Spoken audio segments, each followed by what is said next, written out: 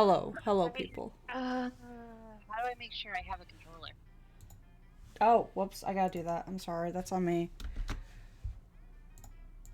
There. There we go. Which I guess we're doing mouse keyboard. I can't remember if I had controller set up or not, but mouse keyboard works too. Do do do. Oh yes, I'm live. Hi, hello. I totally forgot that I just went live. I am chaos this morning. It's been interesting. Okay, there we go. There's that. We didn't even get to do any test games or anything. Uh, dude. This is chaos at its finest, peak chaos. Okay, I actually went live 15 minutes early because you went live first, gamer. I'm sorry. It's fine. Well, actually only 10 minutes early. Usually I try to go for 5. Oh, is my phone muted? Now it is. Boom. Hello. Uh. Nope.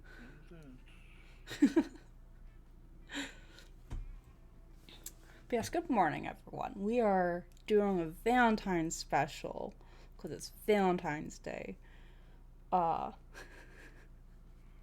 we're not doing Valentine's Day because it's not Valentine's Day. We're doing Valentine's Day because it's Valentine's Day.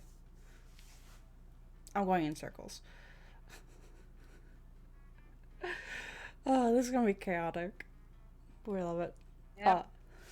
Uh, uh, so, brain. I meant to stream yesterday. I meant to stream the day before, but life happens, stuff happens, family matters happen. But that's fine. We're fine.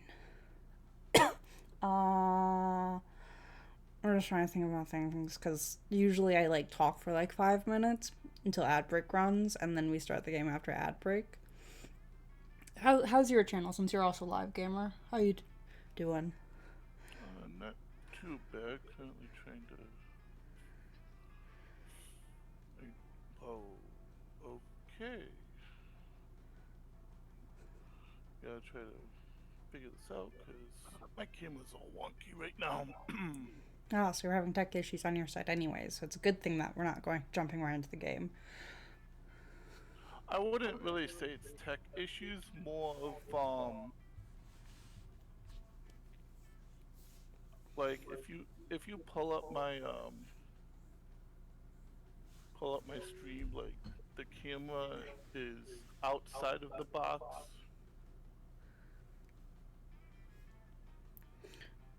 Looking for your stream. Here it is. Also, for oh, I have an ad running on yours, so I will look at it after the ad. By the way, for my viewers, if there's any echo, it's just Gamer and Rachel live in the same place, so they sometimes their mics pick They're each just other up. right next to each other. Yeah. And also, I didn't realize it was going to be full screen. So I might have been in the middle of doing something else. Do you need me to change the settings? Just long enough for, me to. Here, have some windowed. Uh, Still not windowed for me for some reason. What the? Just forget about it. I can finish what I was doing after I'm done playing with you, I guess. I'm sorry. Yeah, it doesn't go windowed. It just isn't like the actual remote play is a full screen experience. So even if you go windowed, I don't know how to explain it. Yeah. It's windowed on a full screen. It's interesting. Also, I have to laugh at Yes Gamer. That is very interesting camera layout. Yeah, like I don't know how it got like that. I okay. Yeah, I see you cropping it slowly. Yeah, well, because if I do it by moving the little bar, it'll actually go diagonal, and I just need to go move You it to just the need to side. crop it, yeah. Yeah, but if I do it by the sizing boxes, doesn't matter which one I do it from, it'll just resize it diagonal.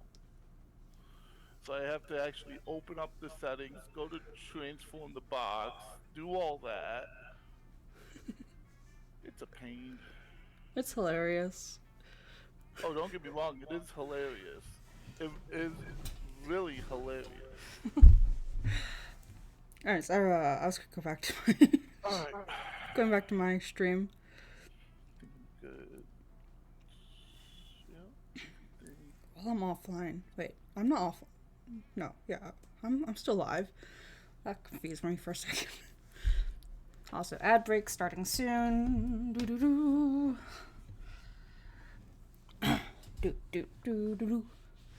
And ads. Oh, whoops. That should. Yep. Okay. It's currently on ad break. There we go. Do do do do do do do do do. Let's refresh this. Yeah. Okay. That makes sense. Okay. So ad break for me. So this is YouTube exclusive and Gamers channel exclusive. Hi. Hello. Wait, did we actually do it? Well, I don't think we did any introductions to like who's actually playing today. We didn't. I don't think we No. did. I gotta try to come up with a new introduction. Yeah, I completely forgot my intro, which is why I just like chat for 5 minutes. No, I didn't forget my intro or outro. It's more of my intro and outro are too loud for the apartment. Yeah. So Well, for me, I just completely forgot it when I came back from hiatus. So I'm like, yeah. I'm slowly remembering what my outro is, vaguely, but that's fine. But yeah, I totally forgot. Me forgetting my own. Yeah, I forgot yours is also quite loud, and you live in an apartment, don't you? Oh. I've always been more of like the laid back, like, hi, hello, 'tis me, Raven. Greetings. Welcome back from ad break. Anyone who was on ad break? For me, I don't know if anyone's on ad break for Gamer. Brain. Okay, are we ready to try to see how all this works? Because we forgot to do testing.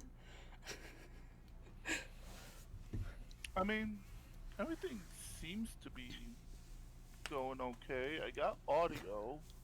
Wait, do I have audio? I think I have audio. No, do you? Wait, do I? Wait. Okay, for you guys it lights up, but now I don't know if the game audio is coming through. Okay, it is. But not the music? That's weird. I don't think. One minute. Now that I think about it.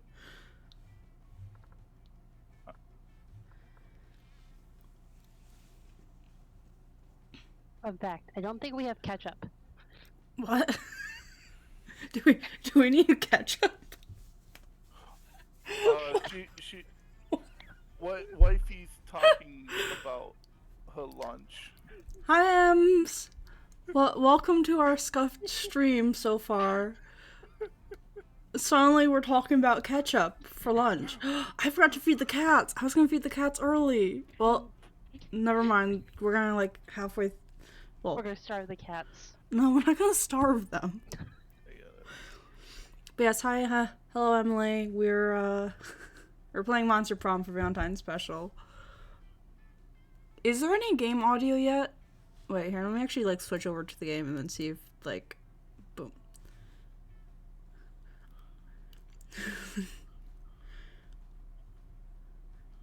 nine of them.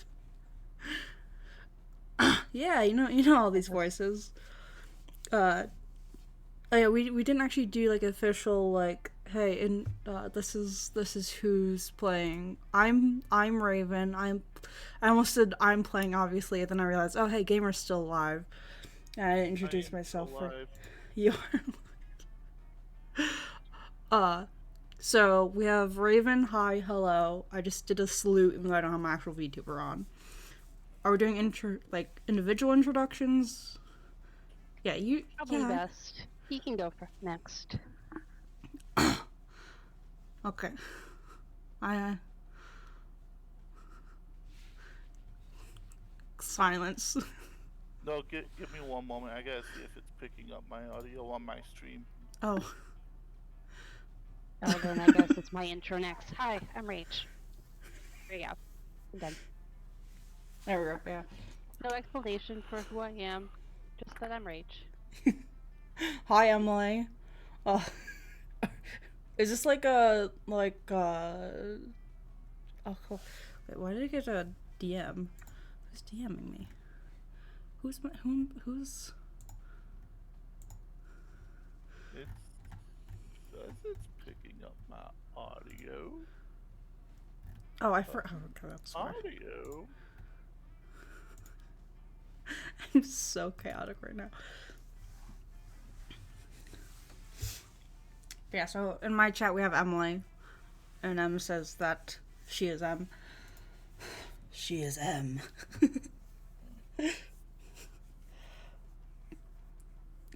But is my game audio coming through, Emily? That is the real question. I don't know if there's any music coming through or not, cause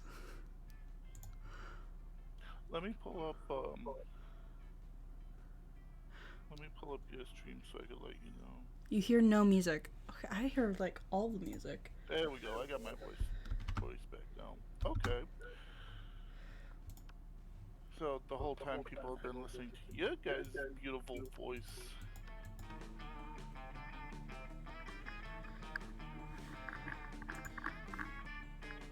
Actually, I don't think they've been hearing Rachel's voice because that is right. I actually have Rach mute on Discord because the feedback was so horrible last time we tried doing this, and when we were both in Discord at the same time.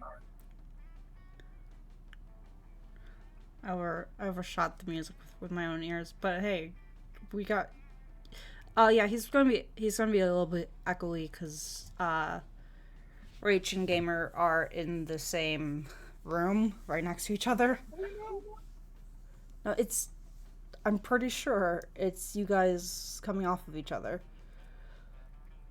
I would love to fix that, but I can't get to my Discord right now. Yeah, damn exchange. Okay, are we ready to get started? Do we have all of our tech issues figured out? Yay or nay? Yeah, I believe we got all the tech issues figured out now. Okay, let's jump into it. Oh, who's voice acting who? It's fine. With us. Right, well, if we're gonna do voice acting, I gotta get some water. I have coffee.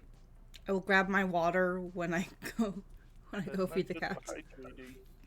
I just said I will grab water when I go feed the cats. Again, you had me start early on accident because I'm like, oh, dang, you're already streaming with like no warning to me that you already went live. I'm just like chatting up a stream in your stream instead of my stream.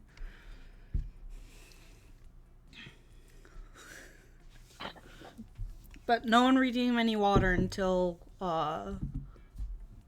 until cats get fed. What is this already? This is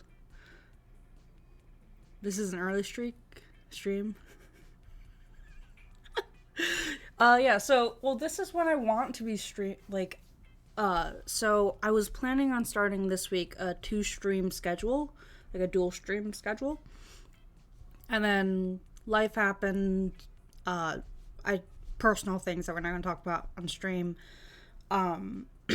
So I ended up not being able to start the 2-stream schedule on Monday or yesterday. Today, my goal is to just like run through instead of taking a break, doing one massive stream because it's Valentine's Day. Happy Valentine's Day, everyone! Major stream. We'll see if that's actually what happens. But the goal is to start a dual stream schedule. We'll see how that goes, though. Yeah, so if I do start the new schedule, it will be probably the goal is to start streaming around 10. And then feed the cats at noon, and then end stream around like 2:30ish, 2:30, 3 o'clock, and then do a second stream starting at 7 o'clock my time. I don't know time zones. I don't know like proper times, like what. I know time zones. I just don't memorize time zones.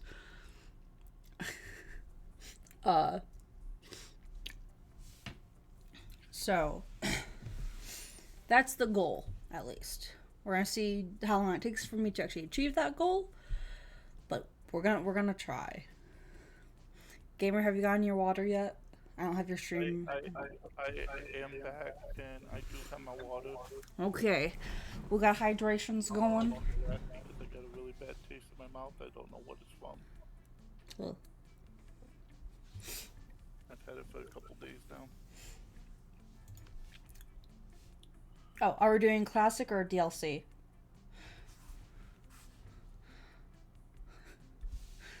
Because I forgot I have DLC.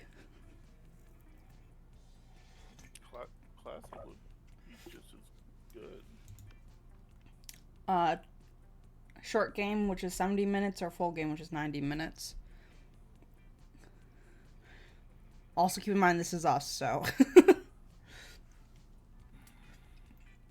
Probably start with a short game. Yeah, because... You have a time constraint. Yeah, unfortunately I do. Okay, a short game it is. Wait, did we actually discuss? Did we disguise? We did not. Okay. It's not... we don't do disguises yet. Spooky high school. The sweetest years of our lives. That's Swedish. The Back Swedish. then we were young and unafraid. And Swedish, apparently. Sometimes reckless, sometimes brilliant, sometimes just stupid. Always willing to live life to the fullest Swedishness. Remember our wild journey to discover who we really were. Player. me. I'm gonna be player one. I claim player one. Who am I? Here. We're not doing all caps like last year. That was interesting. The rave N. Ooh, okay. Yeah, enjoy your Valentine's Day. Love you. Heart. I just did a heart. I don't have my VTuber on. But yeah, thanks for the lurk, Ems. I am Raven. She is me. Player 2. Who's player 2? Turn. There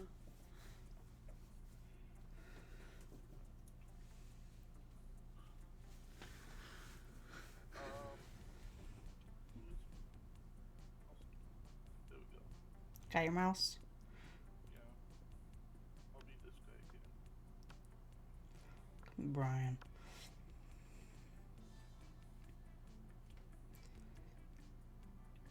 Francis? Nice to meet you, Francis.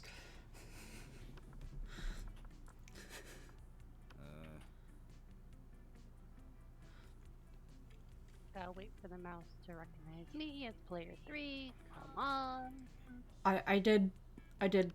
Yeah, okay. I was like, I did give you controller permission, right? It's selected without me. Did you want to go back? Yeah, I can't remember how to go back. Escape, if I remember correctly. Okay. Did it for me, so we're good. I was trying to decide between the two. I don't know. Do I want to go fiery or do I want to go dark? Dark mysterious versus spicy. No, we are gonna go with them. We're gonna go spicy. Yeah, spicy. Come on, react to me. There we go.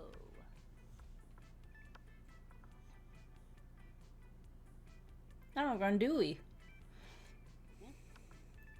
Okay, so we got Raven, Dewey. Just for that, we're gonna do that. Okay.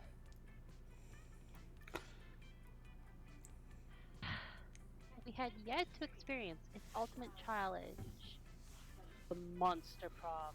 The monster prom. Remember it clearly. 2 weeks were left, and as we were fantasizing about our dream prom days, we were all scrambling to catch the attention of one of our six most charismatic classmates. Huzzah!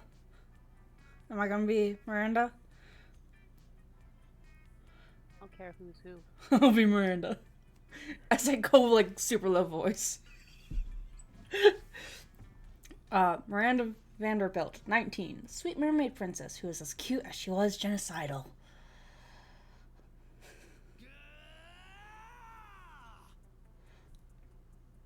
Francis. Okay. Damien LeVay, a fearless demon with a taste for destruction and a love of fire.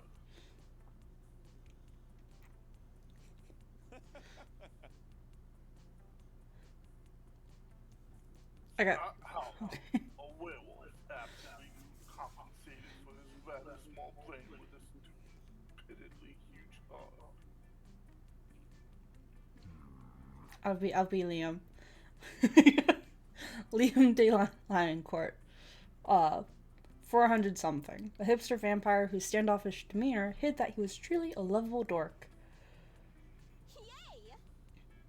Holly Keist, a party ghost with an insatiable hunger for all the wrong things. Elvira Oberlin, a mean, self-made Gorgon with a merciless sense of business. It was clear it had to be one of them. But who? We only had 2 weeks to choose our prom date, and even more daunting, we only had 2 weeks to woo them and conquer their heart. As I already said, we were young and unafraid, and we were ready to start. Let's go. Let's do this. Stuck at this game, by the way. It's fine. The That's Monster Prom stupidest pop quiz ever! Well, mine's are run, but they're run in so many different ways. Worry no more. We're now using our PhD in bullshit to diagnose which kind of deviant sicko you are. Monster Prom's stupidest pop quiz ever, TMF, will throw a bunch of absurd questions at you and turn your answers into your character stats. This way, each of you will start by having stats that better reflect your true selves. Start! Shelves. okay. Your chance to fix global warming. Go ahead. Okay. Time to be a real hero. I'll lead a mission to the sun in order to invite the sun to a party of its life. We'll have so many hilarious misadventures that the sun will eventually become cooler. Nah, the world is doomed. But I'll start investing in ships and start a profitable business for the soon-to-be covered by water world. Global warming isn't real. I invented it, and now science is claiming authorship because science is a lame copycat with no original ideas. I forgot who I'm going to go up against. I'm going up against you guys, but I forgot who I'm going for. I'll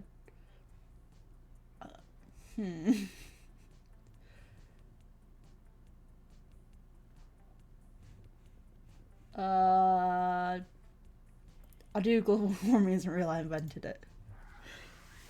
Francis? Let's see. Nah, world's doomed. Dewey? Invented it. What are you guys talking about? You get the chance to produce a movie. It's based on something about superhero. Hey, hey, hey, whose mouse? My mouse. My mouse. I'm not even touching my mouse. Dewey. And say anything? Okay.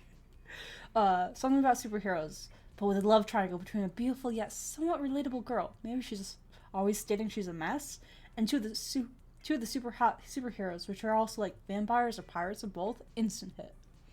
The most influential Russian novelist of the ni- 19th century. yeah, 19th century. I was trying to do the math in my head. It's been a while, guys. And I just woke up. Gone nuts. Oh yeah, the 19th century have gone nuts. They don't remember anything about last night, and now they can't find the manuscript of the brothers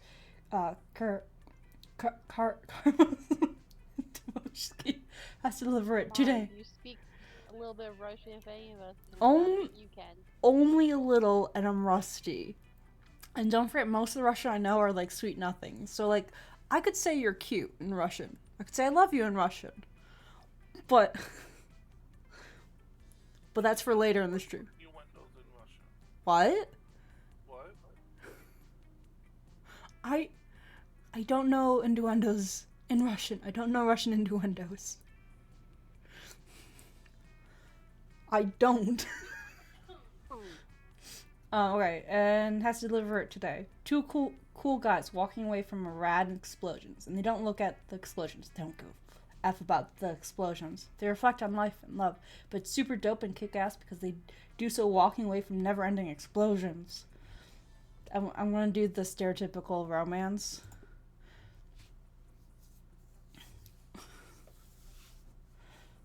Let's see here.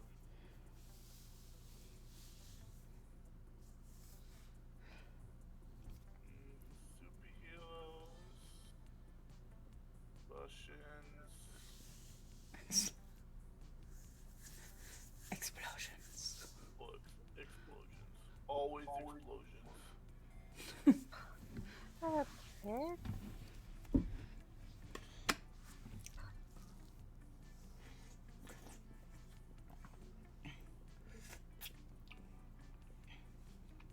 I think these all are gonna suck as movies. Hey, I'm wealthy. Noise. World will end tomorrow. What do you do today? 100 push-ups? No, 200 push-ups. Wait, I forgot. There's two no's there. They always tell you the world is ending. I profit on other people's hysteria. I always party as if there were no tomorrow, so who cares? I'll finish my novel. Whoever comes after the end should know my legacy. It's okay, we invented the apocalypse to take care of the overpopulation of commoners. Nobody ends the world but me. I'll end the world today. I'll finish my novel. You sure? Yeah. I'm gonna try to finish my novel. No promises.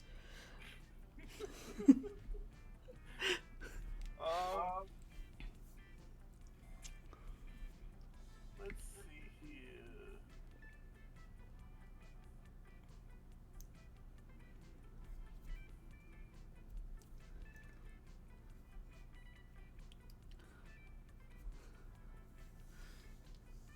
I love the good old apocalypse. Oh, now I gotta figure out who I want to go after.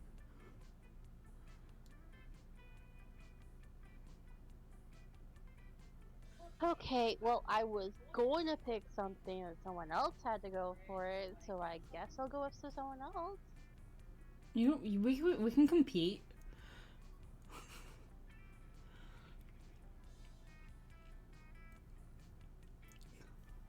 And the better question is, who would have the better chance of finishing the novel?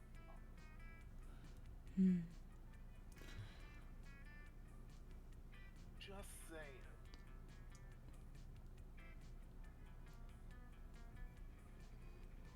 Okay, so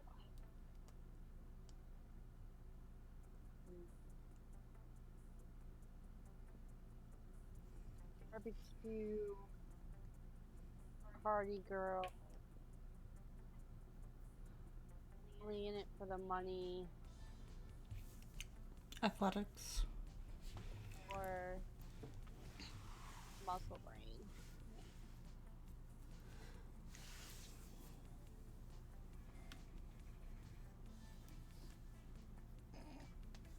Oh, stretch. Too poor for Vera. Oh. I'm going up against the vampire. Why do I keep saying against? You didn't know that? No, I knew that. I knew. You said it like you did. I was like, I'm sorry.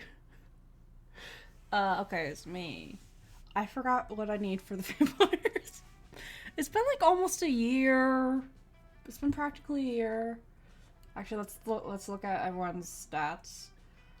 I have smarts, creativity, money.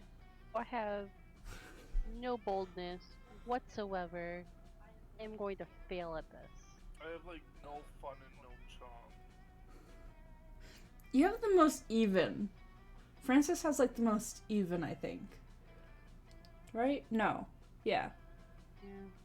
You're gonna want charm if you're going after who you picked. Who did I pick again? Oh, you automatically have good stats with the mermaid princess.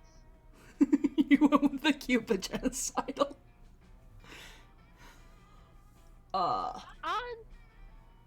It's on par with his taste in women, so are we really surprised? No, we're not. I like how you identify as the mermaid. Should I give you the mermaid voice instead? No, what if the mermaid is trans? It'll be a merman. Have you ever thought of that? Mare's not.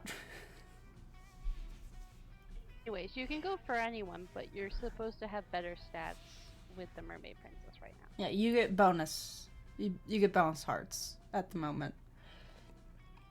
Okay, I'm creative. My brain. I have so little boldness. So little boldness.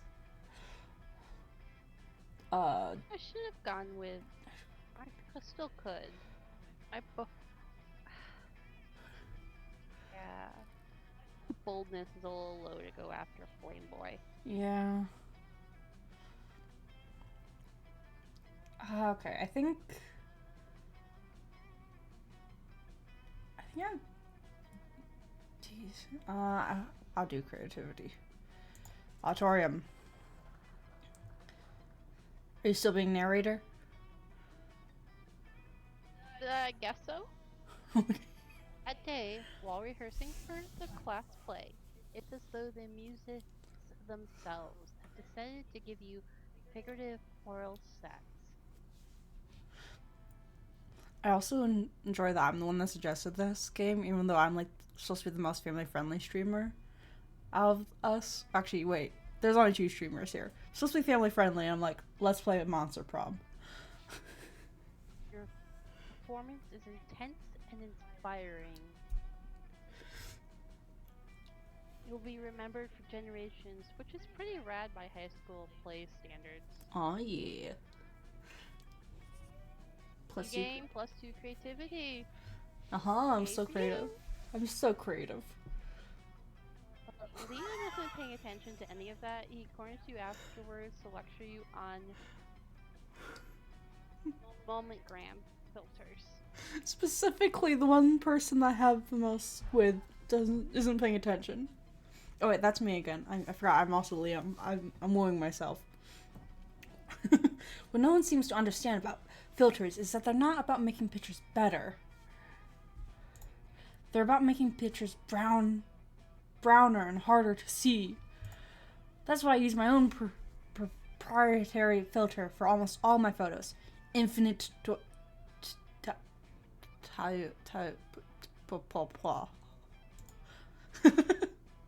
It's also probably why I have only 6 moment-gram followers, but we must all make sacrifices for our art. In any case, I have to go. There's a dead rat in the parking lot. I simply must document.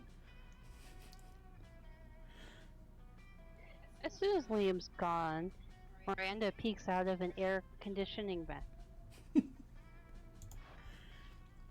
Goodness, the situation is even more dire than I thought. If Operation Make Liam Popular again is to succeed, we must get started immediately. What's that? Why, yes, of course you're part of my operation. I unwillingly force people into my service all the time. Oh, you want to know why it's called Operation Make Liam Popular again? Well, he's been alive for like centuries, right? I'm sure he must have been popular at some point. I'll check the history books later. There's no time now. Phase 1 is getting Liam more Momentgram followers. I took the liberty of having my royal spies discover the password to his account, so we can give it a total makeover. But what to do?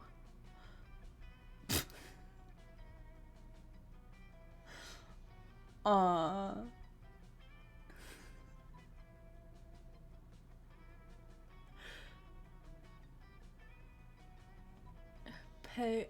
Wait, I don't have. This is not my choice. What? I said I think it's a really easy answer.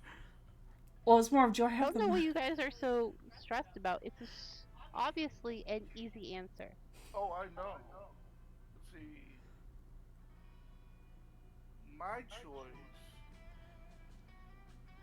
would be the more adult one. I'm also like looking at what do I have. I think this is probably boldness, and I have no boldness. And then this would probably be money. I'm like, okay, how much money do I have? But this is like the first choice thing, so I think I have a decent amount of money for first. I'm gonna go money. I'm so wealthy. Ah yes, just as father pays millions to vote for him in our fair and democratic elections. In fact, I think I can cut costs by paying one of father's clonesmiths to simply replicate the same 1,000 people 1,000 times. You asked Miranda if she thinks this is ethical, but she's as confused about the meaning of ethics as she is about fair and dramatic. Democratic? I can't talk. Democratic. Democratic elections. Why she's so confused about it is because I don't know what they are. They're drama ethics. Suit the plot, and the rest to quit clones are hatched. You run into Liam in the halls a few hours later. I'm distraught. My carefully husbanded unpopularity is crumbling before my eyes. Look at all these followers. Look at their comments. Total real account 66. I love you, Liam. Another equally real account. You're so obscure and avant-garde. The sentiments they are expressing are objectively correct, and yet no, I cannot give it into the lure of the limelight. Despite this, Liam seems to be enjoying himself quite a bit. You spend the rest of the day helping him curate his feed, gaining +2 charm and +1 fun in the process. Yay! Sure. I'm sure. Alright. Let's see here. Also, I'm on ad break. Oh, you're on that break now? Yeah, that's fine though. It's about to end. Oh, okay. Do you need to remember what's what? Yeah. Hover? Yeah.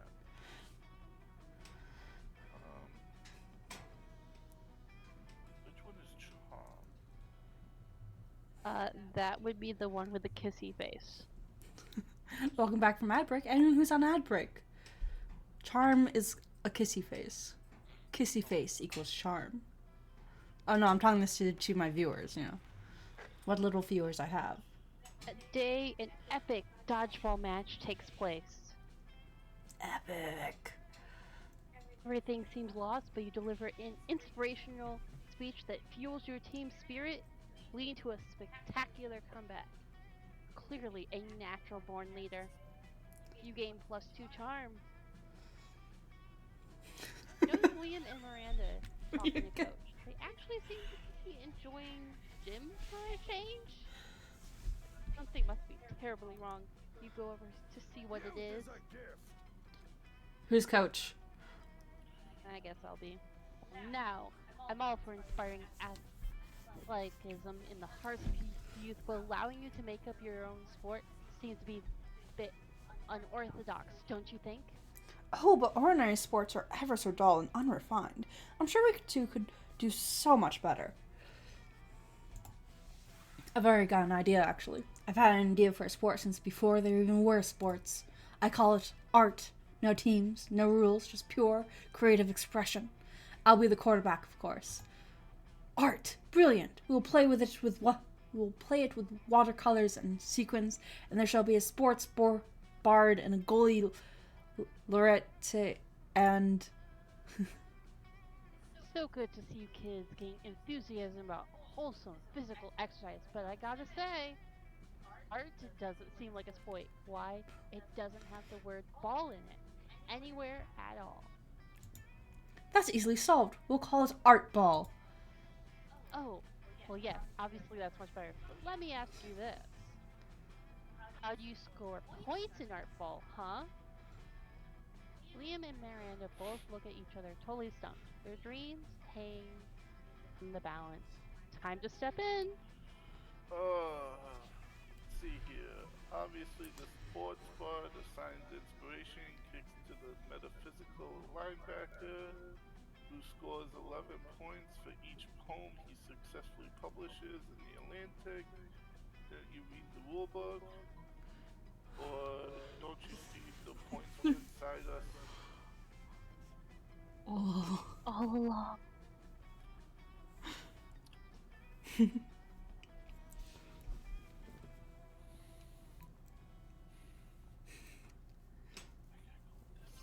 So creative. Oh, so there's a rule ball book? Well, that changes everything. Can I see it? You hand him the rule book, which is actually just a copy of Infinite Jest that you made a new cover for. This rule book is pretty unconventional, but you know what they say. Sometimes it takes a crooked snake to make the corn cob dance. Oh yes, definitely. I hear them say that all the time. So, can we start putting a team together? Oh yes, sure. Whatever gets you kids fired up is fine by me. Huzzah! You're able to secure the broadcast rights for Varsity Art Ball, and you make bank. You gain +2 bunny and +1 creativity. Sweet. Let's do this. Great, now it's my turn.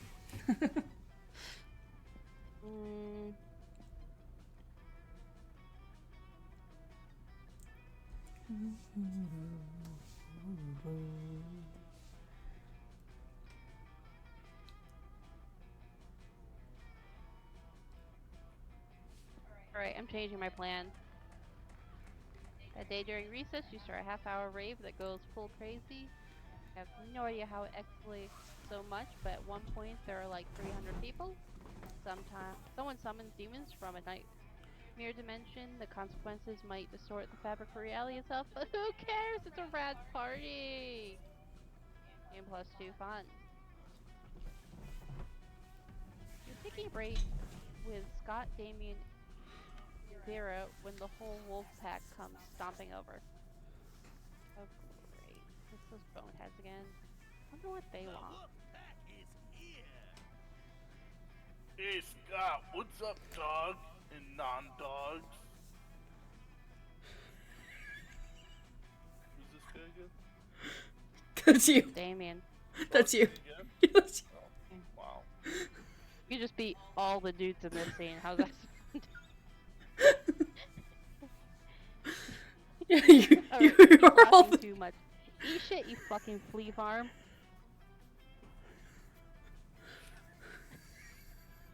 I'm not playing all your roles for you. I'm already narrator.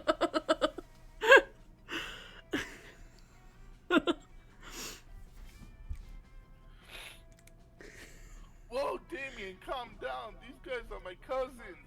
Even more important, they're my teammates.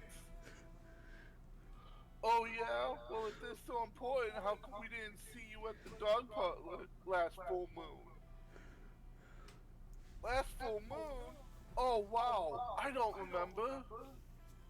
I was at the bowling alley with Damien and Vera, and then it was the next morning, and I was naked and covered in blood. Oh yeah? That night was bad. We all wake up naked and covered in blood after a full moon, Scott. But we wake up naked and covered in blood together. The echo makes us better. Wait, what? There's, cause there's a little of an echo, and I'm like, yeah, this is making it better. You know why? Because we're werewolves. The question is, are you?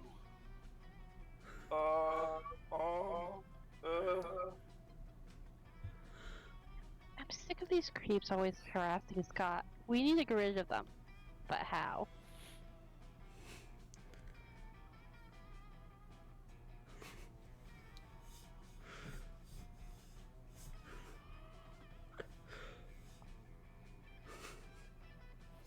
So smart.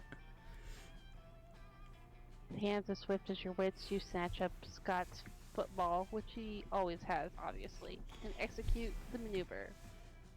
The football! We gotta catch it! Where'd it go? I'll get it! I'll kill it!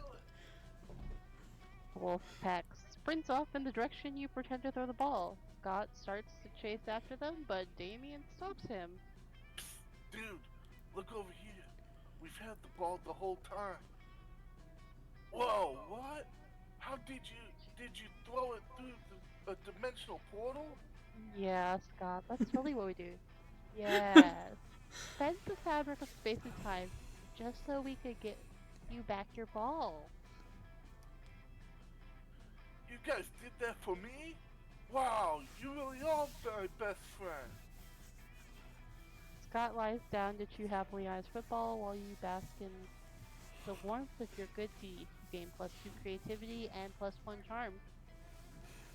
Let's trade places.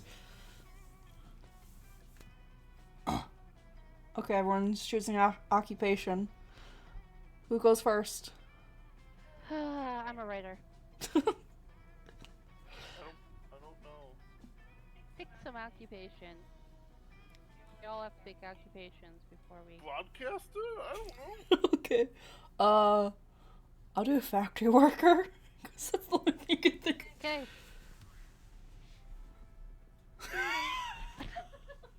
Okay, I happen to... decide based on how likely it would be for a raven to get a job in the selected occupation at some point. So I have been a factory worker. I am an author. But I won't be a broadcaster, so third place is definitely Francis. So I think Francis should decide, since the other two options was... So, Gamer, which one would I be more likely? Factory worker or author? That's a good one. Question.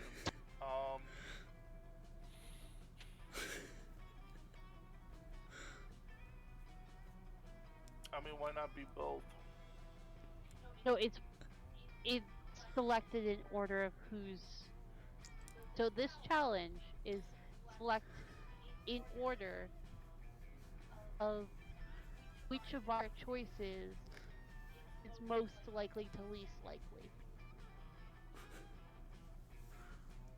So she has been both. So who gets first place on... Ooh. I would think author, so I think technically it'd be Dewey, Raven, then Francis. Is my opinion. You could also just press the randomizer.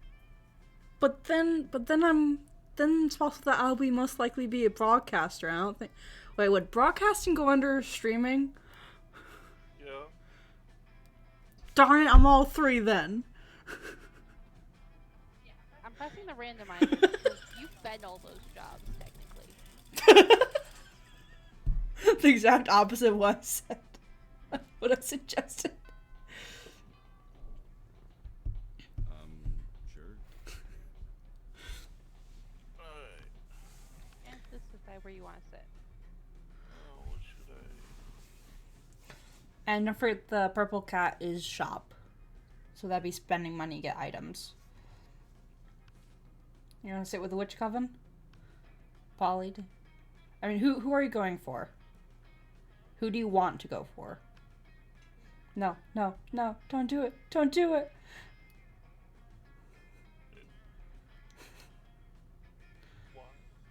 because Says the person I'm going she's for, going for is at the same table, so you'd be she knocking doesn't me want out. you sitting with the same person she's going for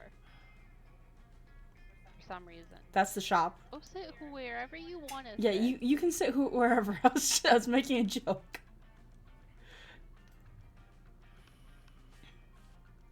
That's the witch coven. I'll sit right here. Enjoy your meal in peace when you hear the unmistakable sound of 3 throats clearing. Ahem. Ahem. Wait, no, I thought I was gonna be the witch coven. We forgot to discuss. I'll be the witch coven because you're already the narrator. Both be the witch coven. Because we're not in sync enough. No, we're not. Yes, hello. As you know, it is customary for benevolent witch coven to have, as an ally, a malevolent creature of some sort. Are you going to be their familiar? And since Liam has apparently decided he's too cool for us now, I mean, because of your incredible resume and good looks, we decided to accept you on a trial basis as our supernatural companion for one adventure. A venture not to exceed 3 episodes or eclipse the main plot arc. As consideration for your willing participation, we'll even allow you your choice of adventures. The episodes? You can knock out one of those adventures by the end of lunch, and it actually sounds fun. The covering gives you 2 options, Liam. Ooh. Not Liam. This is Francis. Francis. Like, I know who anyone is in this. You just said Liam, which is why I was thinking Liam for I'm sorry. some reason. I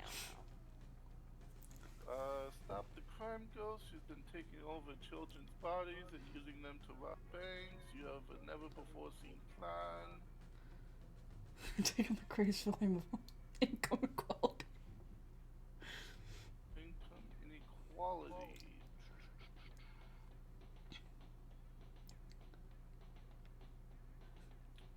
This one sounds a little bit more interesting, so we'll go this way.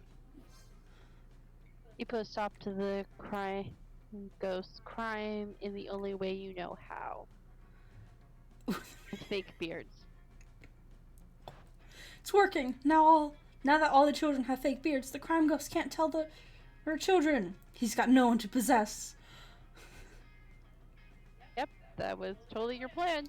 You definitely just didn't start slapping beards on kids and hope for the best. Sounds like Francis. Excellent. Sounds like me. The day is saved once again, thanks to the coven and our faithful sidekick, Francis. What's that? You wanted to know about payment? We're sorry, but the contract clearly states that this is an unpaid internship. Contract does say that. Well, at least you gain +4 creativity for your lateral thinking. Let's go. Oh, that's me. Okay, yeah, hi. Hi, hello. You know, is Liam looking disgruntled, which is his default, so whatever. It seems like Miranda is pretty upset too. Better check it out. Liam, why are you typing on your phone so angrily? Did your phone offend you in some way? Why are you mad at it? You seem to be an 8.5 on the frowning Liam scale. The what? The frowning Liam scale. Normally I can tell how people are feeling from their faces, but you seem to be frowning most of the time, so I created a chart to measure your frowniness. Linda pulls out a notepad that displays a series of doodles of Liam's frowniness. Not super accurate, but they are super adorable. I'm not angry at my phone. My so-called frowniness is caused by a heinous error. I specifically asked that my creature cream brulee be extra crispy, so it truly popped with my #massacre momentgram filter. Instead, they burnt it to a crisp, rendering it photographable. Yeah. Monsters deserve to know what they're getting into if they choose to eat at this cafeteria, so they can choose to take their business to a different establishment. And so I'm writing a scathing Yelp review. Liam, you can't do that. If they shut the cafeteria down, the school kitchen staff will lose their jobs. Did you know that peasants have to do labor to make living wages? They don't simply have an unlimited store of gold? I was shocked when I first found out. Of course you were. If the kitchen staff wanted to earn their wages, they should have been better at their jobs. I'm simply the merchant of truth. No, you're the merchant of poop. Your royal sophistication shines through. Look, ask Raven. Her tastes may tend toward the mainstream, but surely she can see the subpar cafeteria must be exposed. Something ridiculous. Raven is surely more compassionate than that. It would gladly help me save the cafeteria. Again. Again? Gosh, it's hard to keep track of your misadventures in the shit show of the school. Still, you'll help if you can. Under my this will take an army of homeless people to pay to write positive reviews of the cafeteria until we eclipse Liam, well-known voice simply cannot shut down this cafeteria. At least not the voice of a high schooler. Let's get a renowned food critic to write it. Let's do this. Exportes. Excellent idea. I'm an incredible, intelligent, compassionate person with tons of humility. More than enough to admit when a professional's help may be of use to me. You think you have the most humility? You shall never be as humble as I am. Every day my servants tell me I'm the humblest person ever to live. Ryan just storms off in a huff, leaving you and Liam to process with your amazing, or proceed with your amazing, incredible genius plan. You're super humble too. Use your magnificent calligraphy skills you picked up in your elective class, calligraphy and murder, to write 5 letters chock full of hashtag aesthetic. Liam produces a delicate white dove from his backpack. How is it breathing in there? And gives it the newly addressed letters.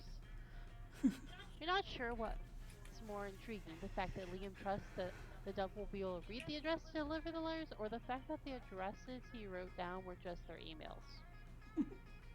Regardless, it seems to have worked because within a minute of the dove's release, you receive your first reply on your phones. Ah, I knew it. The exquisite Jack as Norv would have enthusiasm for our plight, thus his immediate response. Dear Liam, I received your message. Though the calligraphy is quite impressive, I am afraid I must give you the same answer I gave you when you asked me to write a review on the cuisine cooked by your friend's grandmother last Thanksgiving. I don't know how you got a dove to find out where I live based on my email address. But stop contacting me. Most lovingly yours, great and humblest food critic, Jacques Asnarv. Oh, Raven, nobody understands the severity of the creme brulee transgression. Thank goodness we have each other. Yeah, you have each other for prom? Hopefully. At the very least, maybe he'll let you borrow that dove sometime to send anthrax to your enemies. Let's do Can this. we just point out that sounds like the perfect class for rage? Murder and calligraphy. Oh, I was thinking it was going to be for me, but yeah, I guess it would be a little bit better for my sis. Not big on the handwriting thing. You arrive at your chosen table to find Damien objectively huffing a ball of mashed potatoes while Polly sadly passes her hand through the same.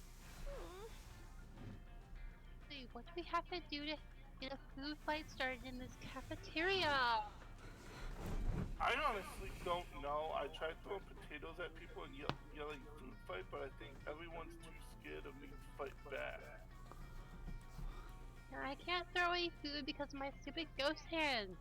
Blades, mirrors, antique furniture, sure, but not food. There's gotta be a way to provoke a food war. My dads are always telling me to be more political. But we're not political. Your strength is anything, and my strength is being unbelievably hot at all the time. Unbelievably hot? That's it.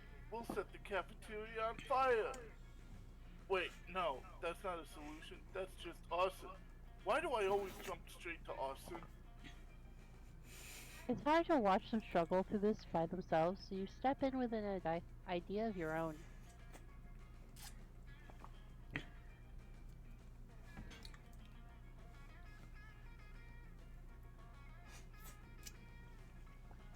Do you forget whose turn it was? No, I didn't forget whose turn it is. I'm making a decision. Okay. Actually, real quick, I gotta go feed the cats while you make your decision. So You feed the cats. Do not try to make that decision for me, boy. Wait, no, my PNG tuber is a boy. I was gonna put up my BRBs. That was me. I just called my sister a boy, didn't I? Yeah. But it's fine. Do not change my response, boy. Child. That's what I- you telling me. I'm like, I'm not even touching the mouse. Okay, it's hilarious because I have my male PNG tuber up. So right now. Yeah, I'm going with that. That's why I called you a boy. So I can't turn on my. I don't know that right now. You know I don't know that. I I mean, have my ways of knowing things. we discussed it pre-stream. I'm pretty sure. Okay, so I guess my viewers aren't allowed to know that I'm feeding the cats. Oh no, I just had a problem with the fact that you moved the mouse. Yeah, I need the mouse real quick if I can. Oh. Blah blah blah blah blah. Can't make my decision if it's temporarily disabled. Give me a moment.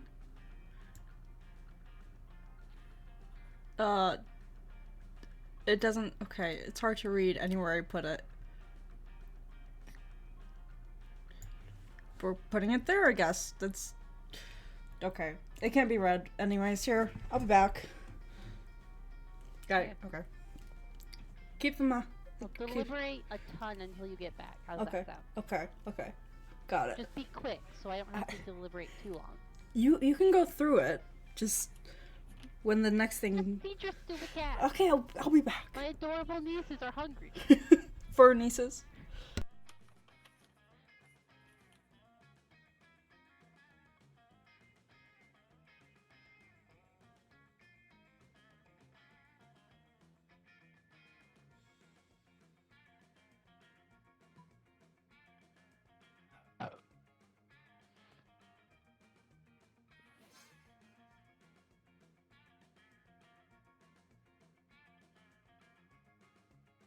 I like where your head is, but I'm not super into being kidnapped and shit right now. What if we skip down some steps with some good old flashing, maybe? Polly floats up onto the table and, in a practice motion, whips her top off. To the victor! This is a high school cafeteria. Polly's rash action upsets the rolling cauldron of hormones, sets it on fire, and Tamta dances on the ruins. Soon the air is thick with sausage and gravy, potato crisps flying everywhere like flavored shrapnel. Polly puts her shirt back on now that everyone's too busy fighting to remember what they're fighting about. Looks like mine really were the tips that launched 1,000 potato chips. The view you just got makes that pun worth it.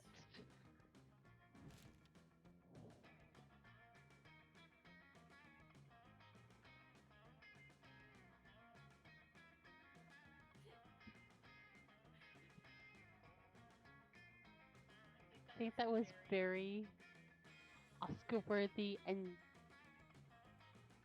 Raven Rose is totally gonna have to, go back and watch that part of it later.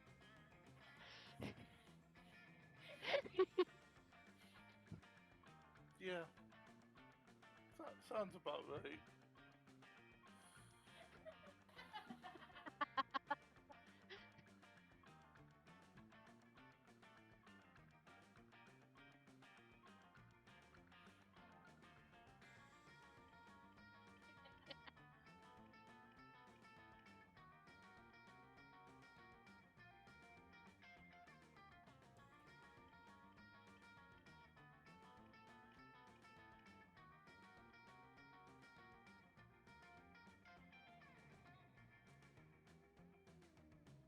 So do we want to do the challenge, or do we just want to do random again?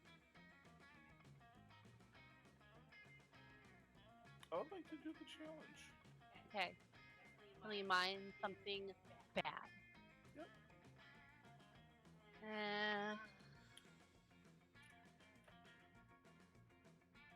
I gotta think of something bad too.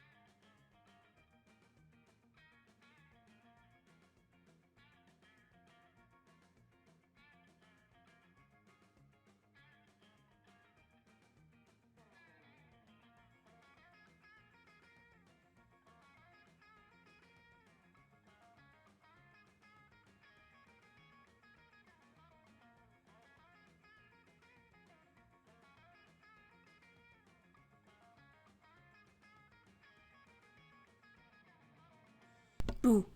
I'm back. Just as he leaves. Whoops.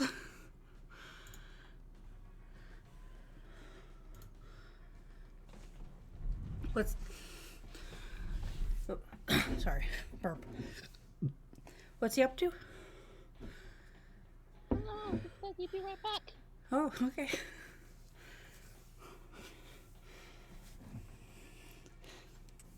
Also, if you have anything that records this stuff for you, definitely gonna want to rewatch that section you missed. It was beautiful. I will. I will rewatch. What, you decide not to clip it? I'm making a joke because you're not watching my stream. I can't watch your screen. I've only got one screen. I know. I was making a joke. I mean, you can watch it on your phone, technically, but well, excuse me. But yeah, I'll watch it later if I remember. Let's see, how far in are we? An hour. We've been streaming an hour.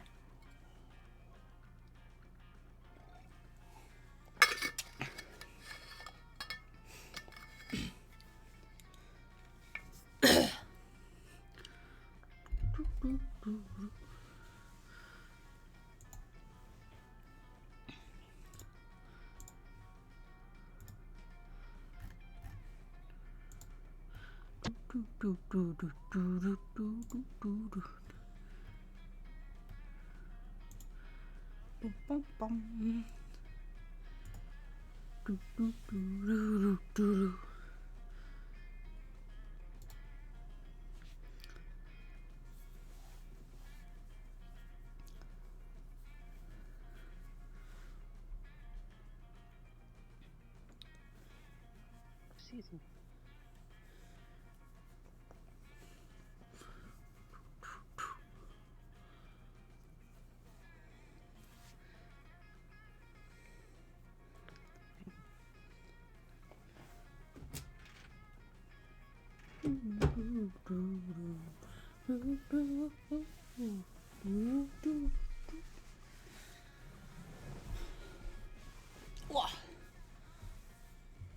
This way I could just like paint my nails while we wait for him. I was making a joke. Okay. He's coming back. You don't have time to paint your nails anymore. Aw, darn it. I mean, I still could, because you guys have access to the... Whoops. I didn't mean to click it. I didn't mean to click it. I don't... I didn't mean to click it. So, was everyone else a bad thing? 9/11. What? Just pick something bad. It can't be worse than Well, it could, but...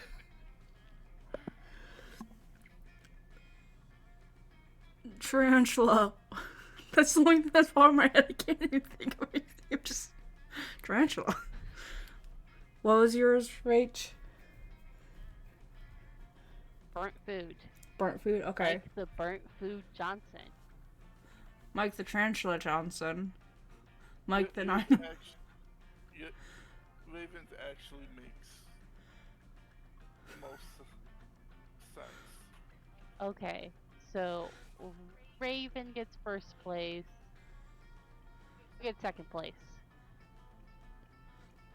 Mike the 9/11 or Mike the burnt food? Mike the 9/11 is the one who caused it. Mike the burnt food burnt my food dough, bro. Such sinister.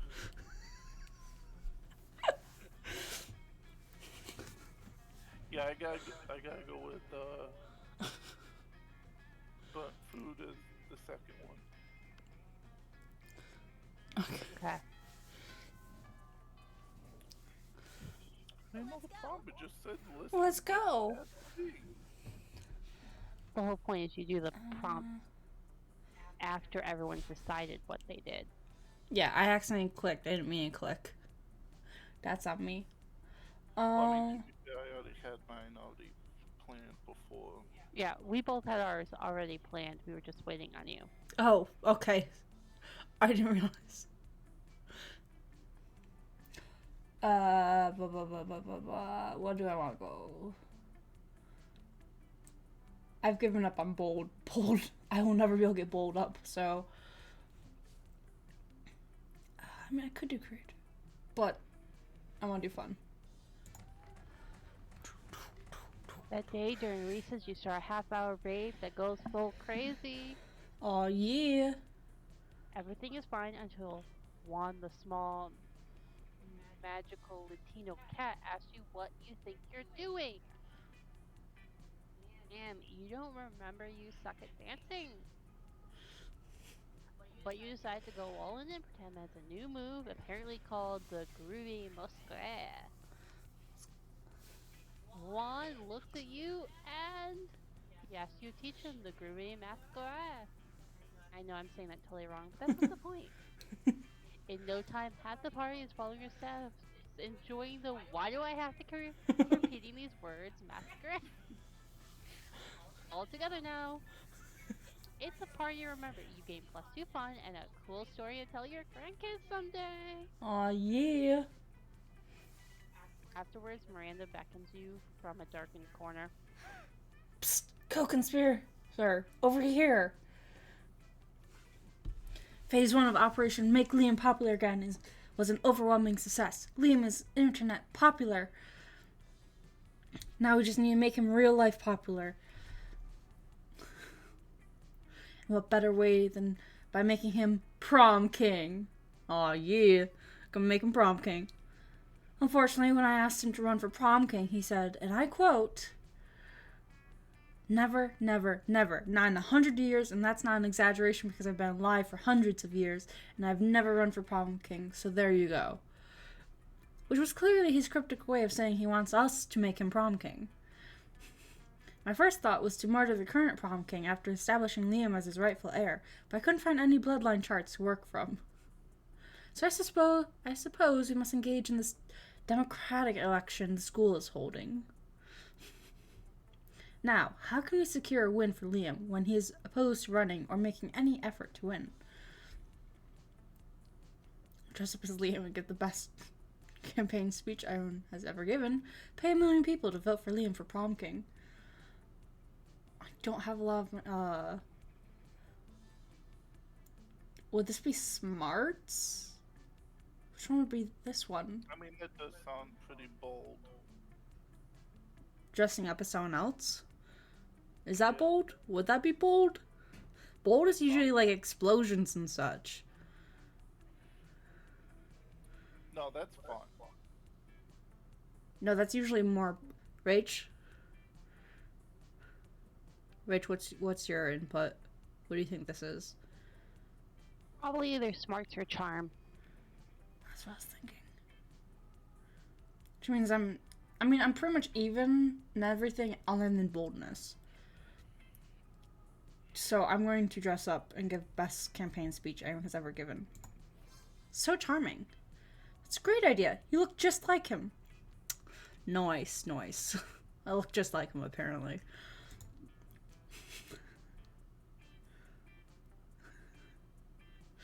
Narrator? Sorry. You squeeze into some skinny jeans, some suspenders, a lot of purple paint, and a sense of smug superiority, and gather a crowd in the auditorium. Ladies and gentle monsters. Ladies and gentlemen, monsters, you say, for too long, our school has been ruled by prom kings who care about things. Caring about things makes you weak, because what if you care about the wrong things? I, Liam Villecotte, will never be wrong because I don't care about anything. I don't care about my dumb clothes or my stupid man bun or any of you. To be honest, I don't even care if I win. If I don't, I'll just blow up the school with a hydro bomb I buried under the cafeteria. You walk off the stage to thunderous, terrified applause. You don't know whether it's the speech or the threat of extinction, but Liam wins by a landslide. Trats and... Curses. No, that's me. That's Sorry, me. that was you. Go on. Drats and curses. Rumor says I will be elected prom king in spite of my sincerest wishes. How horrible to have the love of the entire student body showered upon me. The cold blackness in my soul, which has so long sheltered me from my true emotions. Gah, it's thawing. This is terrible and I'm in no way enjoying it. Still, I should probably pick out a tuxedo, so as not to appear ungracious. Happy to help Liam pick out a tuxedo. You even help measure his body. You gain +1 fun and +1 creativity. +2 fun, thank you very much. Nope, you lost some fun just because I'm not paying any attention, because I don't care either at this very second. I'm the narrator. I don't get to go on a date. You never argue with the narrator. Okay, so on my fun, what else should I work on? I should probably work on boldness because I have it done.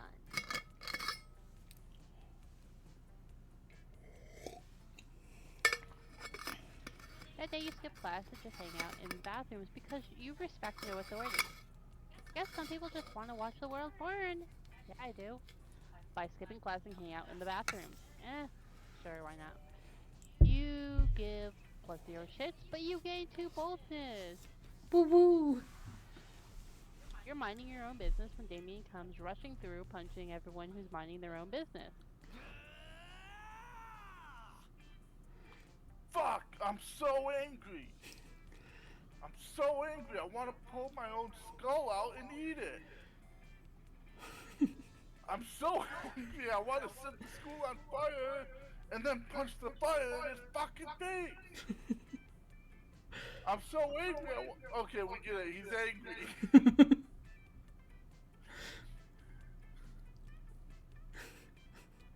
And you're standing in my way. Move before I punch you so hard you'll remember Melancholy the times when you could move without all your bones hurting. Oh no, violence incoming. Think fast.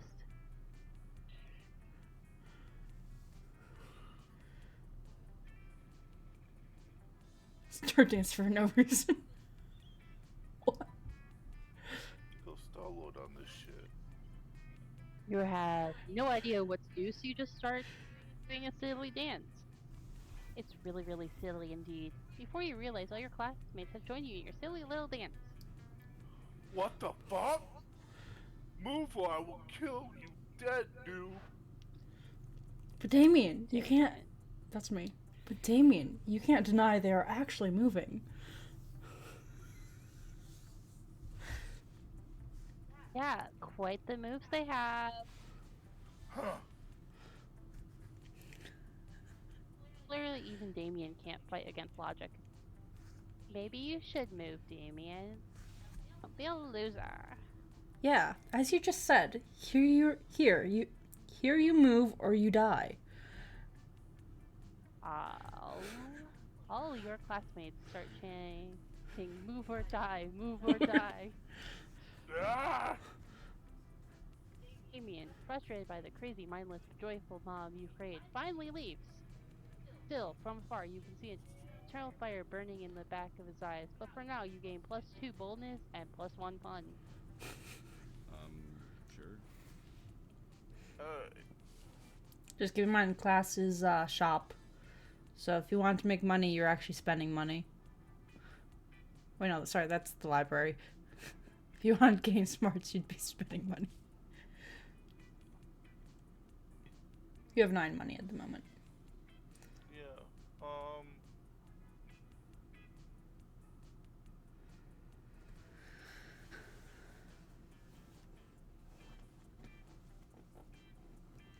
You and Rachel already did the wasted fun, didn't you? Mm-hmm. The fun is the one that Rave's on right now.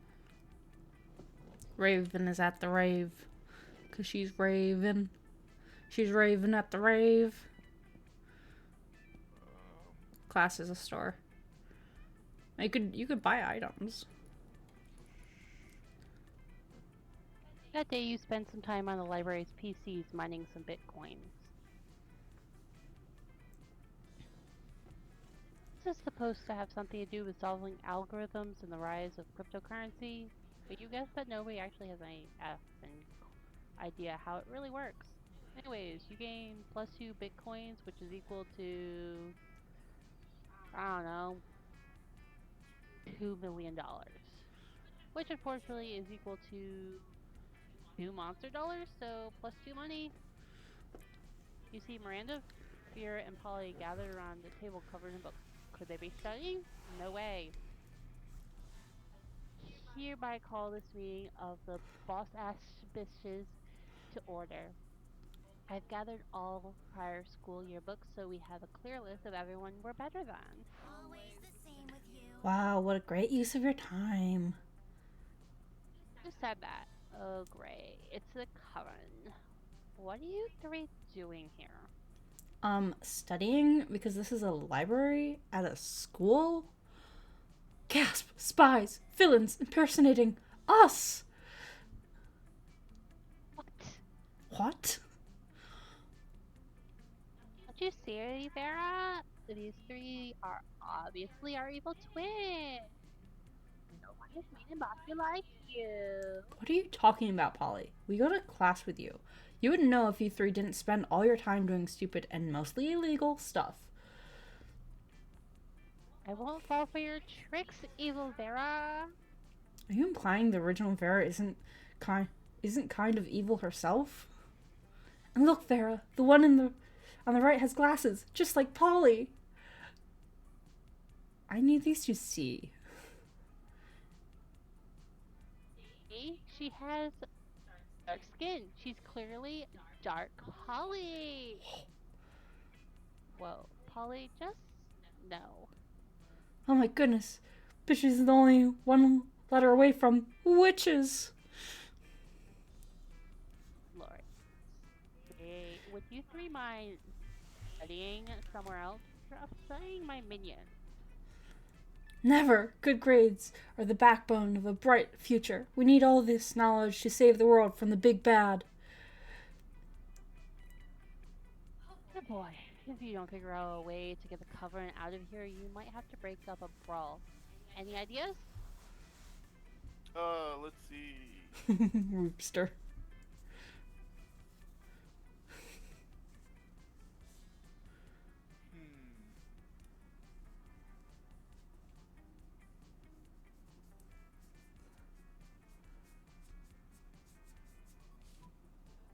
Whip out your rooster, witches hate roosters. Or chop up all the study tables with a big axe.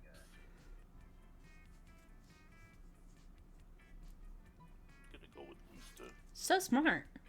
Ah, no! Get that filthy cock away from us. Good thinking. Witches are repelled by the rooster, as it is a symbol of the dawn. No, roosters are just mean and we don't want to catch any diseases. Fine, we're leaving. That's even more proof that there are evil twins. See? I love cocks and pussies. I too love animals. As we say in my kingdom, the chicken is the tuna of the land. Just... Right. They're gone. You can put your cock away. So you did use him quite skillfully. Vera is impressed. She lets you sit in on the first meeting of the boss-ass bitches. You all throw too much shade. Your rooster decides it's nighttime and goes to sleep. You gain +2 fun and +1 boldness. That weekend, something happened to...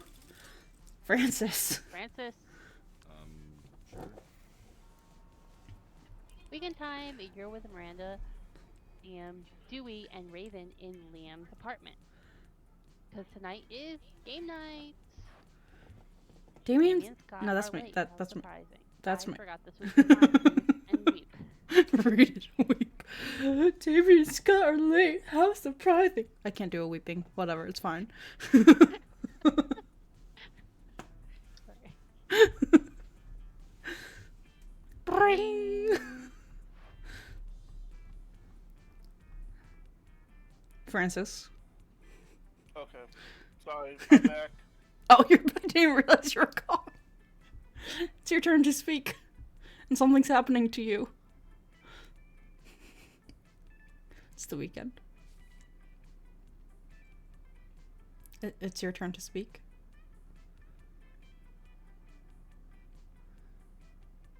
Francis? Francis! Francis! Come on. Connect.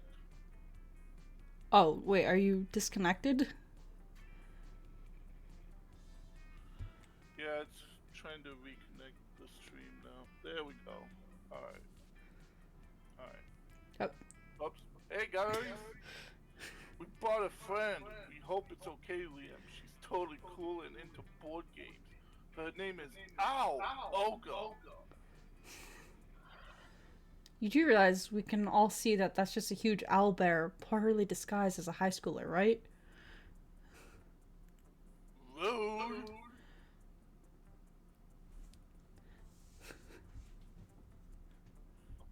Yeah, let's do Yeah, it. Liam, you don't see us accusing you of being a huge owl bear, poorly disguised as a high schooler. Scott's technically right. We haven't done that, therefore I feel inclined to trust him. Whatever. Can we play some games? Heck yeah! And before you even try, no, Miranda, we're not playing your version of Risk where you start with a huge underwater empire. It didn't sound funny, and it turned out to be completely unfunny. What about... No, not werewolf either. We won't play at that until you learn you're the werewolf only when you get the werewolf card and not just always. Excuse me. Right, we should totally play. Not Cards Against Monster Kind, Damien. It requires no strategy nor skills aside from making vulgar jokes. We get it, like it because it's totally wrong. Today we're enjoying a refined and complex Euro game. And you know it's a Euro game because we'll spend more time learning the rules than actually playing. It's called Chess 2. Includes deception, dice, deck building, an auction system, dozens of figurines, and hexagonal tile placement. After 3 hours of learning the rules and an extra hour of proper setup, you start playing. But it isn't long before Olga starts wreaking havoc and destroying everything. This is not nice. Okay, brace yourself. Olga might actually be a wild owl bear disguised as a high school. We thought it would be cool to sneak a wild owl bear into game night because of reasons. Sorry, we thought it would be super nice and inclusive for owl bears. My beautiful and minimalistically decorated apartment is being destroyed. Also, is she somehow winning? She is. You need to save game night. But how will you subdue a wild owlbear? The only logical way seems to be by beating her at chess 2. But she's kind of super good at it. It will take 3 proficient tabletop gamers to beat... Or it takes 2 proficient tabletop gamers to beat the owlbear. You know you kick ass. But which of your friends is also amazing at tabletop games? Ooh.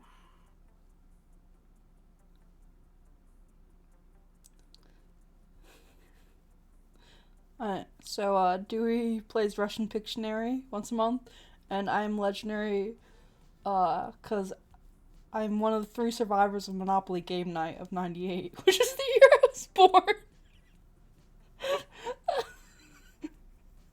That's You only hilarious. survived. Since I'm still alive, I supposedly win every time. But Monopoly Game Night of my birth.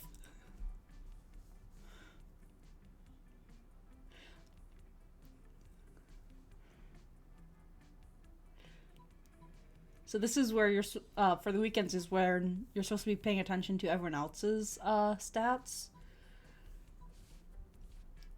You have to use your memory.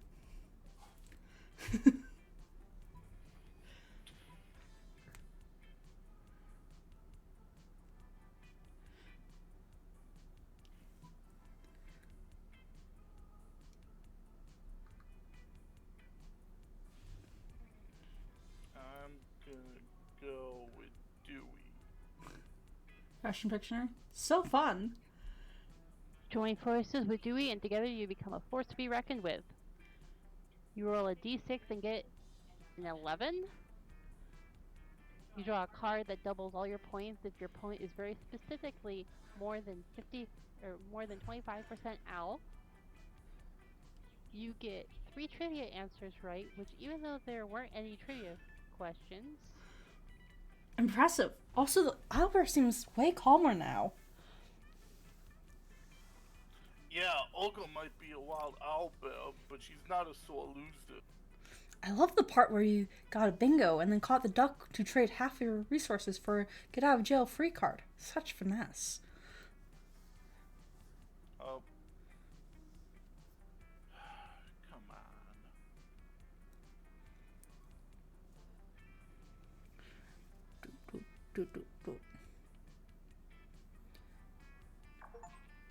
Oh.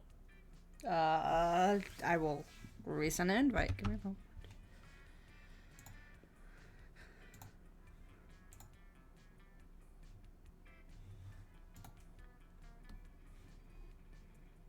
You have been invited.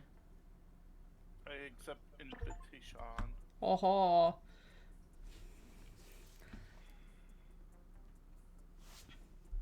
There we go. And you know what? I was the werewolf all along. That's another game, Scott. For what it's worth, Scott, you fooled me. But the real winners here are Francis and Dewey, because they showed off some very sexy board game skills, and also because they actually won. Huzzah! And so you all spend the rest of the night playing Dragoon and then some group console, because there's nothing as cool as dragons, constant, and testicle sex. And you and Dewey gain +2 charm and +1 fun. Straight places. Oh, hey, ad break. Everyone chooses a brand. Say your choice out loud. Sony. Microsoft. Pringles. Go with Pringles. Decide to produce their own TV show. How intriguing it would be if decide to produce their own TV show. So, Pringles, Sony, Microsoft. TV show. Start debating. I mean, technically, if you want to get technical, I'm pretty sure Microsoft and Sony already have TV shows that they produced. Are you saying Pringles? I believe Microsoft has one that's still going on.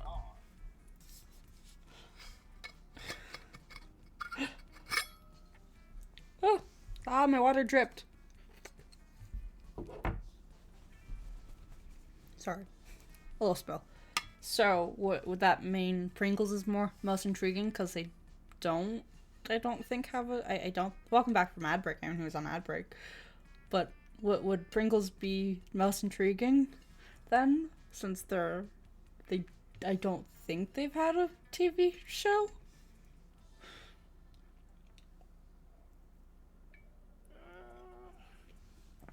Or do you want to just do a randomizer? Do randomizer. Randomize it. Unless Dewey has a different opinion. Oh, that's like high You can do randomized. Or whatever. I am unopinionated at the second. Same. Random. The die is cast. Dewey, Francis, How did I get Raven. first? It's a randomizer. You I had know it's a I know it's randomized. 33% chance. I think that's right. Statistics. You have 11 fun already. Yeah, maybe I want to be having more fun. Okay, I'm just pointing out. You have quite a bit of fun over there, eh? I want to have like a ton of fun. Going after Polly? Yeah, I looked at my stats and realized I don't got the boldness to go after Namehead. So the next best one is Polly, so I'm not competing with either of you guys. You could go after Damien. You just... Because, like, you do have a decent amount of boldness. You have 8 bold. Now I do. I suddenly got a ton of boldness and I don't know where it came from. The choices that you make. I think it was from your time in the bathroom. Well, yeah. You get boldness from the bathroom. Hear what you said. I said I think it's from your time in your round in the bathroom. Yeah, it was. I thought you said when you were in the bathroom. I was like, what? That makes no sense at all. Oh yes, when your husband goes to use the bathroom, you get extra bold. Apparently, wait, this is getting. I'm supposed to be family friendly for the most part channel, so we don't talk about this. Half an hour rave, let's go! Races. Recess, you start a half-hour rave that goes full crazy at 1.1. Flips on a banana peel. You start to laugh at him. He asks you to stop, but you don't. You laugh so hard at him that you somehow steal +2 fun from him. Hooray! Everything else happening around you, you're just solving some Sudokus.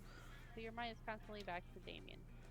Why, oh why, am I thinking about stupid, sexy Damien and his short temper? You think he could even be your sweetheart, but he seems more focused on being angry 24/7. Kinda guy that could get angry at a banana. Matter of fact, your daydream is interrupted by Cheryl screams of Damien, who seems to be insulting an actual banana. Is that where the banana peel came from? Is that what Juan slipped up? You stupid yellow fruit, what's your deal? Do you think you're richer in potassium than me? No one is richer in potassium than Damien fucking Levy. Is he even for real? Stupid, sexy Damien. You need to put a stop to this nonsense before it escalates into arson somehow.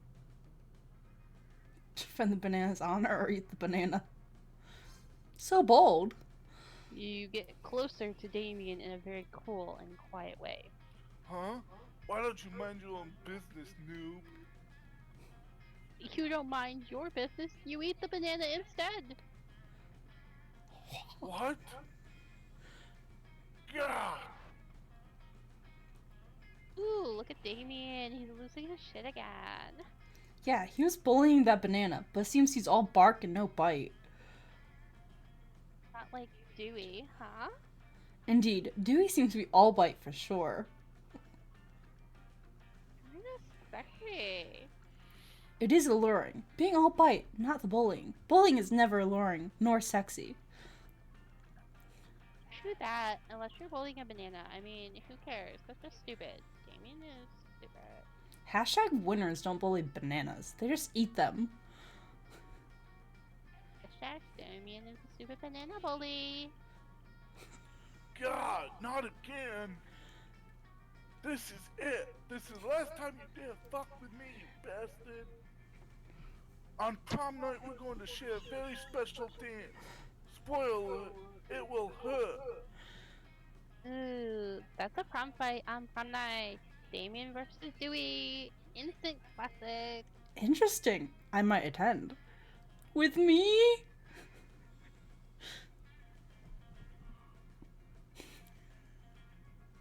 Francis. Give me a moment. Oh, you told me. I said Francis before I heard the yawn. I'm sorry. Damn right, you all have tickets to watch how I reduce Dewey's bones into a sad, shapeless pulp. Sounds like Dewey's getting Damien after all. Yes, free tickets. Hashtag prom fight on prom night. And so you flood yourself to your own potential death. Nice. You gain +3 boldness for doing so of your own volition. Sure. Sounds like you're getting Damien anyways. Dang bananas.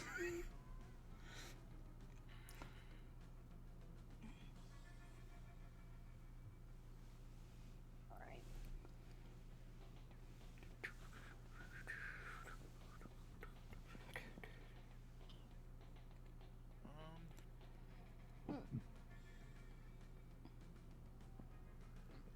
Going for bold. If you're going after Miranda, you want money. I don't know who you're going after. Who are you going after? I don't know. The viewer was the one you needed to Yeah, money for. wait. No. What do you need? Is it Char? No, okay, wait. No, Smarts is for Vera. Vera Smarts. She's all about money. I thought Vera was money, Smarts was DM. Wait, was Smart Slam? Who's creativity then?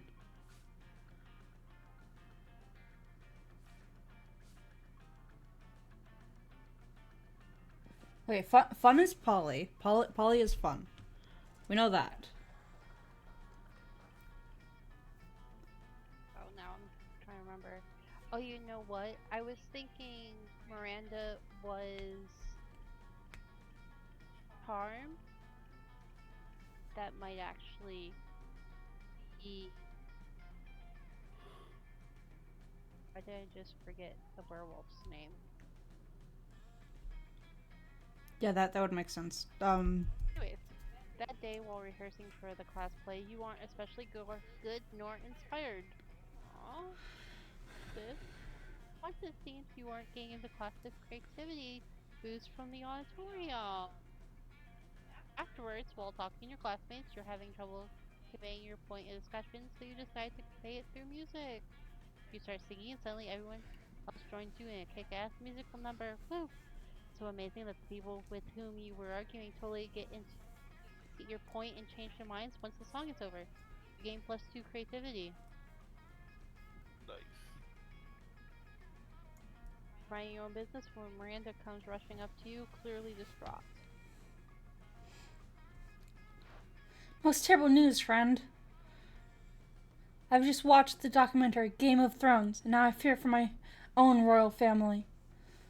I did not realize how susceptible we might be to random acts of treachery, or how often we romance our siblings. I don't want to be shot in the chest by a crossbow while sitting on the toilet. That doesn't sound proper at all. Please, help me put my poor mind at ease. How can I possibly identify potential traitors in my court? At least she went with one of the less violent and vulgar deaths from Game of Thrones. Because there's a lot worse. Yeah. Classic shines, or everyone is a traitor.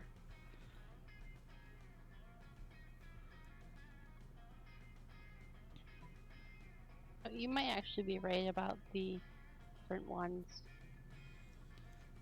Yeah, because I'm pretty sure Vera's smart. Miranda's money. Not so smart. No, that can't be right. Smarts to pull it off. Yeah. That can't be right. You just described Count Nice Guy Von Trustworthy, our Grand Visor. Vizier. No, it's the Grand Visor. He protects it from sun. They're water people, after all. The Count can't possibly be a traitor. His last name is Trustworthy, after all. What a commoner. Names are quite important, you know. Or perhaps you don't. You are rather poor.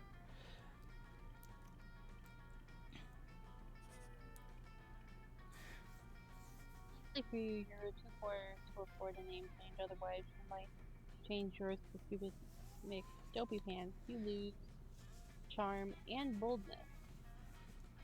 Oh. Let's go. Let's go.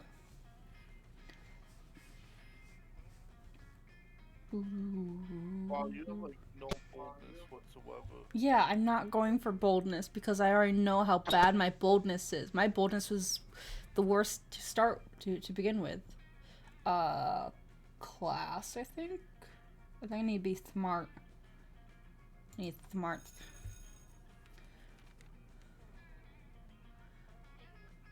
That day you listened to your elders and learned valuable lessons. Yay for you!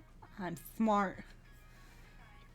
Sometimes, after all the monster nonsense and the dating gimmick, you forget that attending class is supposed to be the primary activity of this high school. You gain +2 smarts, though.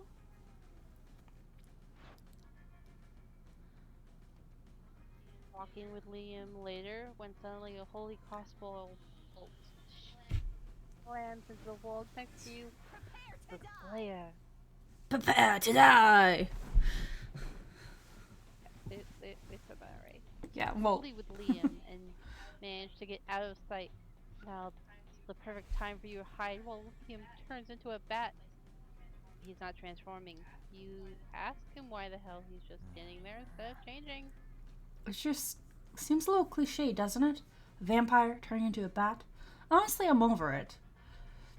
If I could turn into, for example, the concept of a bat, now that would be a change worth making. don't even know what that means, but if you can't get Liam to turn into something soon, he'll get you both caught.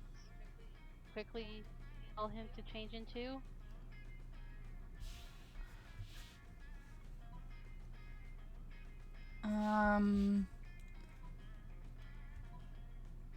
Probably the general feeling of unease, but I don't know which one this would be. What would a hot dog stand be?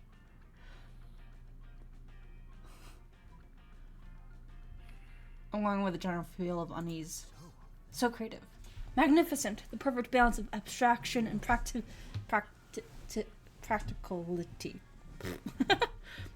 I admit I have difficulty imagining the concept of a bat, but general feeling of unease? Why, I experience that many times a day. Liam disappears into a puff of purple smoke. You don't know where he's gone, but you sure don't feel good about it. What's the matter? You have your shirt on inside out? Have all your friends just been pretending to like you? Suddenly the Slayer bursts in, takes one step towards you, then stops. Why do I feel like I left my stove on when I left the house this morning? Shit! The Slayer flees to check on her stove. Liam turns back into a vampire. You immediately feel better. Oh man, my soul has never felt so tormented. I'll have to do that more often. You hope you decide to do it when you're not around, but you're glad he's happy. Plus 2 smarts and plus 1 creativity. Let's try Plythe. Something cool.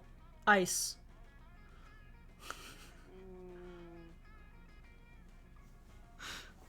No. Copycat.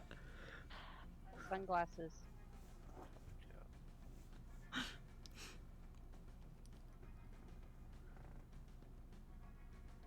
200-foot statue commending sunglasses, snow, or ice.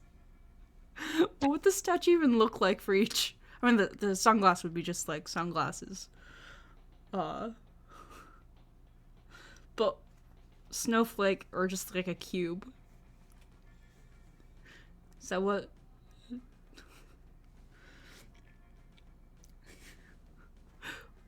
I don't know. I think. So sunglasses would be giant sunglasses. Snow would probably be like a snowflake. And then mine, ice, would probably be like a cube, maybe? Like, what? I think I'd get third place. So how cool would it be for sunglasses, or how cool for a snowflake?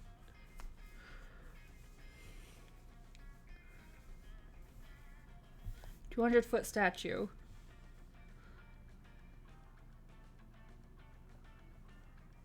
I'll be honest, I don't know, but I do know that I have to get off and get ready now. Do you want us to play for you? Sure. Okay. So.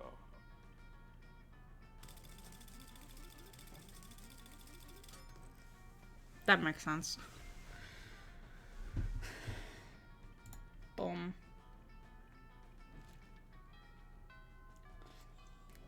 We're so close to the end. Let's do this.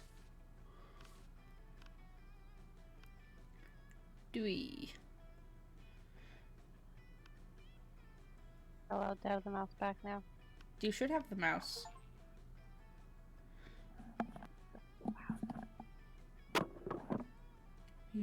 Are you gonna steal my table? I am. No, don't steal my table. Back.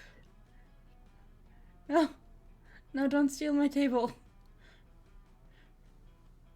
Damien's at the other one.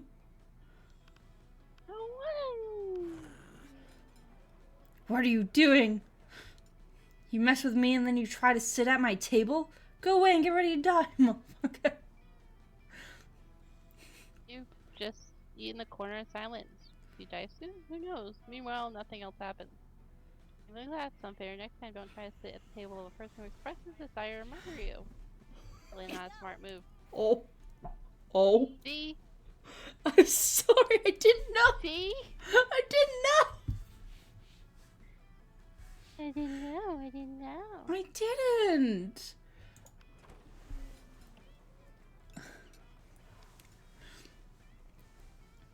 Are you too mad to be narrator now?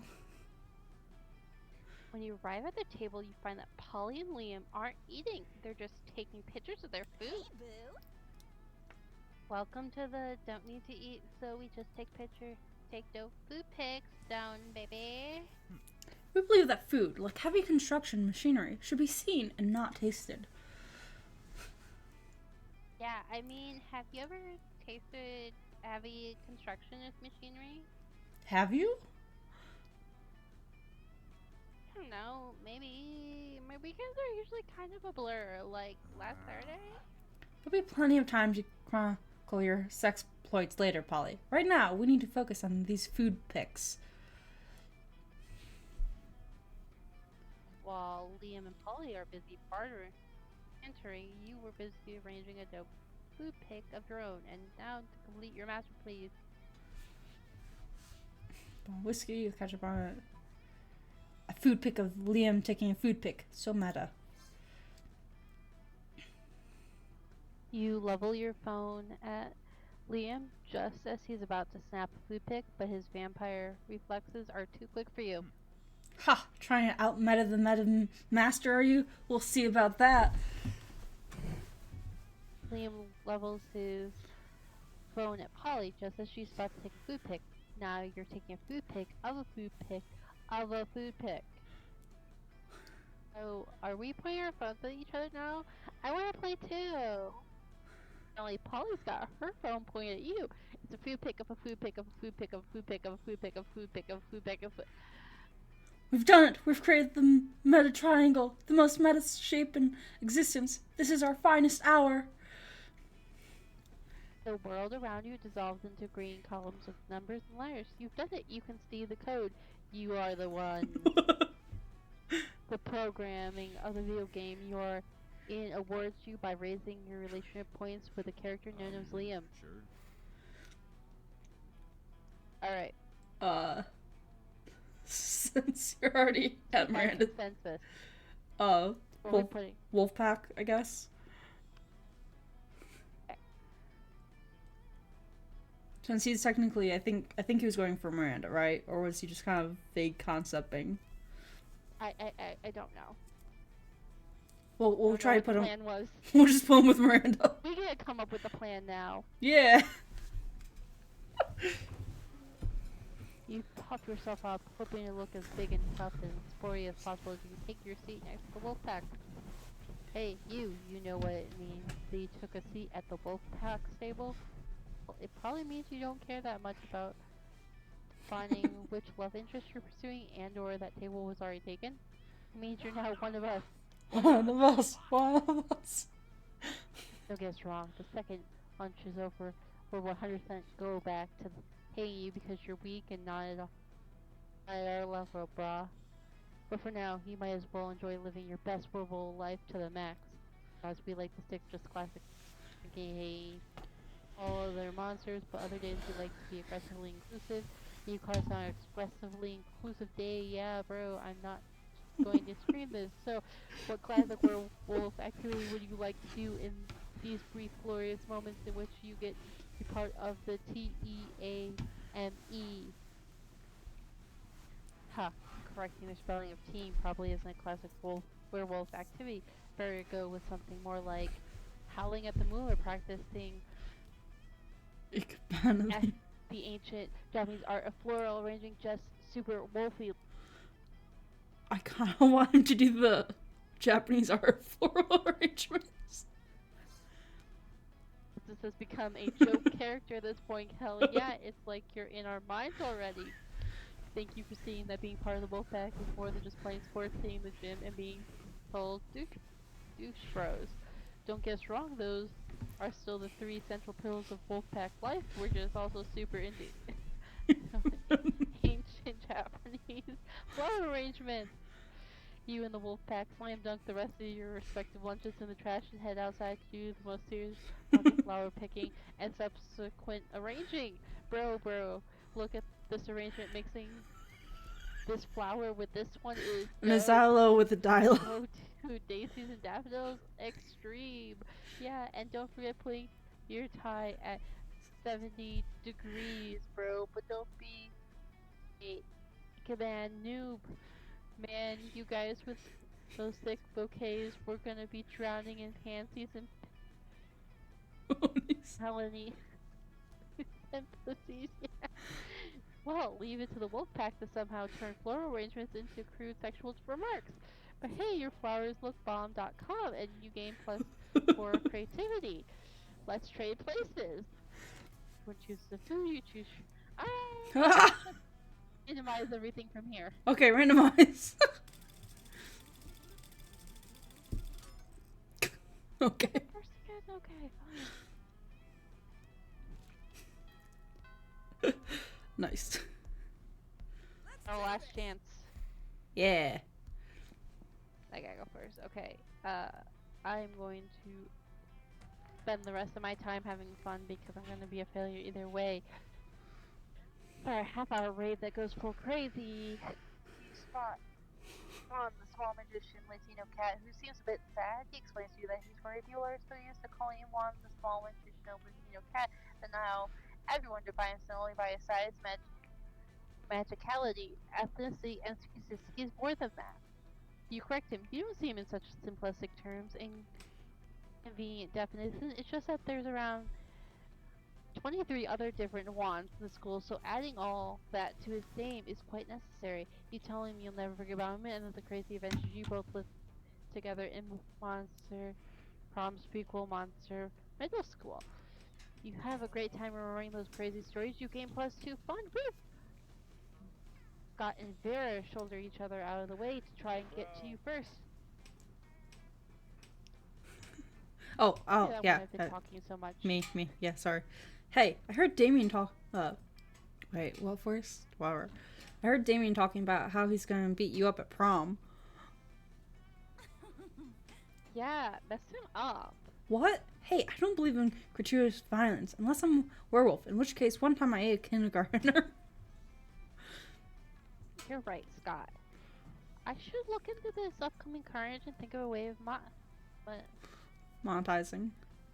monetizing it. Sorry, brain. It's fine. Put there.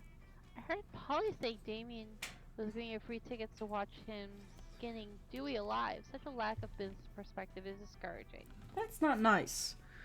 Why haven't I received free tickets? Maybe the not so nice part is the part about you being skinned alive? Anyways, Dewey, what are you doing about this?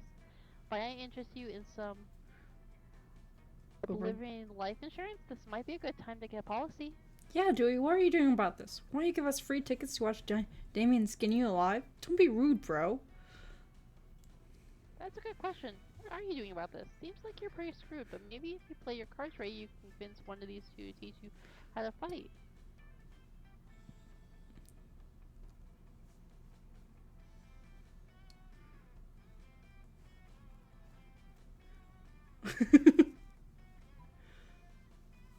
I'm not paying you money. So charming. Wait, I'm a big, strong, good at sports man? Me? Okay, here's what you do. When Damien comes at you, just turn into a dire wolf and bite his face off. It's not gratuitous violence if it's self-defense gratuitous violence. Or full moon-induced gratuitous violence. Oh wait, you can't turn into a wolf, right? That's like a werewolf thing. Oh, have you heard of punching? Well, let me explain to you how it works. After that, you have a very cool training montage where you punch lots of things. You start by punching a punching bag, but later you punch several trees. Close to the end, you punch a whole tank, and you even punch your various fears and weaknesses in the face.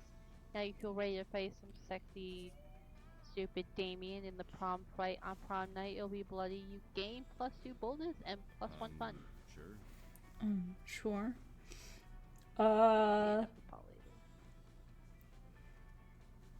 Let's give him some money. Day you spend some time in the library PCs sending malicious spam emails in the hopes of stealing other people's money. It doesn't sound very nice, but who really is the one to blame if they respond to such a blatant scam.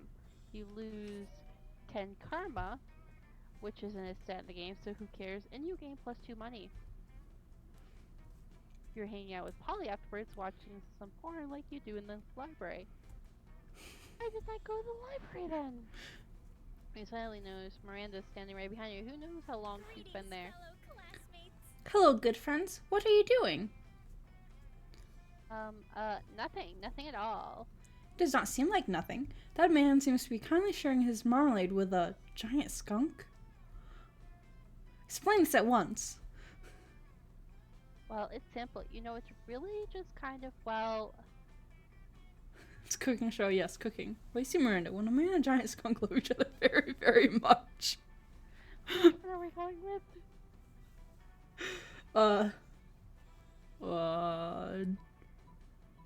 Let's do the giant skunk. Love each other. Not so charming. Oh, good. Oh yeah, only 6 charm. I'm sorry, I forgot. Nice try, but I already know where babies come from. A mother and a father give each other a special hug. And then the father calls his royal scientist to extract the mother's genes and grow them in a vial, while eliminating all imperfections at the embryonic Periodic. stage. That's where babies come from. If there were any marmalade or skunks involved, I'm sure I'd know about it. I'm reporting the 2 of you for proper use of library computers. I don't know what you're doing, but it must be bad. You and Polly have to melt the computer to keep from getting caught. Doesn't work out. You lose fun and boldness. Oh. Oh, we're only losing stats on this one. I mean, anytime you make a mistake, you lose stats. Let's go creativity.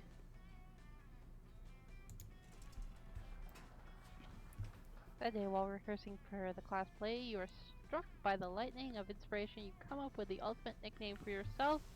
You tell everyone to call you by it, also known as one of the 7 most douchebag-ish moves in the world, but the nickname is so awesome, inventive, and appropriate that everyone decides to go with it. Quite the feat. You gain +2 creativity. We, the devs, dare you to actually come up with a nickname for someone, and a 5th player call you by that name until the end of this run. Real quick, welcome back from ad break. Anyone who's on ad break. That is my new nickname. There we go. Hey, what's the nickname? Anyone welcome back from ad break. Anyone who's on ad break. I'm kidding. You don't. That's not the nickname. That out of the way, you hurry away to your secret meeting with Miranda. Do you actually want to come up No. with a good nickname before I click the next button? No, I'm good. Oh, how majestic. Well done, co-conspirator. Operation Make Liam Popular Again is a rousing success. And for the record, I did discover that Liam was popular for a 3-month period in the early 16th century, so the name fits. All that remains is for us to wait for prom and celebrate your deception. I knew it was too good to be true. My innocent are remarkable, but they aren't marketable. This was all a cruel joke, wasn't it? A bet between 2 popular kids that they could make an outcast loser into prom king. Well, guess what? The circus is over, and this clown is climbing into his tiny car and going home. Along with like 12 other tiny clowns, if the metaphor holds. Which it doesn't. It was a bad metaphor. Goodbye. No, Liam. I wasn't trying to be mean. I don't have a mean bone in my body. I don't even have bones. You might check that affirmation later. Oh, fish sticks. If we don't do something to fix this, all our hard work and subterfuge will be for naught. But how can we make amends? Surely not with some sort of overwrought romantic gesture defying all logic. You tell Miranda not to worry. You've seen plenty of teen rom-coms. You know how this part goes.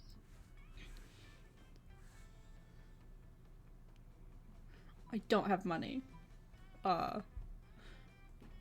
But this is probably charm. I don't have charm.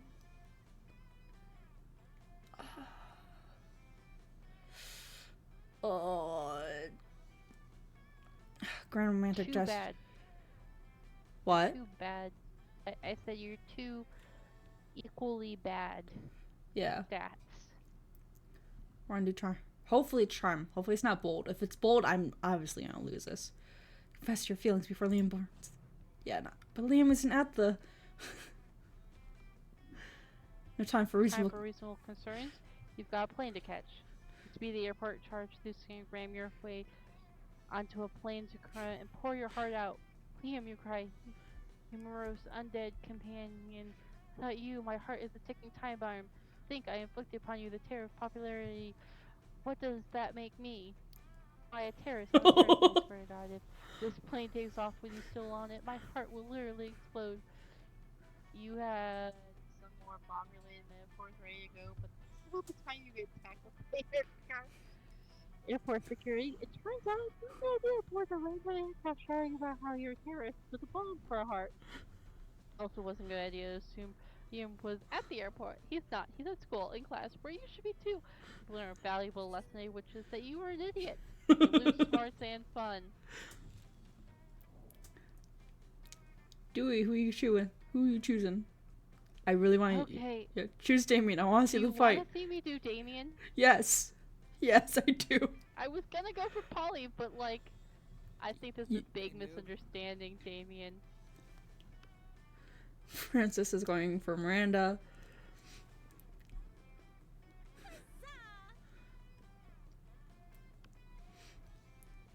And I'm going for Liam. The last day was horrendous. We'll see if I can make it up. Sure. Finally pluck up the courage. Finally pluck up your courage. Oh, Ask yeah. your bluff to go to Monster Prom with you. What? I'm sorry to tell you this, my friend, but I think your princess is in another castle. It all seemed pretty bleak, but you're a natural fighter, so you fought. For the right to marry your own hand, since that seems like your last chance at finding love. Yay! Let's go. You finally plucked up your courage to ask your bluff to go to Monster Prom with you. Prom? That's so cliche. That it's actually hip. Yes. Yeah, let's go to prom together. What a retro thing to do, right? I can wear a tuxedo and all. Haha, it's gonna be wonderful. But in an ironic way. I might end up liking you. You and Liam spent the night discussing obscure 70s TV shows with the Hungarian literature. Oh yeah. You both laughed a lot, and for once Liam seems to generally enjoy himself without the need for posing or judging other people. You noticed his hand generally touched yours, and you knew Liam well enough to know it wasn't accidental. Maybe falling in love isn't for posers after all. Nice. How my firestorm. Yeah. Your caucus voice to remind Damien the two of you have a date on prom night. A fucker, it's a date!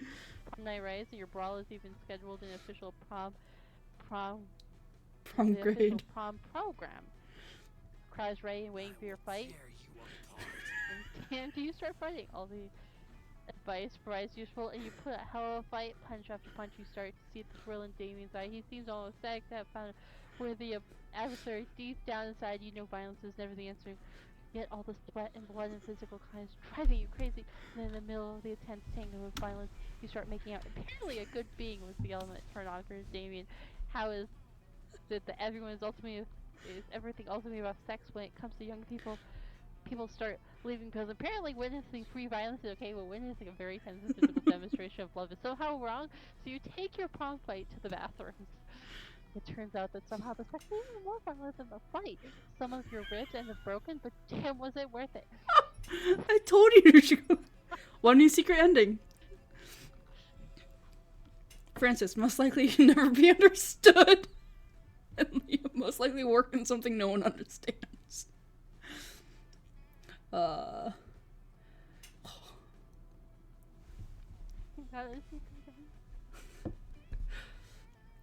Did this reset? I feel like I had more endings last time I played. Maybe I accidentally got rewritten or something. It's possible. I mean, it's still technically under I'm glad I went Inferno's. with that instead of Polly, because I have no idea how that would have worked out with Polly. Well, I could tell that it was going to be a secret ending because, like, I've never seen that before. Suddenly, like, a fight, I'm like, oh, this has to be secret ending. Okay, 2 weeks maybe the most epic and absurd week of our lives. After the monster prom, we kept on living our lives, falling in love, battling with friendship, blah, blah, blah.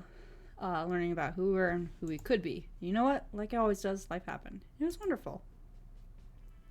To this day, it seems Miranda still isn't sure about what exactly is.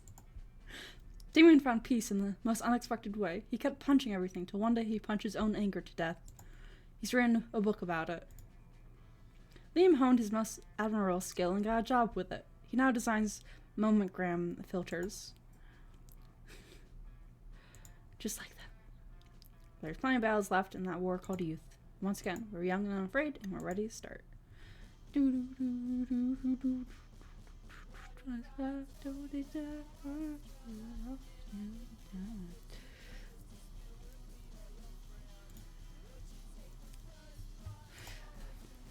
we doing another round? With the tools? I don't know.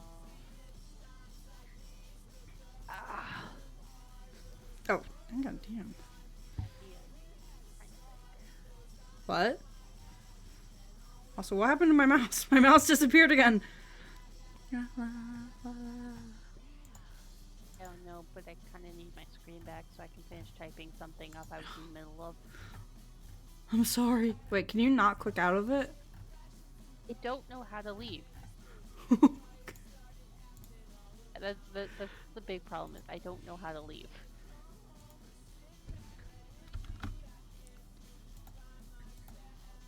Wait, can you leave now? Do you have your mouse back? I have a mouse. I just don't know what I'm supposed to click on to leave.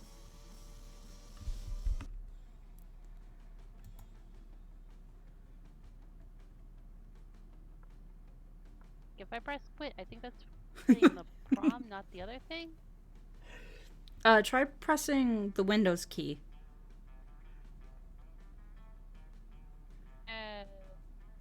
Okay. What? Did you say now what? There we go. Okay. We'll figure it out. You'll figure it out.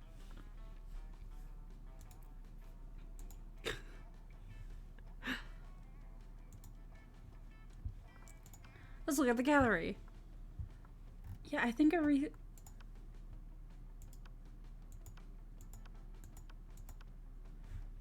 reset since last time I played.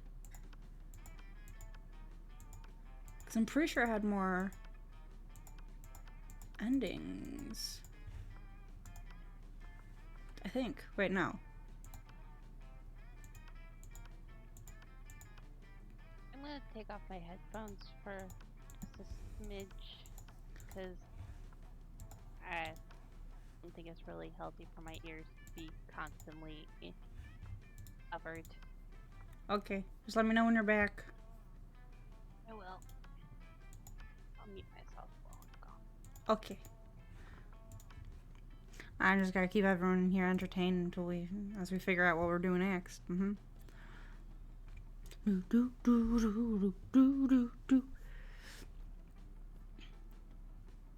I don't know if we're playing more or not.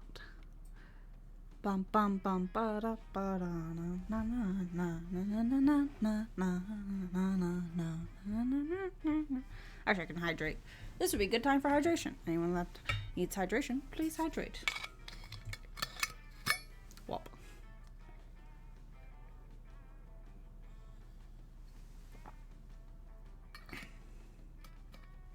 I'm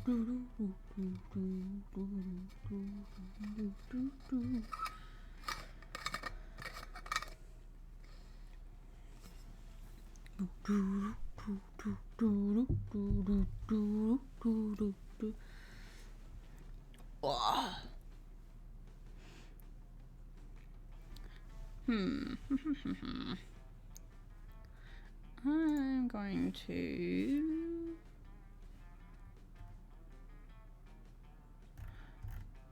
look at all the games I have downloaded to see if there's another game that we can play, or if we're gonna, because I don't know if we're gonna continue with this or if we're gonna play something else.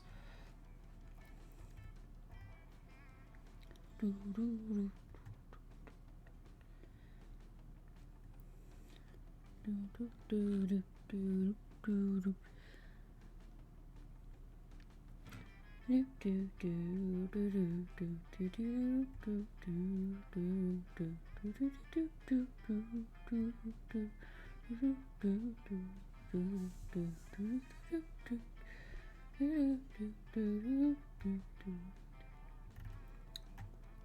know it'd been another fun game. It'd been to revisit It Takes Two.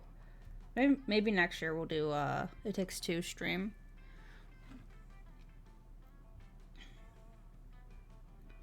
Do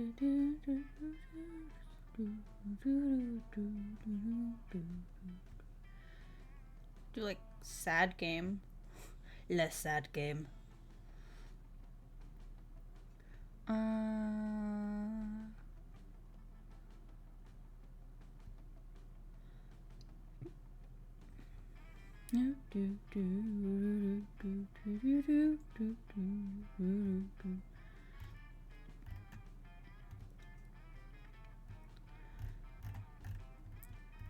Big thing is kind of like, even though I don't like get any views for Monster Prom, it's like it kind of feels like tradition.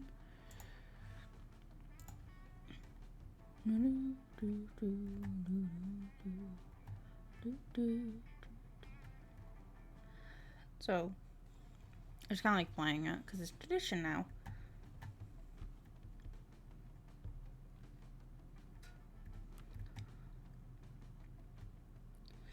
And we can always like maybe do like one more game or like one or two more games rounds I mean of it, and then end stream and then do like a different game for a second stream. But at the same time, like I kind of want to just like continue and do like an actual like full Valentine special. Oh, I didn't realize he had that.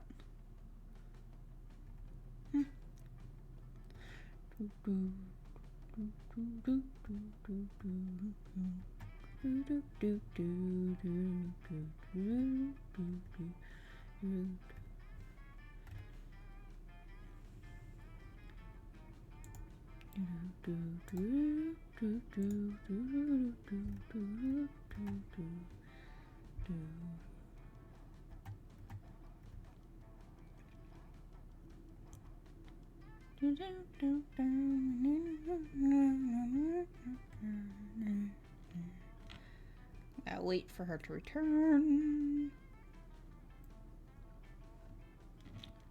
Boop, boop, boop, boop. That was a fun game.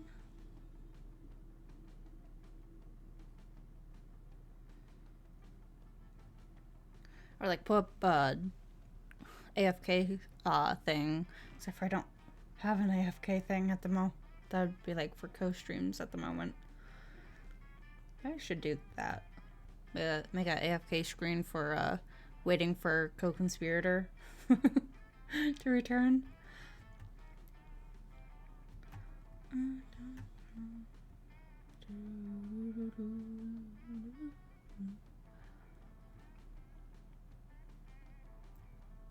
Like I do have like a few other dating sims kind of thing, but I believe most of them are single player. It's hard to find like some like multiplayer, like some good multiplayer dating sims that like you can play multiple times over and over again with different results each time. Here's why I like Monster Prom series.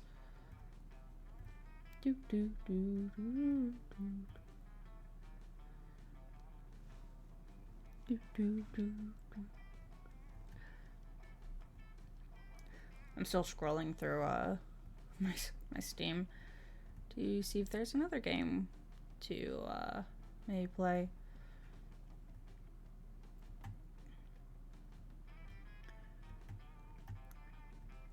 I guess the big thing is like I used to be a lot more into like dating sims when I was younger. Like I was obsessed with playing different dating sims. But I think I like overplayed them, and so a lot of them start to get kind of like more typical and like expectant kind of thing. Or not expectant, Cliche. A lot of them start getting cliche, and you know what's gonna happen. Like, oh, okay, this answer is gonna give me this. This answer is gonna give me this. So they don't. It's hard to find like one that like really like stems away. But like I want to do like a proper Valentine special kind of thing. Huh.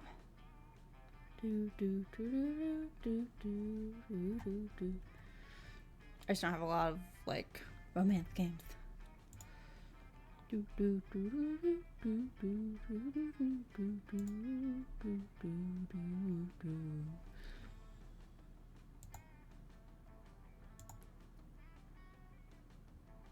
That's the one I wanted to go.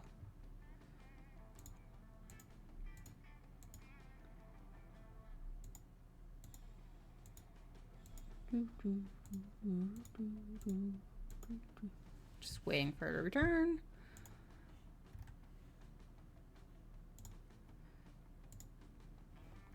Okay.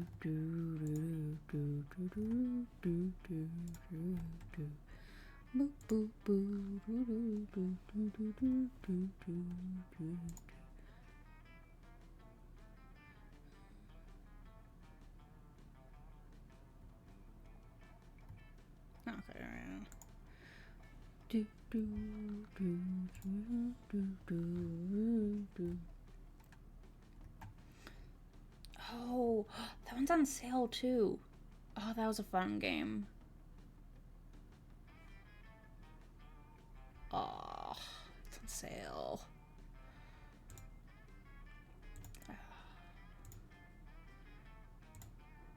I have to get that.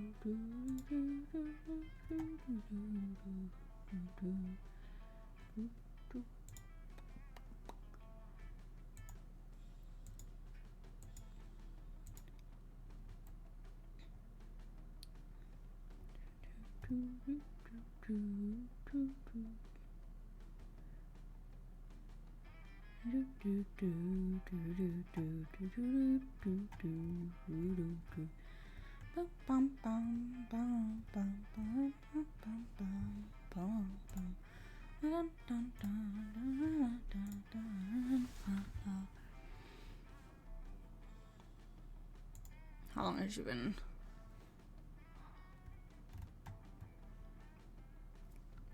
Like, I'm on, and because I don't know how long she's gonna be, like, I'm tempted to just start around by myself, but at the same time, she might not be that long, and then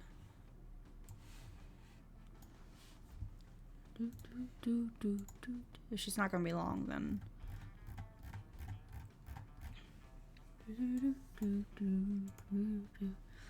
so at the moment, I'm just kind of like checking up on some of my Discord stuff while I wait. Ah.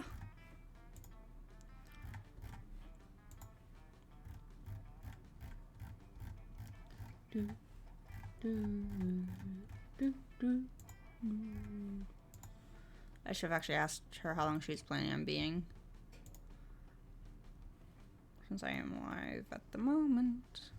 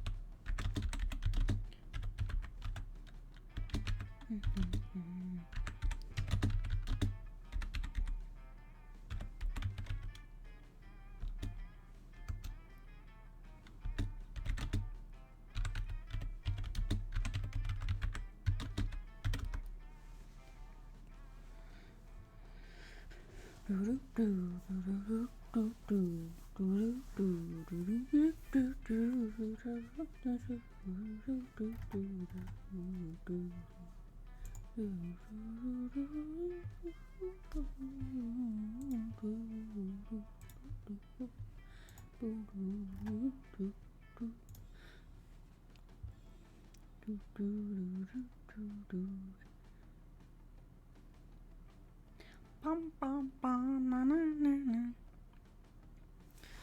Twiddle, twiddle my thumbs as I went.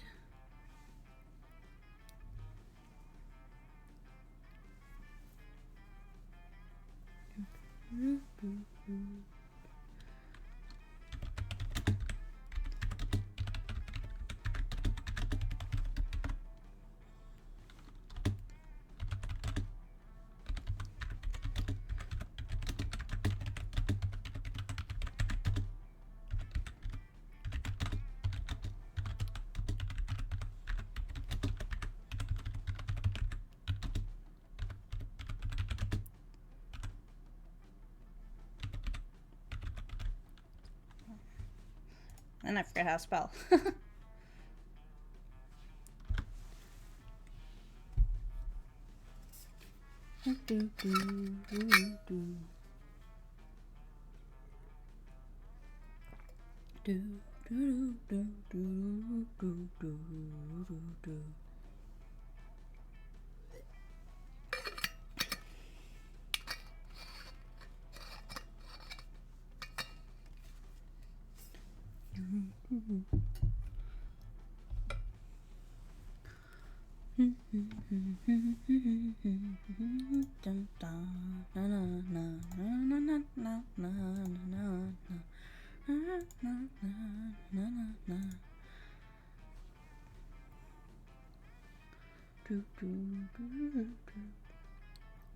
She's gonna be too much longer. I think I'm gonna wait like 10 more minutes. I don't know if 10 minutes is... 10 minutes might be a little bit too long, but if she is gonna be much longer, then I'm probably gonna start a round without her, I think. I really wish I had a AFK thing for waiting on other people.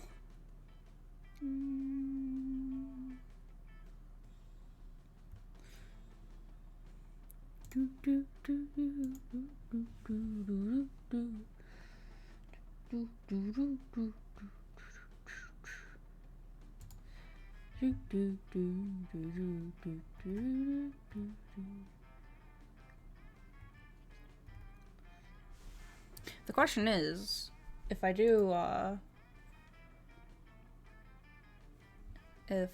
continue without her, do I want to play more Monster Prom? Switch to... So I could continue this, switch to a different game in the series, or switch to a different series entirely. That is the question that I need to inquire. He's...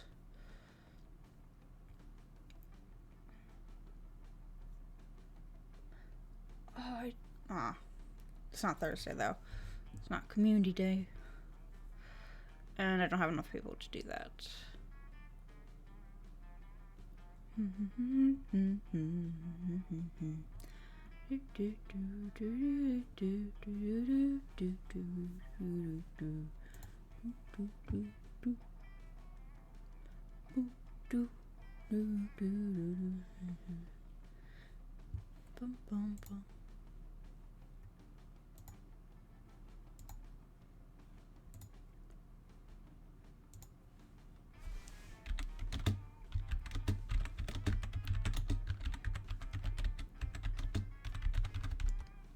Whoa.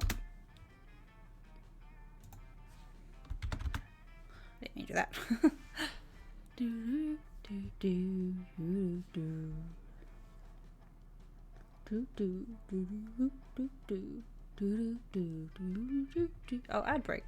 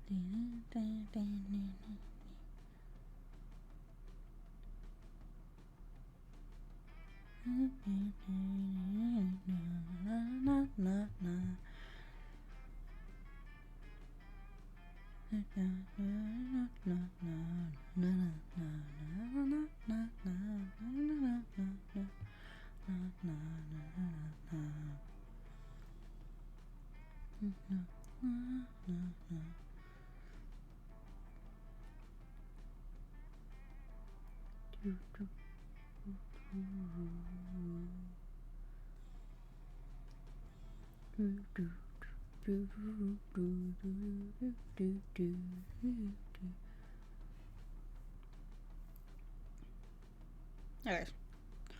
6 minutes, and then we officially decide that we're going to switch.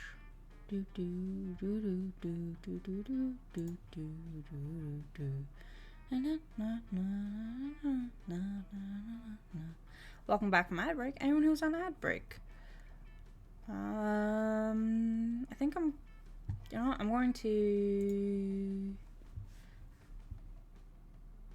I think we're going to put up this one. Okay. And then I don't know what we want to switch to though. I'm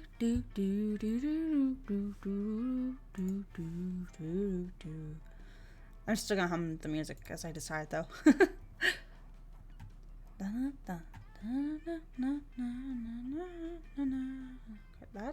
That's for Friday. Plan to play that on Friday. That is for. I mean, we could pull out the. I still haven't actually tried the Monster Road Trip, the third game in the series. I could switch to that, maybe. Okay.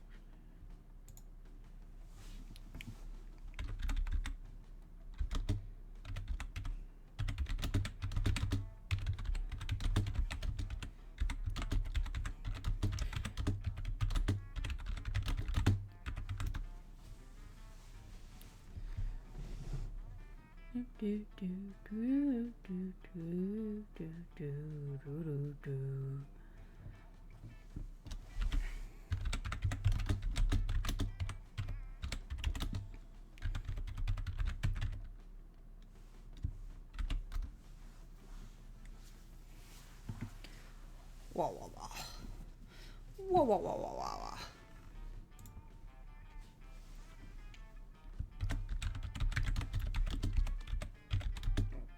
I was grabbing food, Ah, you're grabbing food. Okay. among other things. Do you want to continue with this, or do you want to switch to different game second? So we could do second term. We could switch to a different game in the series, or we can look for a total different game entirely. I'm cool with another round of this if you want. I just want to finish up this one thing. Okay. Before I go over to it. Yeah. Oh, sorry. I think I got like dust or something in my nose. I've been sneezing on and off all day. Oh, that sucked. I've been like sniffling for a few weeks now, like just like small sniffles. I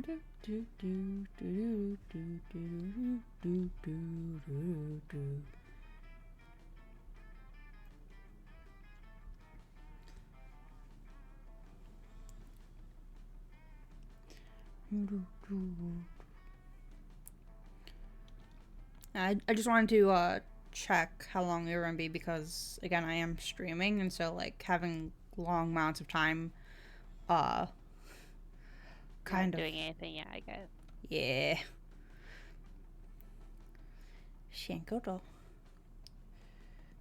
If I knew you were grabbing food, I would have put up a food thing. I would have grabbed food for myself as well.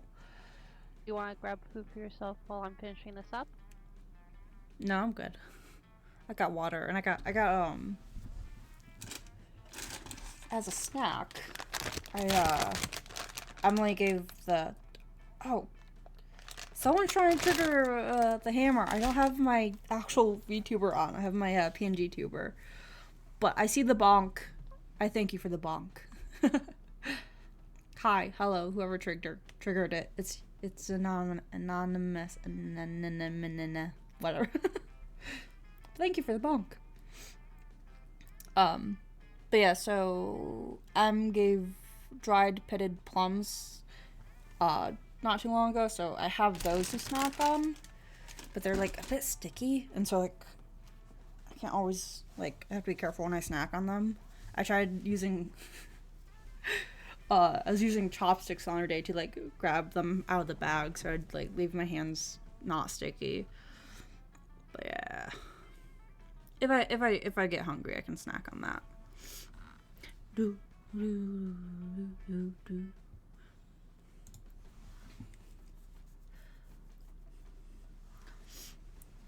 Yeah. Okay, so we are going to keep with this monster problem Yes, then? I'm just trying to type up this one thing and I can't type and listen at the same time. I'm sorry. I was more talking to myself. I'm sorry. Do you want to just send a DM to Hugh for me real quick saying that I'm in your VC right now if she really wants to join? Oh wait, I don't know if she does, but she went through and messaged me saying that she's in VC after I told her I was jumping over to play with you on here.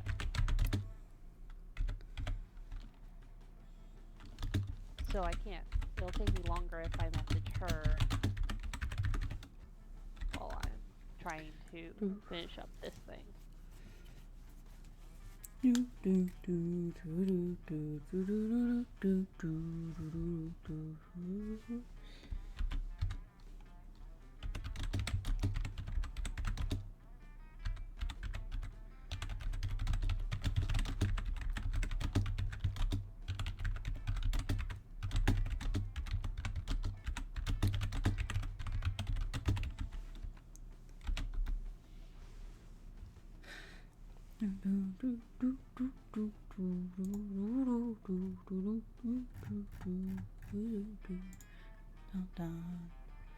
I forget. Is she in? She's in the gamers table.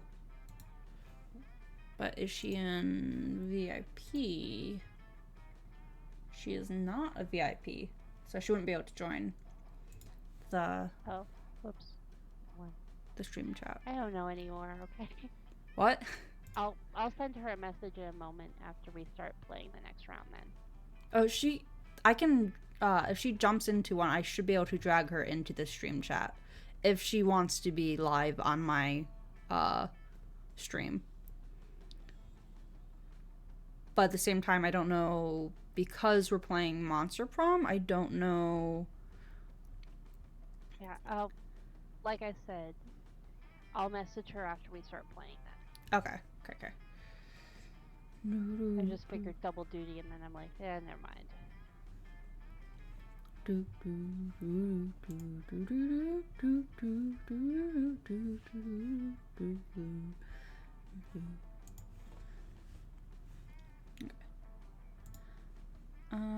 close out that. I don't need that. Do this. Okay. So that I'm at the when we're at the ho ho ho. So just let me know when you're ready to join.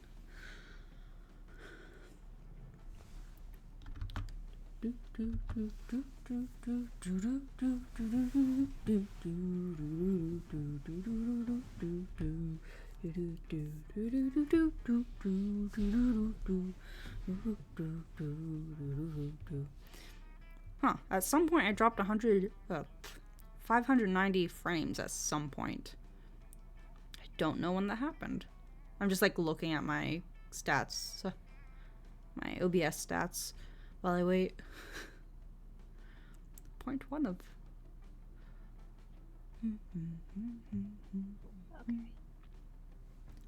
Okay. I am back in the thing. I see the mouse movement. We're back. Okay.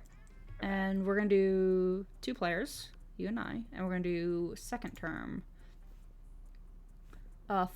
Full game is 60 minutes, short game is 45 minutes. Do you want to do short or full?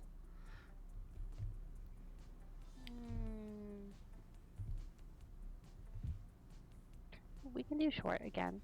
Do short again? This one's even shorter than last time. You can be narrator. You want me to be narrator? Okay. I shall be narrator, since you were narrator last time. Spooky high school. The sweetest years of our lives. Back then, we were young and unafraid. Sometimes reckless, sometimes brilliant, sometimes just stupid, but always willing to live life to the fullest. We were on a wild journey to discover who we really were. I'm going to be blue again. This time I'm going to be Rose, because last time I was Raven. We'll just... I'm Rose. Your turn to choose. Player 2. I'll just go with the same one as before. You want to be Dewey? Entirely. Yeah.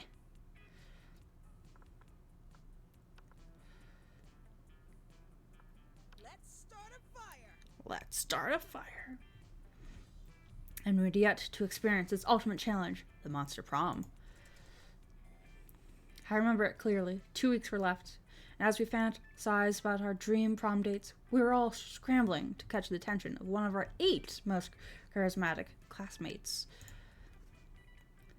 Scott Howell, 21. A werewolf athlete who compensated for his rather small brain with a stupidly huge heart. Miranda Vanderbilt, 19. A sweet mermaid princess who was as cute as she was genocidal. Polygeist, 22, ? A party ghost with an insatiable hunger for all the wrong things. Damien LeVay, 21. A fearless demon with a taste for destruction and a love of fire. Liam de Lioncourt, 400-something. A hipster vampire whose standish demeanor hid the fact that he was truly a lovable dork. Zoe, forever? An eldritch cutie who went from endless deity of the dark realms to an ultimate fangirl. Calculaster Hewlett Packard, version 1.0. A library computer who had become a sentient robot ready to experience life to its fullest. And Vera Oberlin, 23. A mean, self-made Gorgon with a merciless sense of business.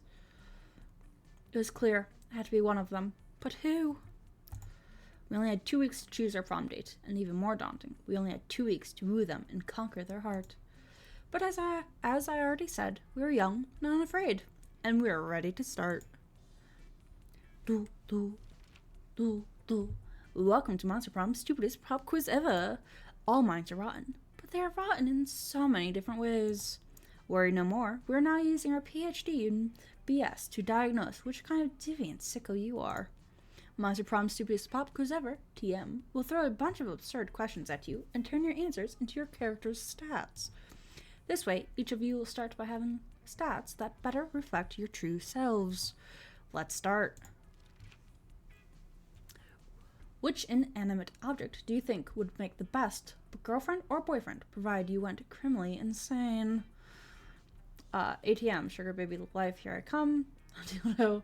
Human-sized pillow depicting a character created by myself. As a matter of fact, I have all the needed paperwork, and I'm only waiting for the conservative, narrow-minded laws of our country to finally step forward into the waifu and husbandu territory, as was clearly intended by God. Yes, I want a human-sized pillow of myself, and I want to date it. This is my choice. I'm going to date my own OC pillow. So creative. You're walking through a desert when you see a turtle on its back, baking in the hot sun, but you're not helping. Why aren't you helping? Too busy twerking. Fuck turtles, because that turtle owes me money.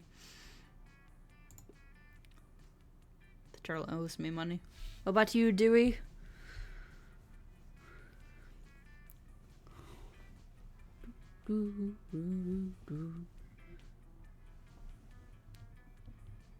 Wait, is your mic working still? I don't know, is it? Yes. I just saw it lighting up. I didn't actually, I couldn't hear anything for a second there. Got hungry. You got hungry. Got it.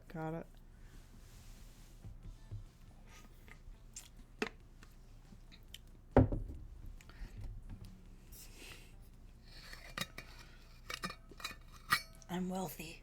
For once. Sexiest type of knowledge a lover can have. 80s movie trivia. Lyrics to all Disney songs. Sorry. Trying to put my water back down. Accurate approximation of all fictional creatures' genitalia. Bachelor's in engineering. How to make a killer cocktail out of anything. All the principles to build a financial empire. Lyrics to all Disney songs.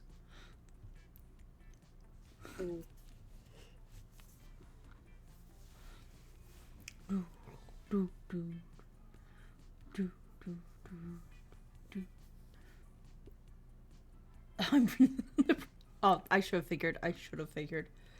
You find a genie in a bottle. You can ask for whatever you want. What do you ask for? His friendship? To truly feel alive? I don't ask for anything. I drink the genie from the bottle. I can grant my own wishes. For asking for anything, you try to negotiate up to 3 standard wishes. Him should not be so cliche. A genie and wishes, so mainstream. For Shinji to be canon. Ah, yes. To make a wish for all your ships to be canon.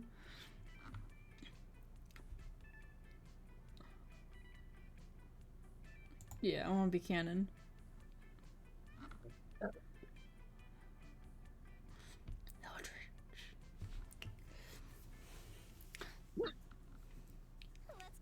Let's go. I want the Eldritch being, but I don't remember what stats I need for that. But I have the lowest charm, so we're going for charm, I think. That day, an epic dodgeball match takes place. Everything seems lost, but you deliver an inspirational speech that fuels your team spirit, leading to a spectacular comeback. You're clearly a natural-born leader. You gain +2 charm. Thank you. I need that. In the next game, you end up on a team with Vera, Zoe, and Polly, the dream team.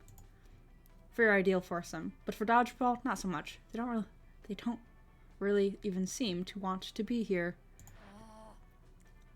Can't believe we're stuck in this interminable sporting event when we could be doing something so much more productive. Yeah, like hiding. Wait, am I just doing all the voices? At least Zoe. At least Zoe. Okay. Like hiding in a bathroom stall to learn my classmates' secrets and add them to my fanfic. hiding in the bathroom stall for sex reasons? Am I I also? was going to say taking over small South American country, but to each their own, I suppose. Whatever. I bet you could do that in a bathroom stall too. You're smart. I won't be able to do anything in any bathroom stalls unless we stop this dumb dodgeball game. It's been going on forever. Seriously, I'm pretty sure I subjected the minds of my victims to eternal torments that were shorter than this match. You suspect that might be a bit of an exaggeration, but who cares? This is your chance to get in good with your dream team by dreaming up a way to end the match. Stop before it's called frustration. Mustard gas. This is probably bold, and I have no bold. Cultural appropriation? So smart. Cultural appropriation, you say? But whose culture? And what are we appropriating? Tell him that you'd love to answer that, but asking questions is also cultural appropriation. From the Sphinx. The Sphinx! Did Rose just say about asking questions? But you're asking questions. Oh, so just because she's got snakes for hair, you think that makes her not a Sphinx? You're doing it too. Ah, I'm so confused. Dodgeball is cancelled. Hooray, we win. Now let's go. I'll go to the bathroom for various reasons. You guys have a great time effing off in the bathrooms for the rest of the period. Good thing effing off in the bathrooms isn't cultural appropriation. Or is it? Either way, you gain +2 fun and +1 creativity. Let's do this. Let's have some fun.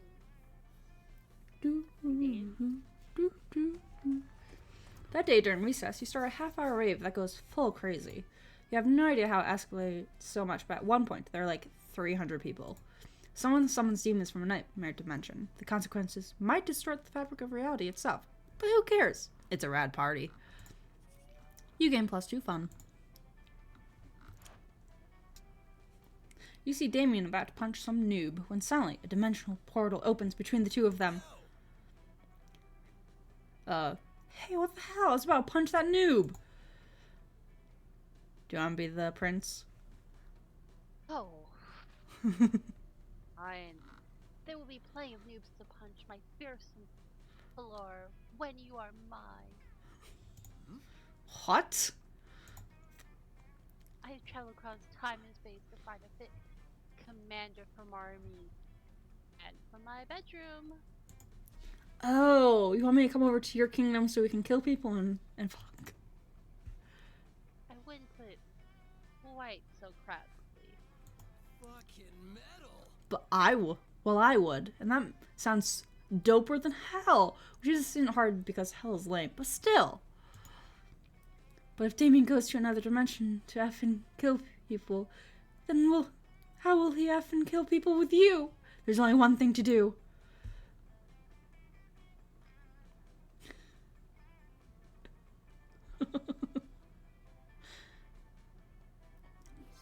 So bold.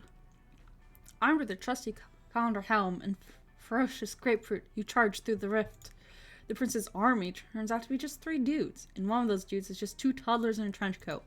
You strain the ass out of them, squeeze grapefruit juice into the ruins, and toss what's left into a volcano. What's more, you live stream the entire thing for Damien to watch back home. When you get back, he's applauding. Holy shit, that was wicked! I've never seen someone be so gratuitous with a grapefruit.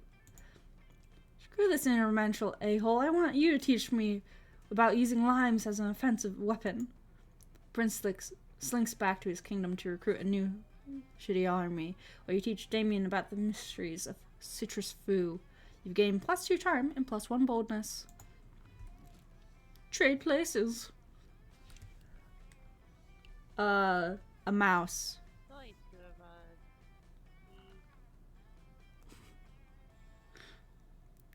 Are you saying just randomize it, or mug. a mug? Mouse or a mug? My answer is mug. How likely would you end up in prison if the police caught you trafficking with this item in front of a school? Are we What's your choice? a mouse, like a mouse and keyboard? So, are we peddling mugs or are we peddling school mouses? Trafficking. We're Trafficking. Trafficking mice and mugs.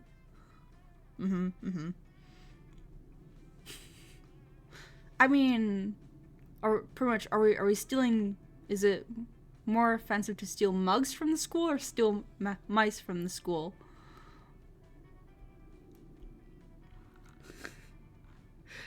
Which, I mean, if you want, we can randomize it, but it's fun to at least consider. Obviously, the mugs are much more of a precious commodity. And I've been getting some quality, exclusive mugs from those teachers. They don't even know what hit them. Yeah.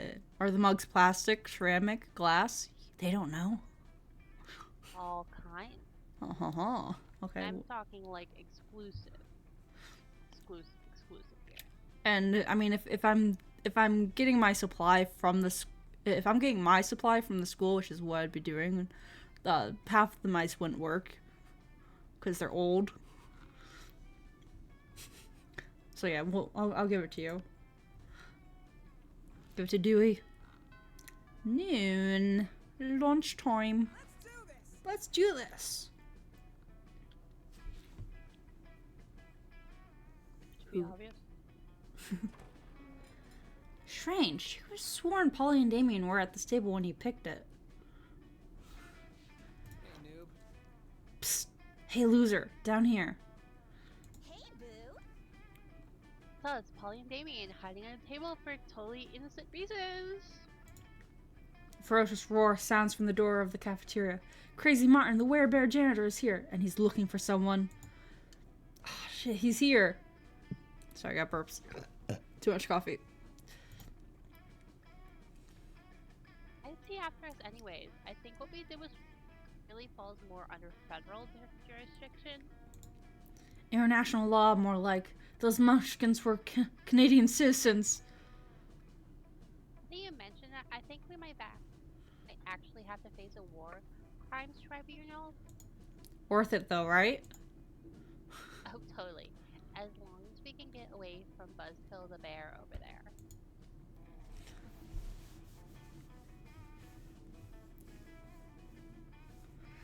So which one are you going after?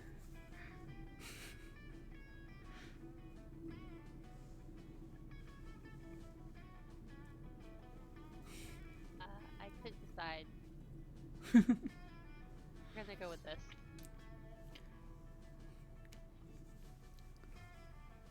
That's Me, Paul. I'm not even a princess about. I think I was supposed to go for Polly. Forgot I was gonna go for Polly. I was still trying to make my decision. Well, you're going after Damien now. Guess you should have thought of that before being born a commoner, huh? Commoner, huh? I wasn't born, Damien. I was died. Well, die better next time. Try to keep that in mind when I'm being tried at Fairytale Court for neglect. Negligent? Negligent munched inside. Great, let me know how it goes. I'm off to question an orphanage and get away with it because I'm royalty. Later. After the orphanage question, Damien takes you out for ice cream. Sweet! Literally. Let's go. Well, let's go! Who was I going for again? Oh, Eldritch Beating. Calculester is enjoying a nice quiet lunchtime charge when Zoe interrupts his reverie with a question. Hey, Calculester, I'm making a quiz so students can figure out which spooky high vending machine they are. You're friends with the vending machines, right?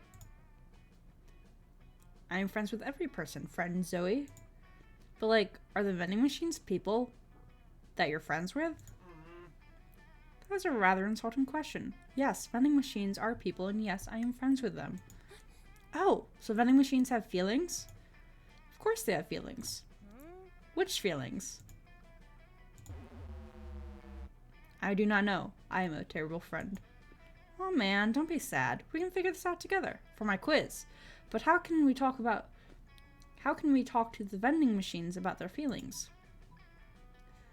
And you put money in them, so point coins in and ask them about their feelings. Just look up their mails. I love conducting obsessive online research on all my time user. Obsessive online research. Let's go. Did someone say obsessive online research? Yes, it was Rose. Let's do it, Calculaster. Pull up the manuals. Manuals acquired. Opening section 23D. Discerning your vending machine's mood.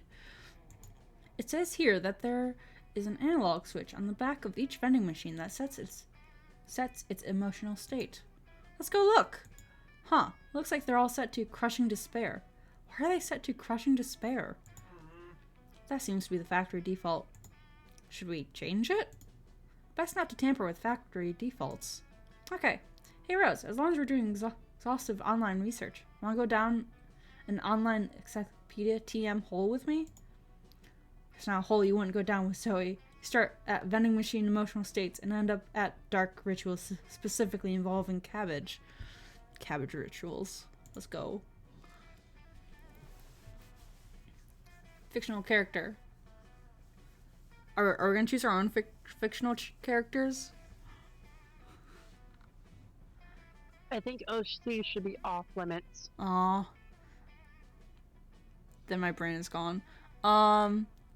Fictional characters. Alistair. Ah. Can I choose from the same show? Sure. I'll do Angel But Dust. can't. I'll do Angel Dust. Also, welcome back from ad break. Anyone who's on ad break. Angel Dust. Near Alistair. Let's go. Based on how weird yet arousing would be to receive. Just take the win, okay? Hey, this is Take the weird. This win. is weird. I'm not doing it.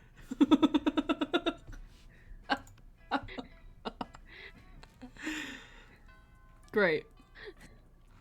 Great. Yep. Let's go. I need to be more bold. I think. Yeah, let's do bold. That day you skip class and just hang out in the bathrooms because you respect no authority. I guess some people just want to watch the world burn by skipping class and hanging out in the bathrooms. You give +0 shits, but you gain +2 boldness. Ain't no party like a spooky high bathrooms party, because a spooky high bathroom party has Polly's high. Oh wait, that's you. With high quality toilet wine. Yes, a classic part of spooky high life. I love it. It's so good to be part of things. I wish more people thought like you, Zoe. My WC wine isn't the hit I thought it was gonna be. Maybe it's because you're brewing wine in a toilet? That's not it. Thank you. Next. Trick question. There's no reason it can't be a bestseller. If you believe in yourself, you can achieve anything. In selling unsanitary alcohol to 20-something-year-old high schoolers? Especially that. In the end, doesn't WC just stand for we can? Honestly, we don't use the abbreviation WC in Monster lists, so fuck it, maybe. I don't know. I'm all for using deceitful marketing schemes to trick gullible people out of their money regardless of the quality of what I'm selling, so I'm in. Oh my gosh, yes, I know all about spending too much money on things. You have no idea how much money I spend. Of course I do. I monitor the bank accounts of all the spooky high schoolers. What? But continue, by all means. Okay, anyway, whenever I buy things for exorbitant prices, it's because I'm incredibly invested in the people or characters associated with it. Like paying $3,500 for a custom figurine of my human Sona from the game Prom. That's it. When you create a mascot for my WC wine, who could get everyone emotionally invested and spending those monster dollars? Cute cuddly character to hawk your product, Wally the Wasted Walrus. Get an endorsement from Millionaire Mummy and Trendsender Chad Chaddington. I don't have a lot of money. This is probably Charm though, and I don't have Charm.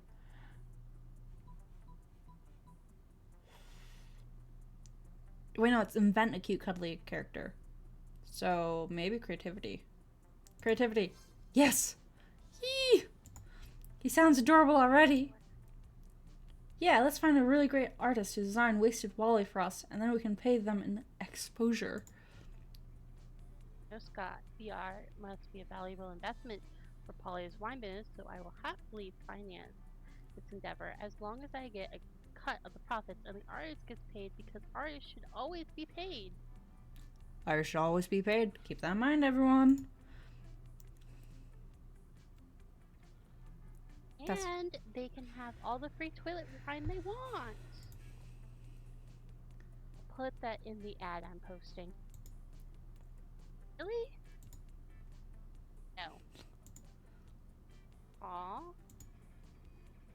I think this is one situation which is better than the artist hired does not sample the product first. You hire your classmate, Vincent Viperfish, a monstrous half-snake, half-barracuda, to do the art.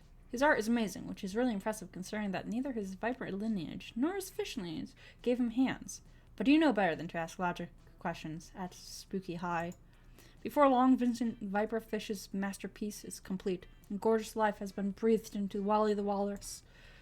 He's so amazing. Do you think he'd want to join sports team with me? His muscles are beautiful. He's fictional, Scott. Oh, do fictional people not like sports? Time to explain basic concepts, Scott. My WCY is flying off the proverbial shelves and literal toilets. It's time for proverbial shelves, Polly. My phone is ringing off the proverbial hook with people who want to make a Wally TV show, a Wally musical, and that thing that above all else is the principle of artistic media. A multiplayer dating simulation starring Wally the Wasted Walrus. Wow, a multiplayer dating sim? Sounds lucrative. And it is. You get +3 money because your mommy made you negotiate for a percentage of profits before Wally Prom was released on Smoke. Thanks, Rose's mama. Got money. Got money for I days. gotta figure out what I want to do with my life. I mean, you got low charm. Yeah, I know. My charm, just in case. That day, an epic dodgeball match takes place. Many people fall during the battle. You can't take any more, so you I had it and then I lost it. I'll do my best not to drive her crazy. Have a good day at work, gamer. Can't take any more, so you finally go straight to the outer team's leader and start negotiations for a truce. After hours of intense I have lost my speaking privileges. You commit to an agreement. What an unexpected twist. You gain +10 righteousness, but this game doesn't. But this game is so wrong in so many ways that you would be lucky if you could do anything with that. And +2 charm. You spent the last half an hour arguing with Liam about which celebrities are into paleo diets, and he's about to put an end to it. Okay, this is going nowhere. Let me internet. Let internet be our judge. Be our judge. Brain. Hey Damien, lend me your phone. I need to check something. Hey! What's this? Most fabulous pixie hairstyles for this spring/summer season? Gah! Ooh, Damien is checking out fabulous hairstyles? Let me see. That's so sweet. We want to see. Gah! Okay, it's clear Damien is losing his shit over this. You feel kind of responsible, so the least you can do is handle some damage control by stopping Miranda and Polly from seeing his phone too.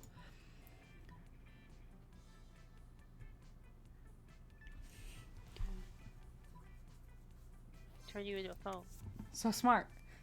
Before anyone else can check Damien, I'm narrator, remember? you keep narrator So to me. smart. Go on. Before anyone else can check Damien's phone, you improvise a spell. Your magic skills are on point, and the phone is surrounded by a very magical and very orange cloud. Then, there's no more phone, and instead a majestic Hopo bird emerges from Damien's hand. What? Look, Mira, a bird. Eek! Air people attack! Hey, Mira, it's just a bird. Not all birds are trying to assassinate you. What a great spell, Dewey. And I totally get your statement. Nowadays, we're way too addicted to our phones. We should get addicted to something better than phones, like birds. If you'll excuse me, I'm leaving to turn some phones into birds. People will thank me later. Thanks. We're still a bit intrigued by the whole fabulous hairstyles thing, but for now, you gain +2 creativity and +1 smarts. That weekend, something happened to me. Boop. Well, let's go. On Saturday night, you're at a cool pizza place that cooks pizza in a real pizza oven. Little did you expect that when the chef opens the oven to get your pizza, Damien appears from the flames. How does that work? Can you teleport through fire? Has he been waiting inside the oven all this time just to make a kick-ass entrance? Ah, the mystery. My dude, I fucking hate needing people's help, but I might need yours.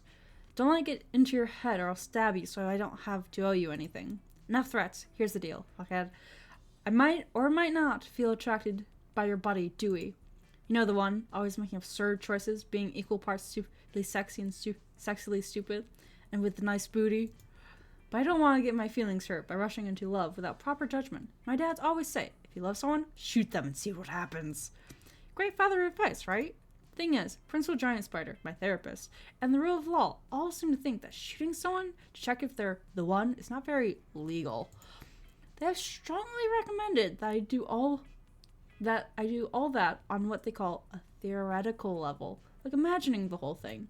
But imagining is for losers. Since you both know Dewey and are a loser yourself, I thought you could tell me, what would Dewey do if I were to shoot her? She goes to the doctor every day just to get a shot, and shots are the only thing she does when partying, so I think you can give her a shot. Believe it or not, if you were to shoot Dewey, she would not be into it. #true story. I'll give it. I assume you want him? You want me to give it? Yeah, we'll give her a shot. Let's go for Polly. I'm forcing Damien on you. Whoa, that's convenient. I have the feeling dating me could increase someone's chances of getting shot or stabbed. You don't get to be as big as me without making some enemies along the way.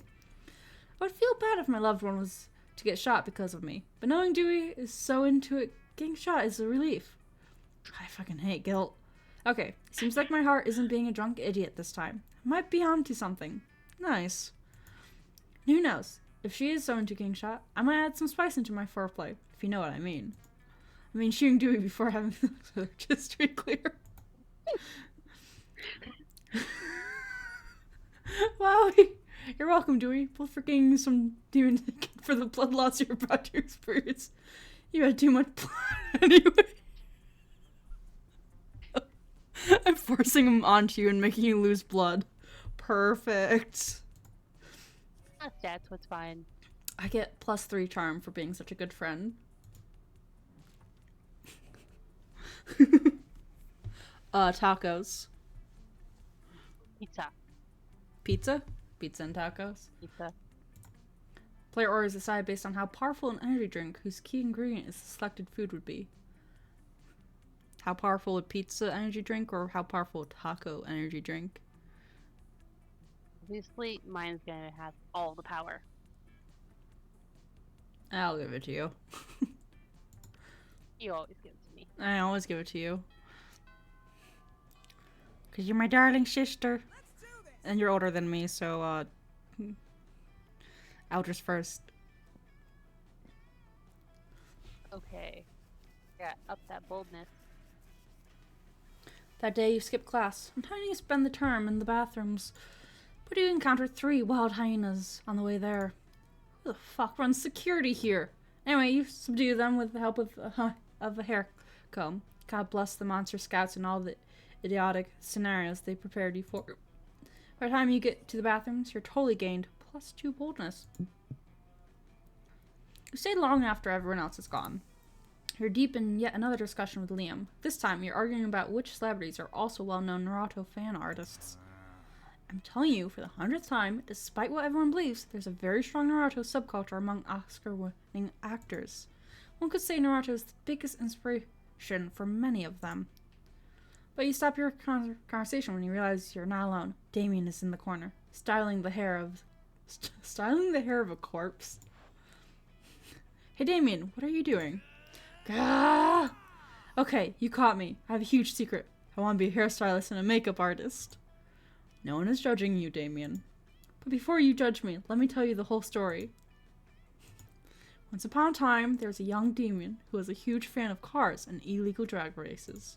So, the young demon, whose name was, big twist, Damien, heard of an incredible TV show called RuPaul's Drag Race, and he thought, damn, it's about time they did a show about drag racing. What a fool was he, for the TV show was not about motorsports, but about drag. First, the demon watched the show, waiting for the part where the actual drag racing happened, only to discover there was none. But by the end of the first episode, he was blown away by the contestants, who happened to be fiercer and stronger than any warrior or actual drag racer the young demon had ever seen. He realized they were so kick-ass in part because of the intense and elaborate hairstyles they had, and the makeup that was more badass than any war paint he had yet witnessed.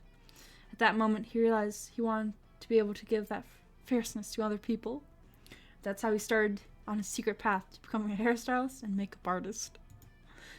What you might not expect is that young demon was I, Damien. You literally told us 2 seconds ago that his name was Damien. But could have been another demon named Damien, dude. Anyway, were you practicing hairstyles on this corpse? Yeah, I didn't want you to know until I was the ultimate hairstylist and the most feared makeup artist. But I feel that I'm not yet meeting my full potential. I need an even more badass training method. Any ideas?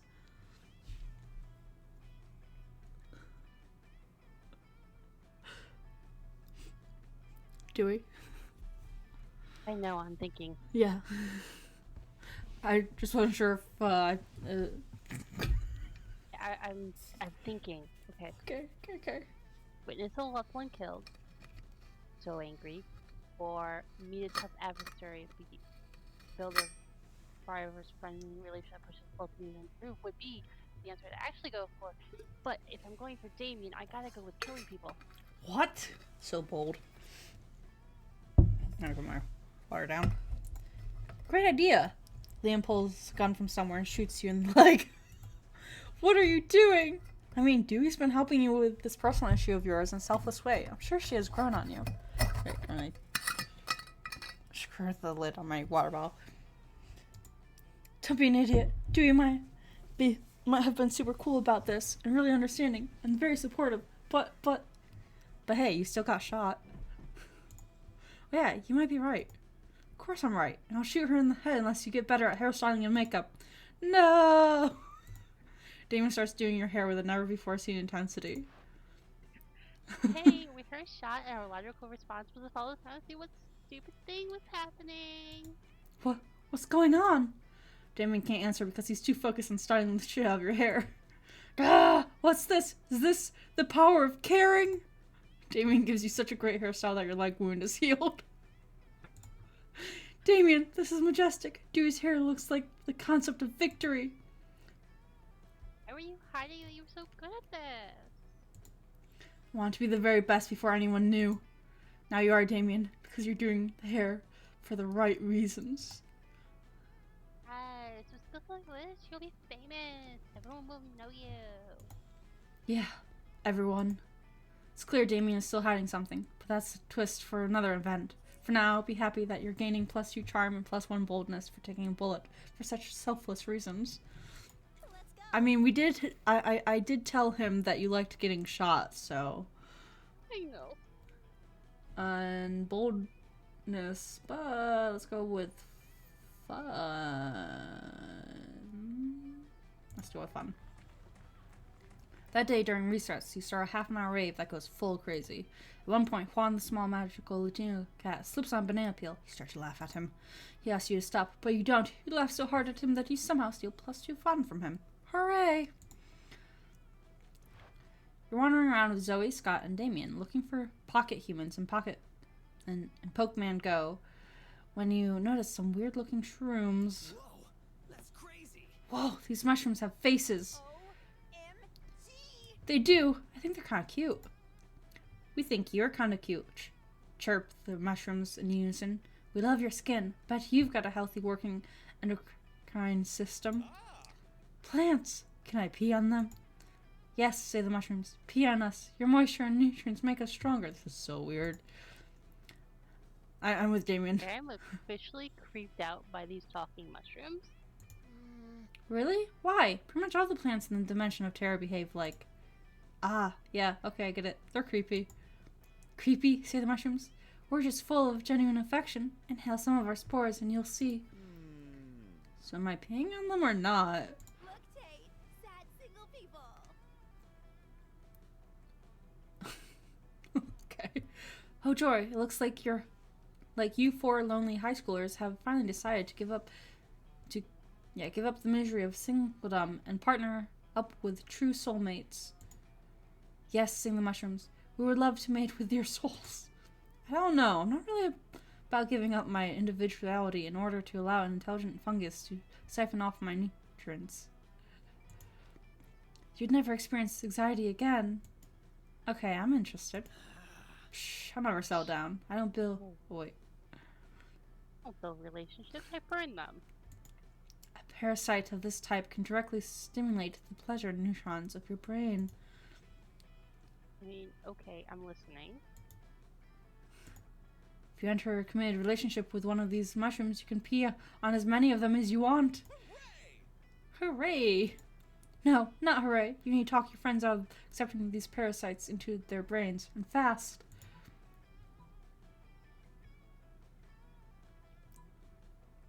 Tarot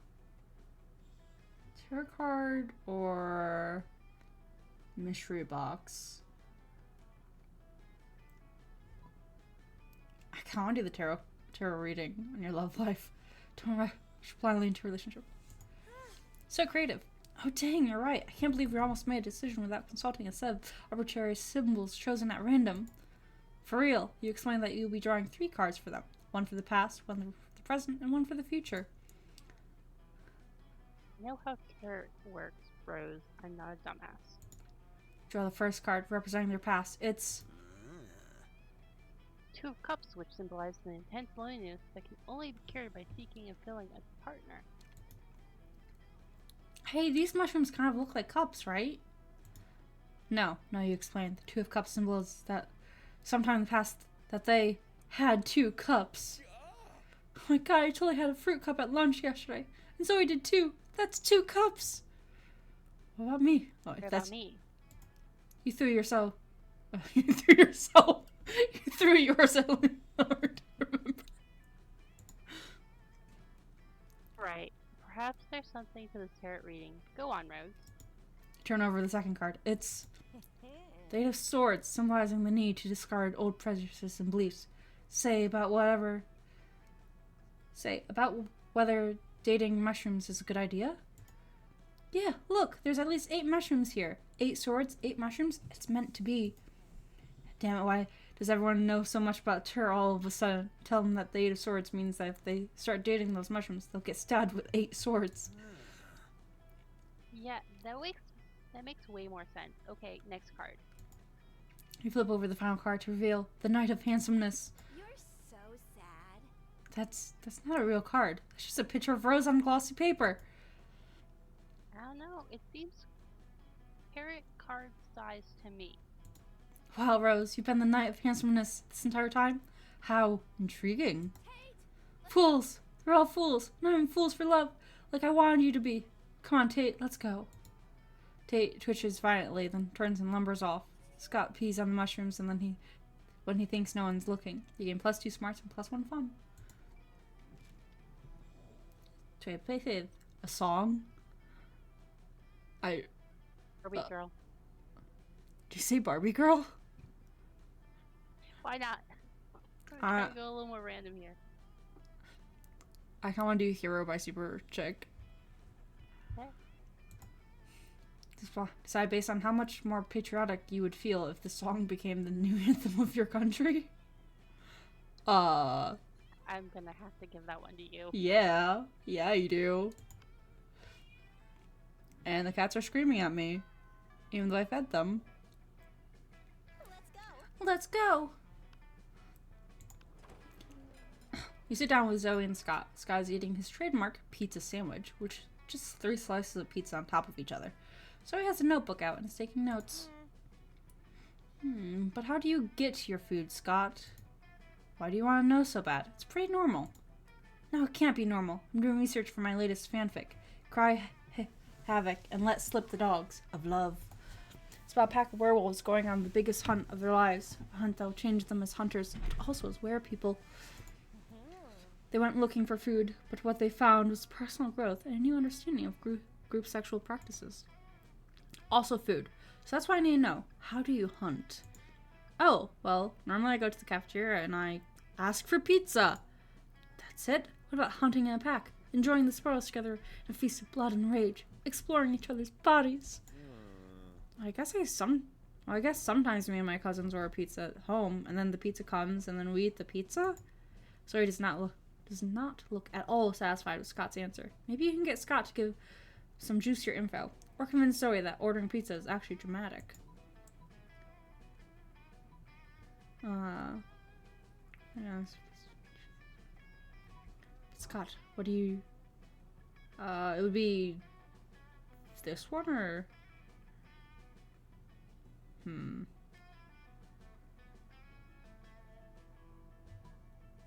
I think it'd be the first one, right? If I'm going for Zoe.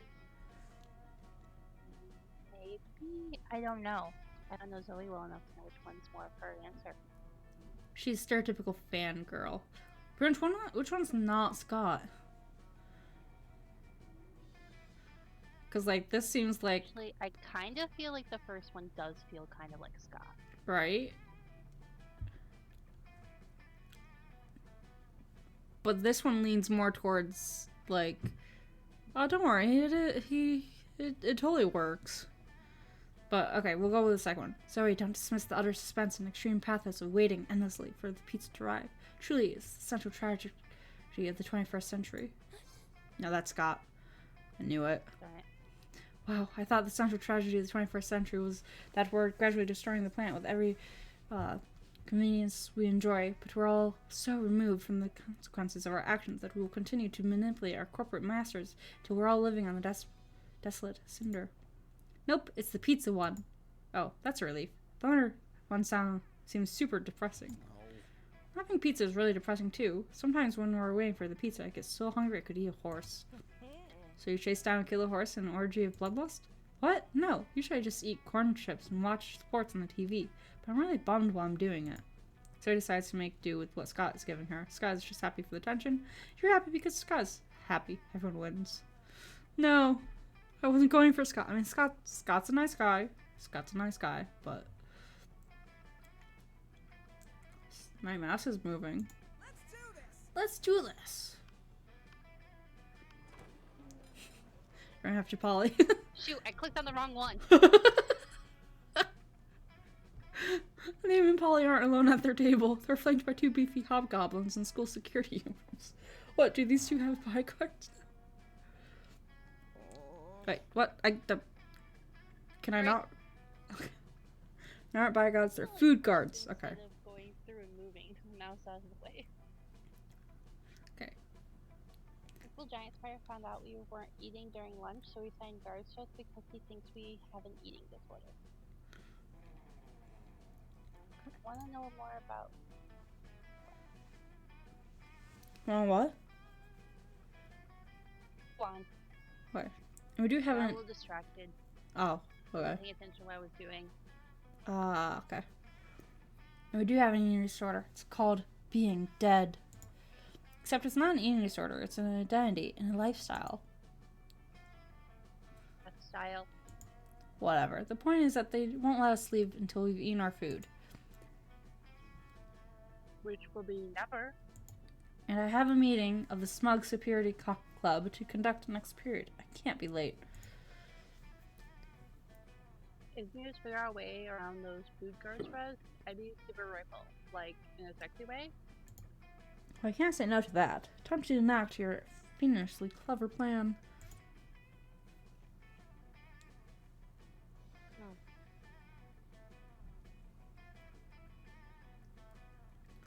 I mean, you did say that you were split between Damien and Polly.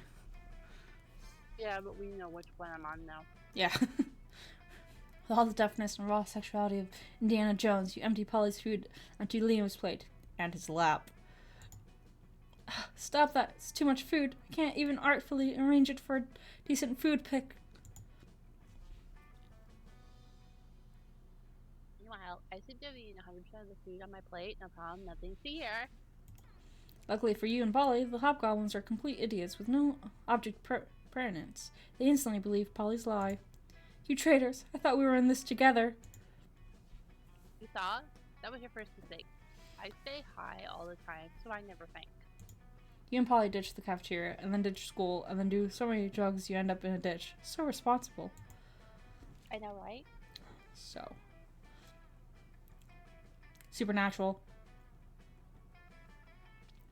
Oh, Lucifer. Lucifer? Okay. How cool would it be if they decided to make a new version of the TV show that includes a cartoon version of Yogi Bear as a recurring comic relief?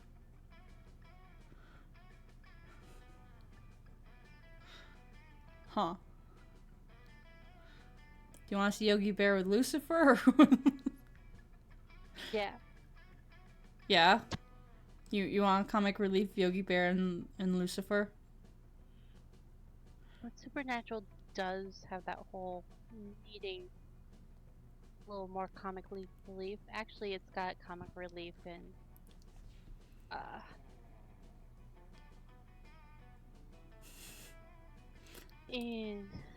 Welcome back from Mad Brink. Anyone who's on Mad Brink. Castiel's thing. So I don't know. Random. Sure. Randomize it is. Apparently be funnier to see Yogi Bear. Well, cooler to see Yogi Bear and Lucifer. According to the game. Dice cast. Do do do. Let's do this. Let's do this. I think I need some more boldness because I messed up a little bit with that one part.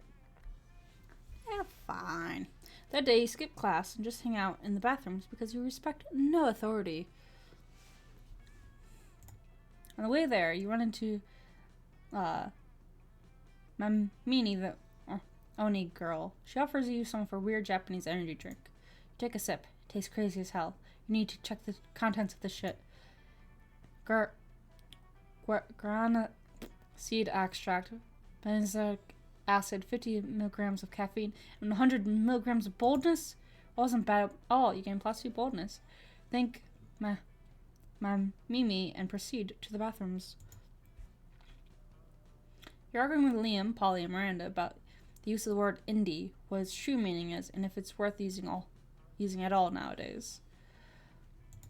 When you're suddenly distracted by a piercing anime scream, you go investigate and find Damien giving a kick-ass hairstyle to a new corpse. Where the hell is he getting all these corpses from? Making them. Probably. Ah! Whoa, this is Gorg Damien. Paulina's right. Why aren't you uploading these online and taking the internet by storm? It's suspicious. And the last time we talked to you about this, you got super mysterious and said, yeah, everyone. Which make us think there's a final twist to your shyness about your love for hairstylism and makeup. You don't give a fuck if you know. I don't give a fuck if you know I'm this fierce and fabulous, but I keep it a secret because I don't want my dad to know about this fixation on hairstylism, makeup, and the Boo Paul's drag race. Oh, your dads wouldn't want you to like drag? What? You're not backwards, Liam. I do some drag myself every now and then, and my dads couldn't care less if I want to be the king or the queen of hell. That's the thing. They want me to rule over our circle of hell. Oh, backstory.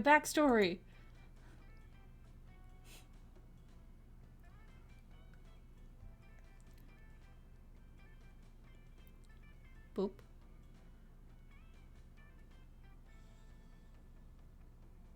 Dewey, you still there? I'm still here. Oh. Weren't you Did going? you not hear me talking? I couldn't hear you talking. Oh my goodness. You see, Eighth Circle has always been hotly contested by many Hell generals in a constant war for dominance.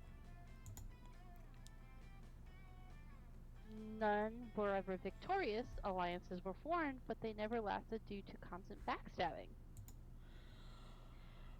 No one expected an alliance like my dad's, since they weren't just allied, but in love.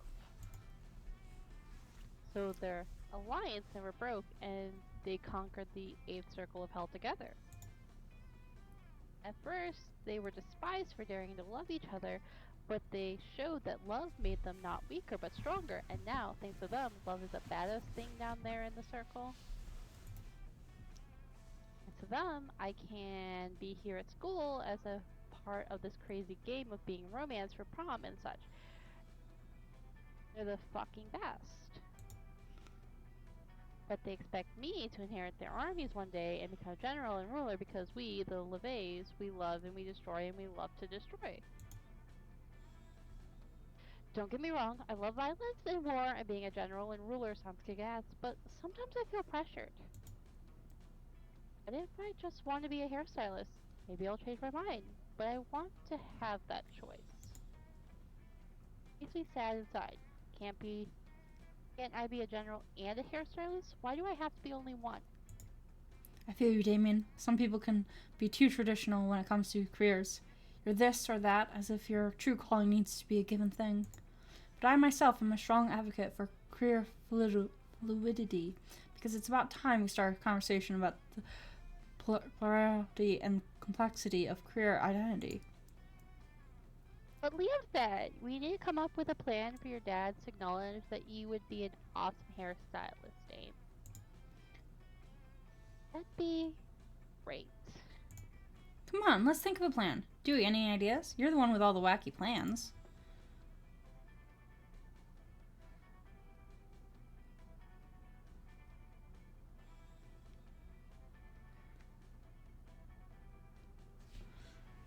So stealth makeover or change up your tools.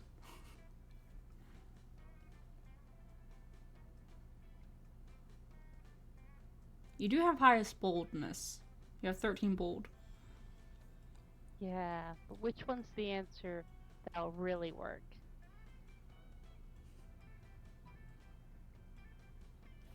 So bold. So crazy. So crazy, it might just work. I'll host a customary duel to death in the pits of fire. My dads love to see their little red boy eviscerating some warriors, showing the power of the LeFay family. It's the perfect opportunity. So all of you go that night to the pits of fire in the 8th Circle of Hell, where a duel to the death between Damien and some other demon has been scheduled. This is so cute! Look at all the corpses hanging on the walls. Such a tasteful display of power. Yeah, sure. I wonder if my corpse is hanging on some wall somewhere. Oh, that's a thought.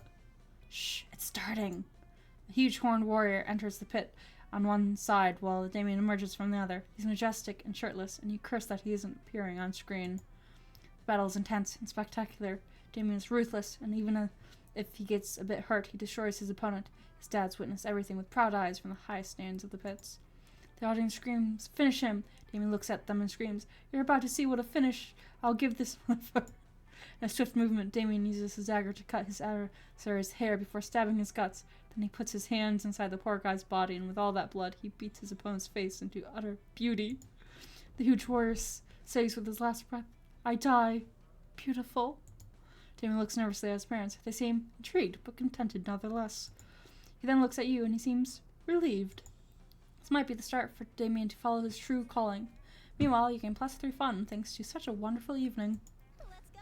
Let's go! I need boldness, but probably creativity. Yeah, let's go creativity. That day, while rehearsing for the class play, it's as though the muses themselves have decided to give you figurative effects. Your performance is intense and inspiring. It will be remembered for generations, which is pretty rad by high school play standards. You gain +2 creativity.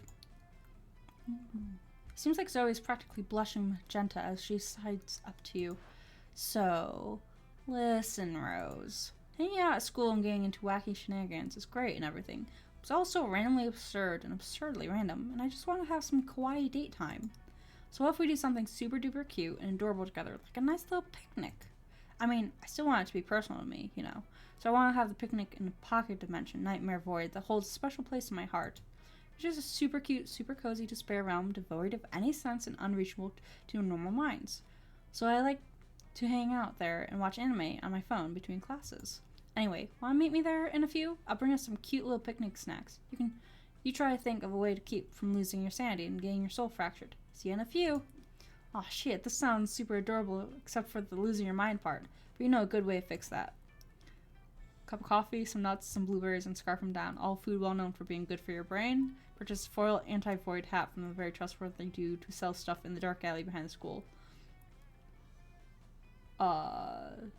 This would be smarts, probably, and then this would probably be money. I mean, I'm pretty even.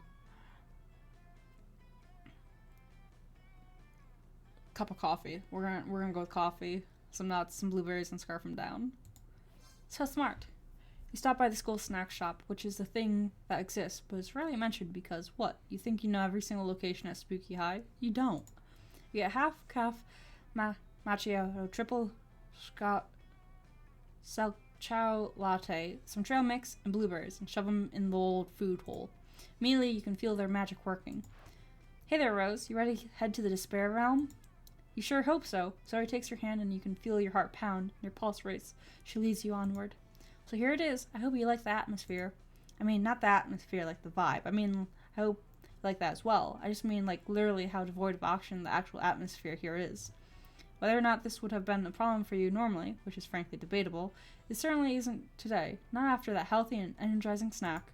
You always use a healthy snack to start the day off right and decimate obstacles from the geometry test to getting impaled with a spear, which are equally likely at this school.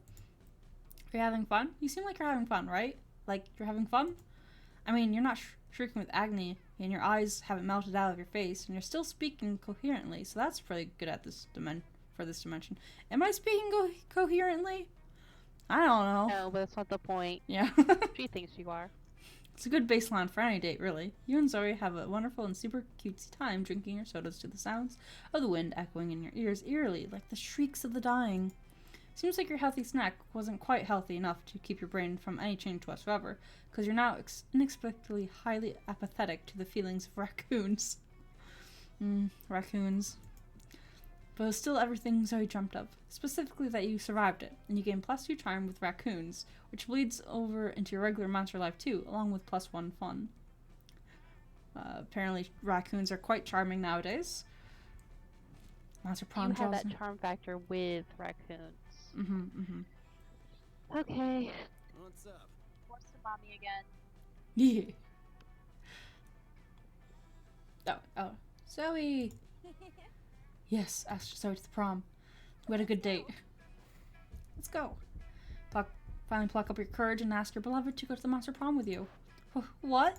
Spoiler alert, you rock. Prom together? I mean, yes, sure.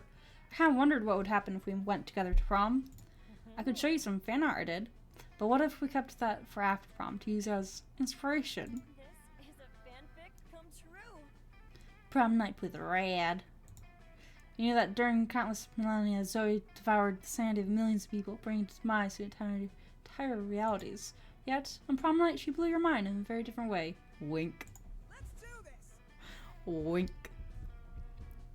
Hey, you. Hey, you. Oh. Was watching. Hey, you asked me to prom? Helped me so much these days. Hiding my true calling for my dad's was a heck of a burden. They're not 100 into it yet, but they seem to be doing their best to understand it. Feel so effing good. Thanks, really. Prom night is rad. Now, having freed himself from a secret, Damien is way more relaxed. You have a fucking great night.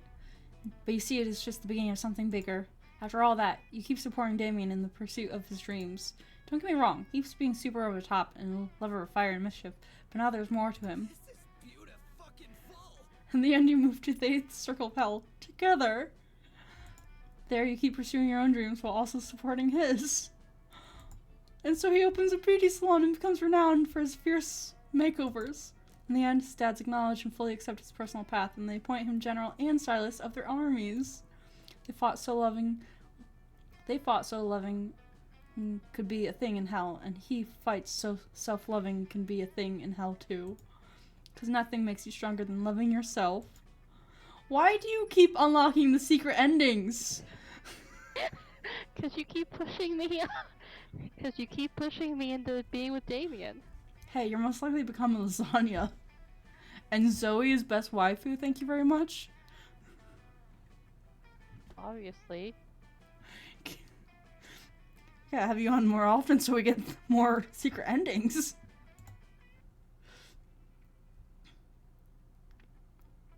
2 weeks were maybe the most epic and absurd week of our lives. After the monster prom, we kept living our lives, falling in love, battling with friendship, and learning about who we were and who we could be. You know what? Like it always does, life happens. And it was wonderful.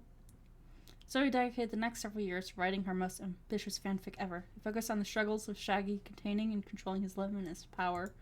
It delved into the psychological nuances of the mystery game, while also including crossovers with Kira, Flubber, and the unbearable lightness of being. I had it. Whatever. It was said to make I was literally saying it when you interrupted me. I know, I have speech impairment, it's fine. Said to mix Tolsky's mastery of prose and the juiciness of a very juicy Big Mac. It ended up entering the Western literacy canon. Damien led fire to the very end. Unfortunately, that wasn't a super legal affair, and he ended up in prison for arson. Fortunately, prison was flammable. Calculester uploaded his mind into the net, and finally became the internet. Now surfing the web is 200% nicer. For those 2 weeks, the Monster Prom seemed larger than life, and then it was gone, just like that. Battle for Monster Prom might have ended then, but there were plenty of battles left in that war called youth. But once again, we were young and unafraid, and we were ready to start.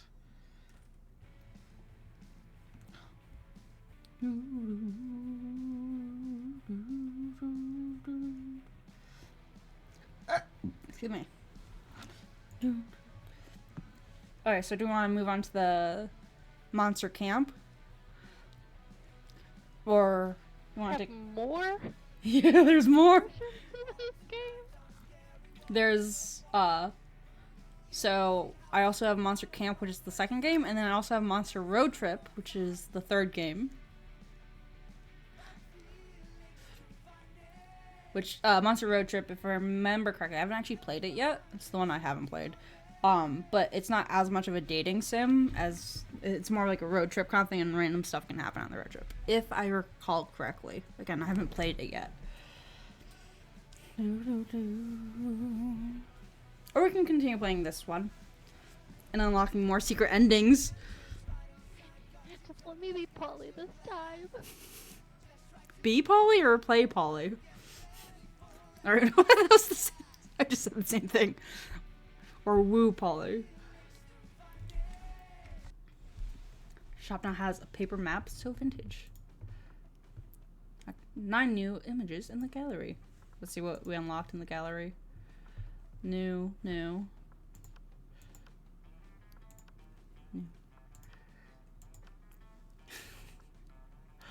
Love that. Just unlocking secret endings for me. Which one is new?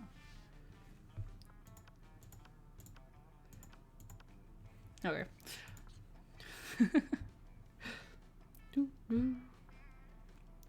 Okay, play. 2 player. Second term? So we have more options? Or first Whichever term? one you want to go for. Second term. Do you want to do a full game? Or do you still want to continue with the short games? Liking the short games. You like the short games? We'll continue with the short games. Okay, have we decided who's voicing what? Also, real quick. I'm just gonna let you voice everything this time. Oh, I'm voicing everything this time. Also, Why real not? quick. It makes things less confusing when we're like, oh yeah, we forgot that character existed. Who's gonna voice them? You just voice everyone. There we go. Sorry, I was catching up on Discord. Ocean is... Okay, putting that to the side. Okay. Ah, spooky high school. The sweetest years of our lives. Back then, we were young and unafraid. Sometimes reckless, sometimes brilliant, sometimes just stupid. But always willing to live life to the fullest. We were on a wild journey to discover who we really were. I will always be blue. I'm gonna be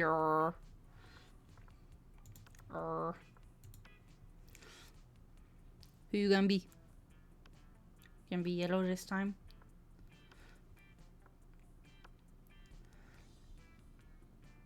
Ah, you're gonna be Blake. Hello, Blake. I'm Sure thing. We had yet to experience its ultimate challenge, the Monster Prom. Do you want me to just skip through this since we just went through this?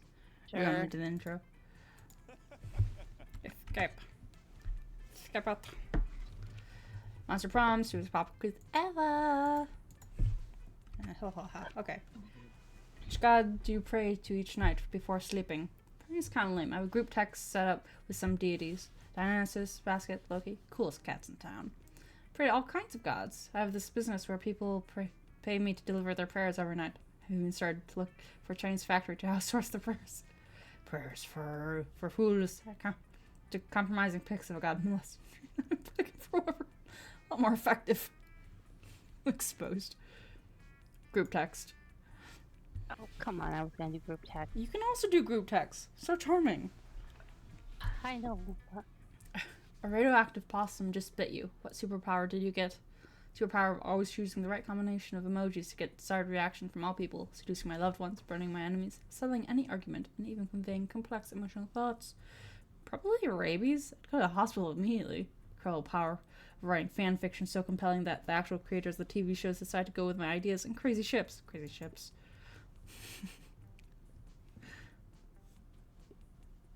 I'm still creative. You're so charming. Sexy step You of know, right? knowledge.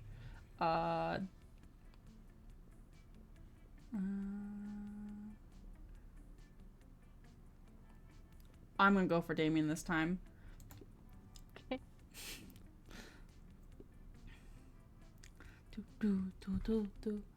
Deal breaker for a potential lover. Hates the outdoors, lacks manners, uses Internet Explorer, person mediocre, thinks Asuka is the best waifu, person lacks taste. Mediocre? I think would be for Damien. Mediocre.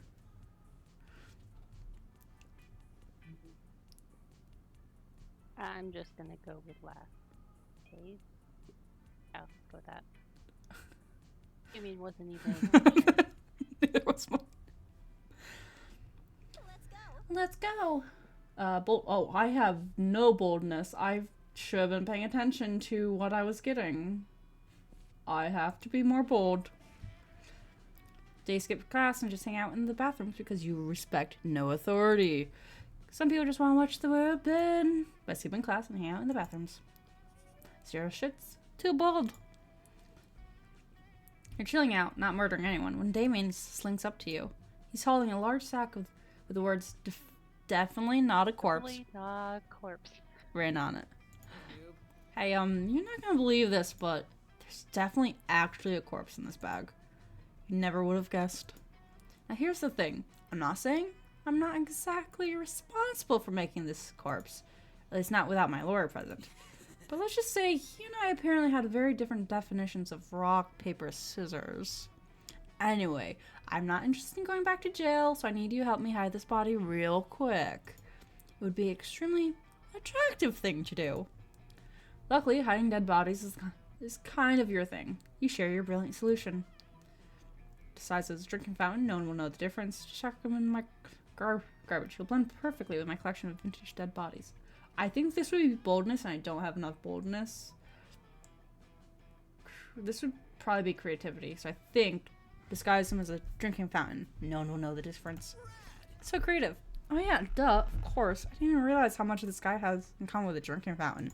Not alive, very heavy. Water faucet sticking out of his head. And this means I get to demolish our current water fountain. The stage just got so much better. And that's saying something, because I already murdered a guy. Damon's new water fountain is a huge hit amongst the school's vampire population. You're huge, Damien. +2 fun, +1 creativity. Alright. Your turn. Getting a little more comfortable. Mm-hmm.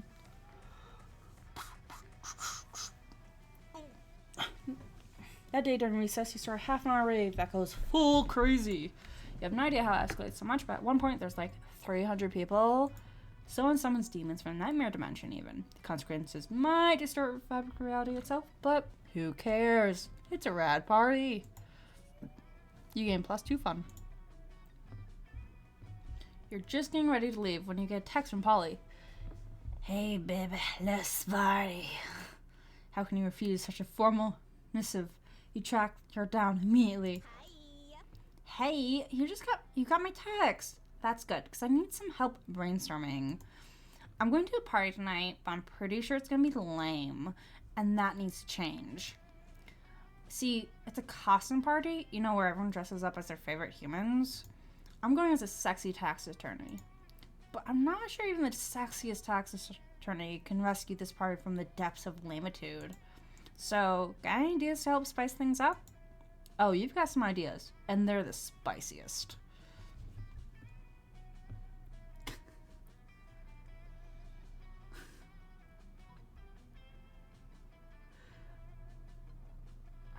That's probably charming. You do have decent charm. Yeah.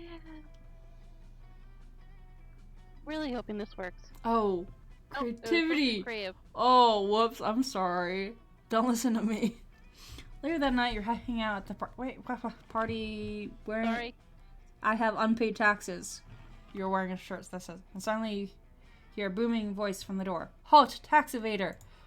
Turn around, expecting to see Polly with her sexy vest and pocket calculator. But it's actually Chris in a business suit from the Department of Monstrous Revenue. As you flee the scene, you see Polly about to put on lab coat and goggles. Hey, why are you running? Why are you wearing that shirt? Oh, did you think I was actually going to be a sexy tax attorney? I was super high when I said that. I'm actually just a sexy chemist. You're gonna need a regular chemist after the beating that that T-Rex gives you. You lose 2 money and 1 boldness. Phone.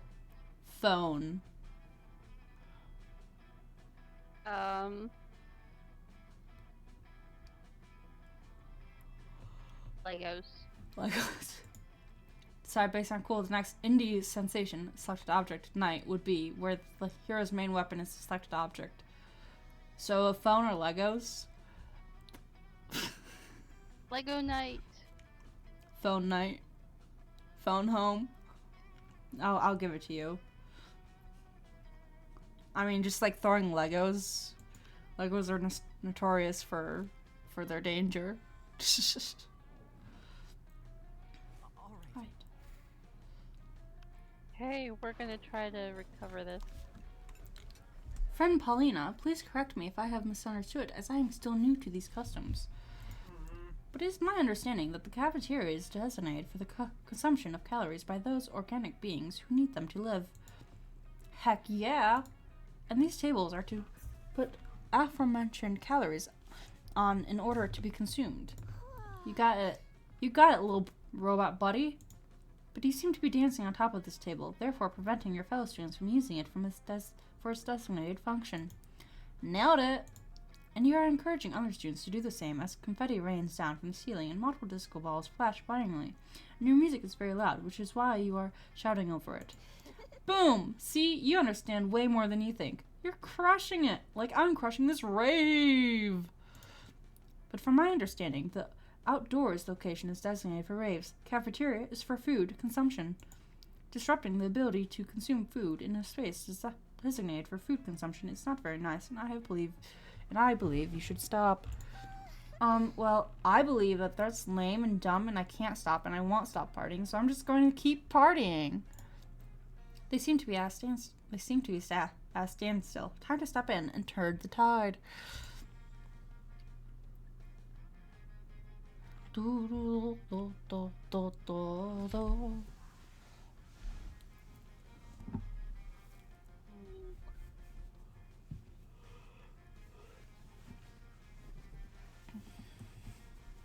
Don't have enough boldness for the right answer.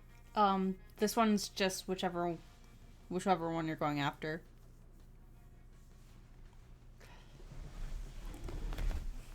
Cafeteria is just who are you going after? Guess who? Alright. Polly's rave is generating electricity? Duh. This rave got all the cafeteria lights turned on. That's why they call it, wait for it, lit.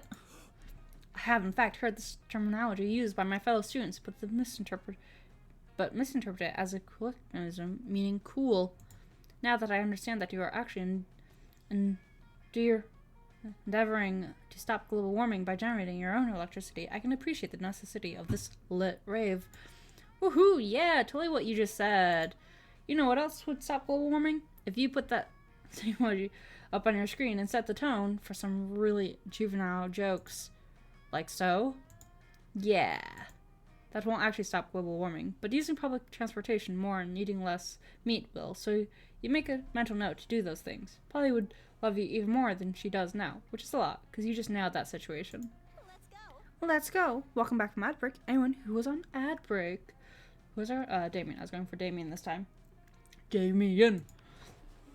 No sooner have you sat down at Damien and Miranda's table than a haunting melody fills the air.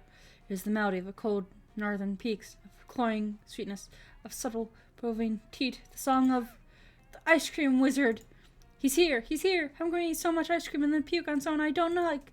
Oh goodness, the ice cream wizard only comes but once per solstice, during the hour of the scented pancake.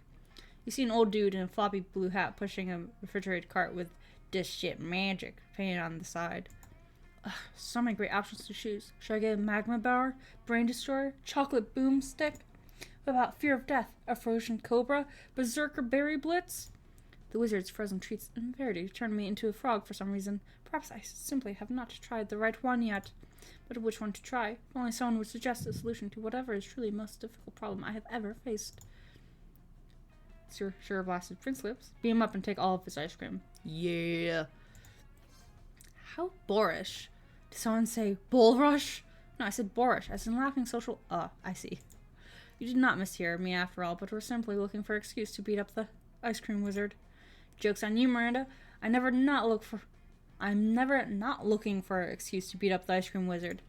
Look at all this ice cream I got. This one lets you breathe underwater, and this one licks you. You burgad. You thief. I got to eat some sugar blasted Prince Lips. My reservations suddenly seem to have vanished. Good, because I want to try this popsicle. The stick is supposed to reveal how I'm going to die. Huh. Who knew my death would involve so many bottlenose dolphins? To celebrate the ice cream heist, Damien takes you to the beach and doesn't even try to drown you. Everybody chooses something cool. I'm gonna stick with my ice. Actually, ice cream. I go with ice cream. And I'm going with sick tunes. Some sick tunes.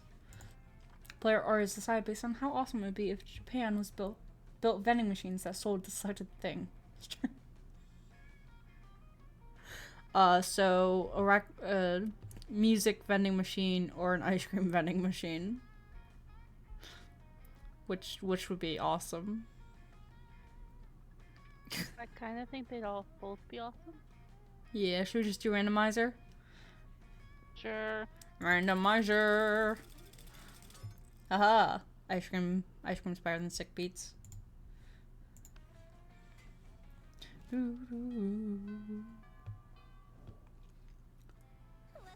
Let's go. I need all the boldness. Oh wait, no, the shop is in the bold. What else do I need? Probably fun. That day during recess, you saw a half-hour rave that goes full crazy. At one point, Juan, the small magical Latino, slips on a banana peel. You start to laugh at him, asks you to stop, but you don't. You laugh so hard at him that you somehow steal +2 fun from him. Hooray! The moment that ends, the sound of masculine energy, if it had a sound, fills the air. Come at me, four-legged fuckwads. Look, bro, just stop hanging with our cousin Scott, and we won't beat you up, okay? Scott, it's all cool, dude. No, it's not all cool. I'm gonna hang out with that dumb mutt whenever I feel like it. Kinda because I like him, mostly because you can't control me. Scott's a wolf. He belongs with the wolf pack. What do you have that we don't? Muscles? We got those. Sharp teeth? We got those. Independent thought, maybe? That's it, Fireboy. We're sending you straight to hell. I mean, fine? Bring it. Uh-oh, Damien's not exactly helpless, but this is 4 against 1. Get in there and help the demon out. Rap battle, or he is a werewolf?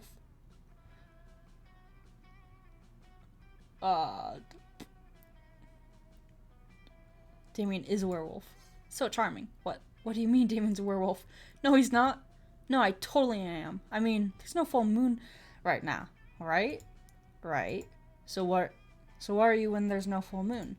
Not wolves? Right. If someone was a wolf when there's no full moon, he'd be just a regular wolf.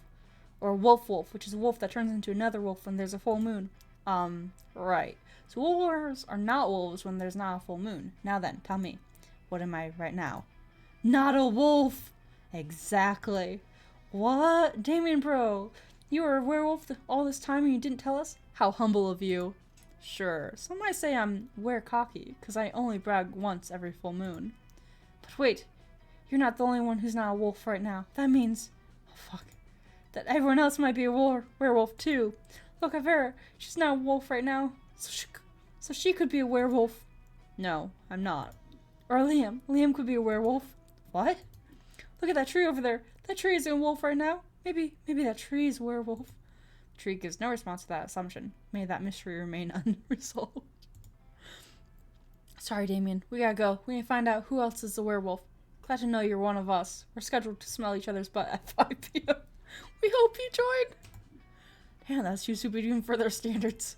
Those dumb mutts will probably figure it out eventually. But until then, I owe you one. You hope that one is one prom date. You gain +2 fun and +1 boldness. Oh, alright. You took my fun. I'm sorry. Creativity and money. Oh. Pretty much everything. We're gonna try for creativity though. Ho ho ho. That day, while rehearsing for the class play, it's as though the muses themselves have decided to give you a blowjob. Your performance is intense and inspiring. It will be remembered for generations, which is pretty rad by high school play standards. You gain +2 creativity. You're hanging out with Polly afterwards, and she's about to show you her latest dumb tattoo, when suddenly... Greetings, my love. Never fear, my lady. I will save you from this vicious cretin. Ugh, it's the interdimensional prince, and he's apparently here to block your metaphorical cock. Whoa, you're so sparkly. Are those tearaway pants? Sadly, they are not, my queen. My fashion sense does not operate on the same ethereal plane as your own. Well, I am persistently on fleek. I died on fleek, and so I am cursed to roam the earth forever, eternally on fleek. It is the exact on fleekness which I seek, for you see, madam, I am in need of a fashionista such as yourself to plan the ultimate wedding. Ours. Ours? This could be bad. You know Polly's not above getting married as a one-off joke. You gotta stop this madness. Marry the prince yourself. I don't have the boldness to do that. To marry the prince yourself? It feels like it's a thing that's going to be a boldness thing, and my boldness is down the drain. Yeah, I mean, it could also be charm. Am I risking it? I don't know, it's up to you. So fun. You steal the sex lasers from your school's highly controversial physics lab and get the party started. Great turbulence of Gorlaxia. I did not know you had such sick parties in this dimension. It's party time. Yeah, boy, this school is nationally ranked in the field of particle physics. I don't know what kind of snooty stories you've got over there in this news dimension, but here at Spooky High School, we have sucked with coherent light. I am truly humbled by the heartiness of your party. I shall return to my dimension and lament the fact that this total party is wasteland. You don't even notice the prince leaving because you're too busy humping a laser. You gain +2 boldness and +1 fun. Okay then. That weekend, something happened to you. All right. You're practicing your moves against the invisible ninjas who are totally real and totally after you when you spy a much visible threat. Yo, fuckhammer, I need your advice about something. Am I gonna get shot? Do you know what the most powerful force on Earth is? Stronger than anvils or swords or my 9-pack abs? It's love, and I think I might just be in it. With your buddy, RR. I'm sure, love is already hardcore just because the feelings are so strong and that's badass, but the love will be doubly as strong and badass if it turns out the RR is as hardcore as I think she is. Of course, there's really only one way to judge a person's true soul. You know her very well. Do you know what her inner murder weapon would be? Duh, of course you do. By which you mean you're happy to totally make it up on the spot.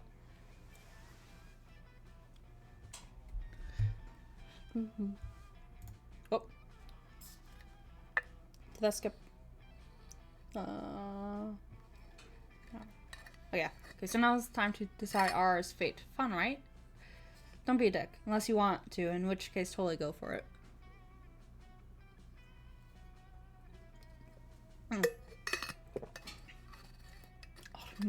More cause of death word ones. Electric chair. Standard government regulated death.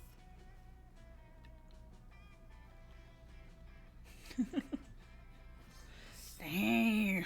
There you go. Uh-huh. As you desired. I wouldn't have even thought of that. If major cardiovascular diseases were a knife, they would be the sharpest and deadliest knife ever. If they were a sword, they would be 2 katanas. If they were a gun, they would be an atomic bomb.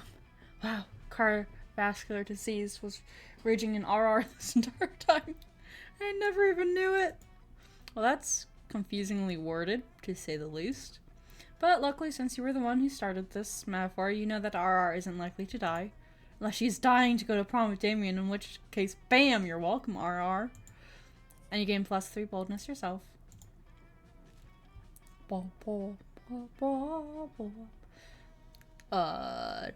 Has-been Hotel. Husband Hotel. I said it first, I think. I don't know that. Okay, fine. Neither of us can pick that one then. Okay. Hell of a boss. No fun. I'm gonna have to go Doctor Who. Okay, that's fun. Based on how plausible it would be for this show to be a secret plan by anti-vaxxers to convince the general audience that vaccines are a bad thing. The worst part is I could see it for either one. I'm gonna go with Doctor Who. I'll go. Wait, what? I was gonna say, but I think yours might be more of an anti-vaxxer. I didn't think people that vaccines are bad. I mean, it is a show about. I mean, there is a lot of shooting. Uh-huh. Shots. There's a lot of shots.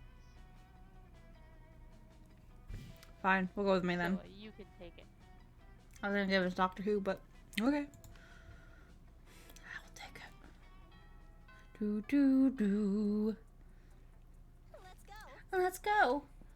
I need boldness because I'm not bold. That day you skip class and just hang out in the bathrooms because you respect no authority. You tell yourself in the mirror that you're so bold you would kill a tiny big-eyed turtle with your bare hands. That monstrous act would instantly give you +500 boldness. But come on, you're just talking to yourself in the mirror. What's the merit in that? You know what? You can keep +2 boldness anyway for saying that to yourself out loud. You're doing your thing when a wild Damien suddenly appears. Hey you look like you have nothing better to do. I need a mount for the prom because walking is for losers. And also because I lost my driver's license after I drove my motorcycle through another Sunday school picnic. But I won't take just any lame-ass mount. I need the best creature in hell. So let's brainstorm. If you don't give me an answer in the next 10 seconds, I'm putting a bit in your mouth and riding you. 15-nosed creature at your house that spits bile and eats corpses. This creativity, maybe? I don't know which one's which. I'm going to this 15-nosed creature at your house that spits bile and eats corpses. So creative. Oh, you mean the cradle of filth? That's not a creature. It's what we used to replace our swimming pool. Though I could put it on wheels and arrive on it. Of course, I'll have to inform the superintendent not to bring anything flammable. Or no, wait, everything flammable. Make a mental note to bring a gas mask to prom. The fact that you're going despite the danger means you gain +3 boldness. Alright. Let's try for some more fun because my fun isn't high enough yet. That day during recess, you start a half-hour rave that goes full crazy. You're casually chatting with Juan, the small magical Latino cat. You start telling him the hilarious story of what happened last summer at Monster Camp. You know which one. The one involving the beehive, the blow-up doll with the president, the penguin mask, and the mystery of the Goblin King. Sadly, lots of people start joining you to hear... slowly, not sadly. Slowly, lots of people start joining you to hear the story. By the time you say where the Goblin King was, 100 people or so burst into hysterical laughter. You turn on a mobile app that captures all the laughter and turns it into +2 fun. You notice Polly and Scott on the lawn doing something? Polly is chewing determinedly on a hula hoop while Scott slowly covers himself in sunglasses. Despite your better judgment, you ask what they're doing. Yoga, bro. What does it look like?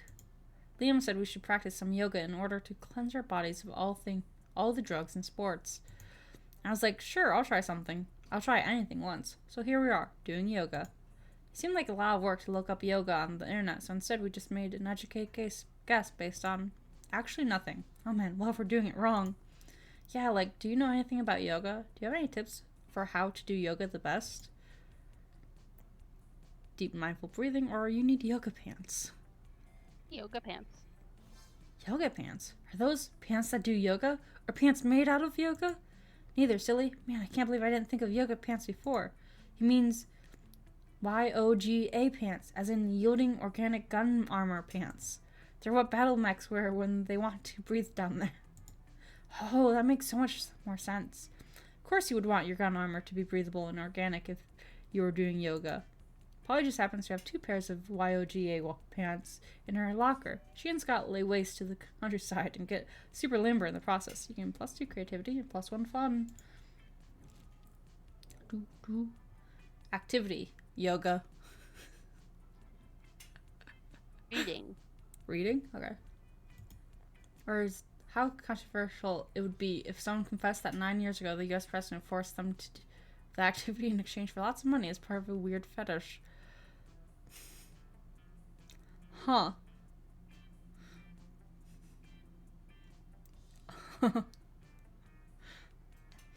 What do you think?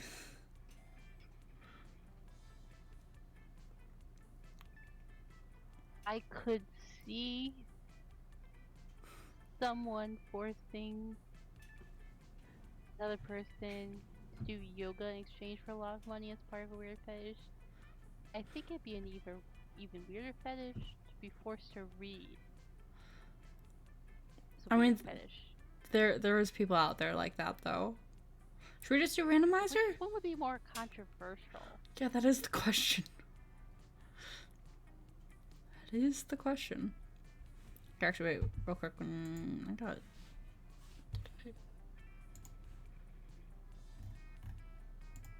Oh, sorry. I saw. Damn. I will look at that later. Never mind. Oh. Okay.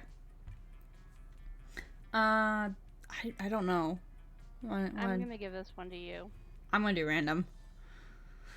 Random. More controversial to read. To read for money. To read for money. All right. No. Why did I give it? Listen, Blake, you can totally sit with us. I just hope you didn't bring a gun to a bazooka fight.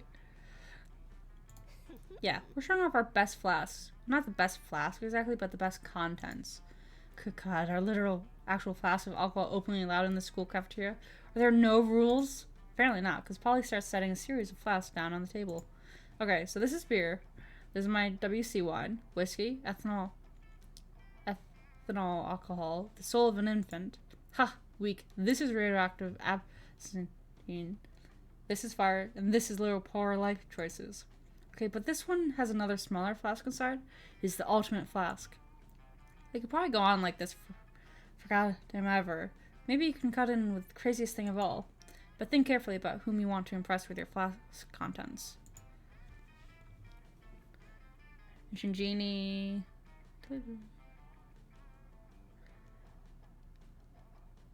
Ultra whiskey.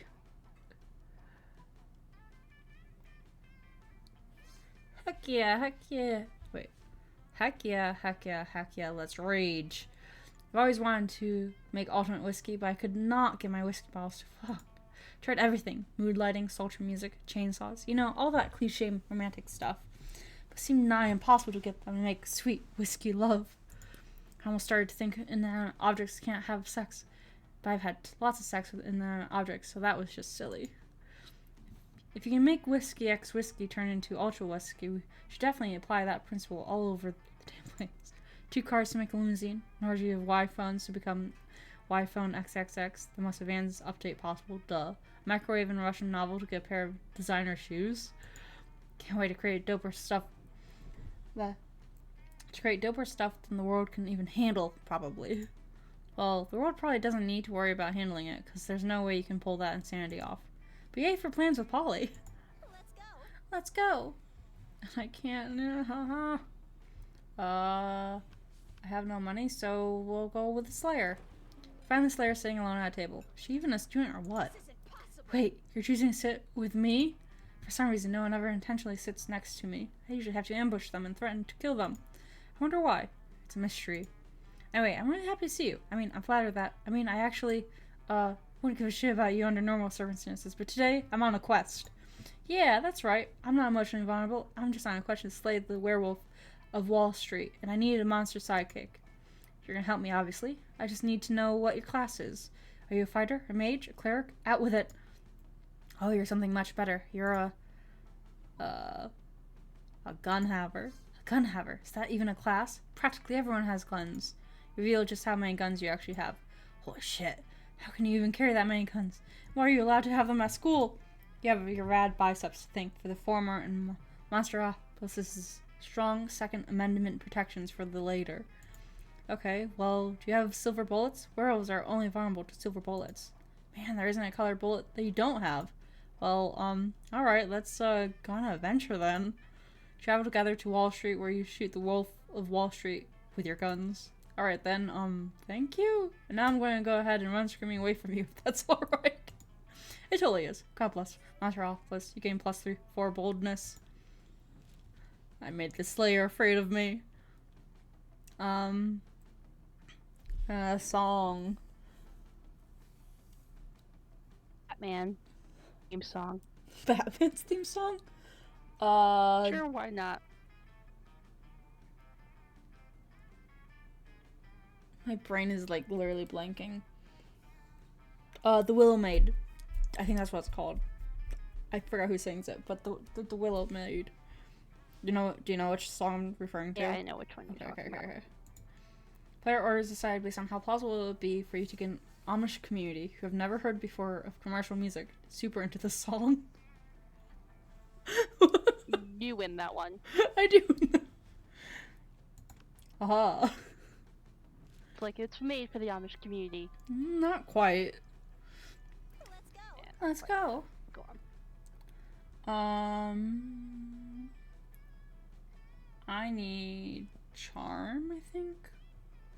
Because I'm not going for money, so charm.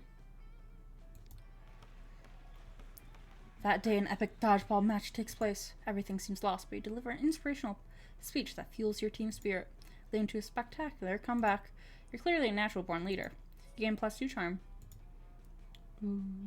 It's later when you're minding your own business, and definitely not doodling pictures of Damien in your notebook. When you see Damien making his way over to you, at which point you definitely do not need to hide your drawings. Yo, so here's the thing. You know how I think most people are pretty much 100% awful fuck doors? I actually think you're only 70% awful F-door tops. In fact, I actually think you're kind of rad. I've been meaning to get a new tattoo, since nothing's as rad as intentionally sticking needles into yourself to create a permanent image on your skin for fucking ever. I thought maybe we could get matching tattoos. If you can come up with something rad for us. OMG, it's your chance to once and for all convince Damien of how awesome you are. Don't fuck this up. It's time to suggest the baddest, raddest, maddest tattoo of all time, which is on fire, pentagram of pentagrams, and those pentagrams are mad of guns that shoot pentagrams, and the pentagrams are on fire, and the fire is on fire. A sea cucumber. So bold. Oh my. That's the most metal thing I've ever heard. I made a good choice with you. Maybe the pentagrams that are pentagrams could be made of pentagrams that are pentagrams. And the fire can be sentient, and the pentagrams can hate their deadbeat uncle. And the guns end up on TV because they won't eat their vegetables, and maybe the pentagrams are also ex-convicts. These will be the raddest tattoos ever. Let's go get them right now and have them on both of our bodies together forever. What? You're about to get badass matching tattoos with Damien? This is the raddest, coolest, dopest, most lit thing to ever happened, and now you'll be tied together for eternity. You gain the sickest tattoo of all time, as well as +2 boldness and +1 charm. Alright. What? Yeah. That day More during... money. Yeah. Yeah. That fun even more. Yeah. That day during recess, you start a half-hour rave that goes full crazy. It's about Juan, the small magical Latino cat, who seems a bit sad. He explains to you that he's worried people are so used to calling him Juan, the small magical Latino cat, that not everyone defines him only by his size, magicality, ethnicity, and ethnicity, and species. He's more than that. You correct him. You don't see him in such simplistic terms and convenient definitions.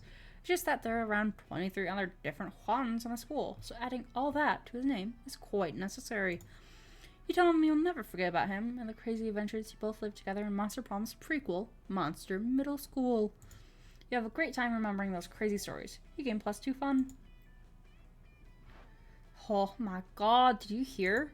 They finally invented a tattoo gun that works on ghosts. Hey, you're also gonna get magic tattoos. I'm totally gonna go get one as soon as school lets out. Oh shit, we should definitely get magic tattoos. You wanna? Hey, we're doing double date. If you get this, we're doing double date to get tattoos. Of course you do. What are you, responsible? The important question is, what kind of tattoo do you want to get?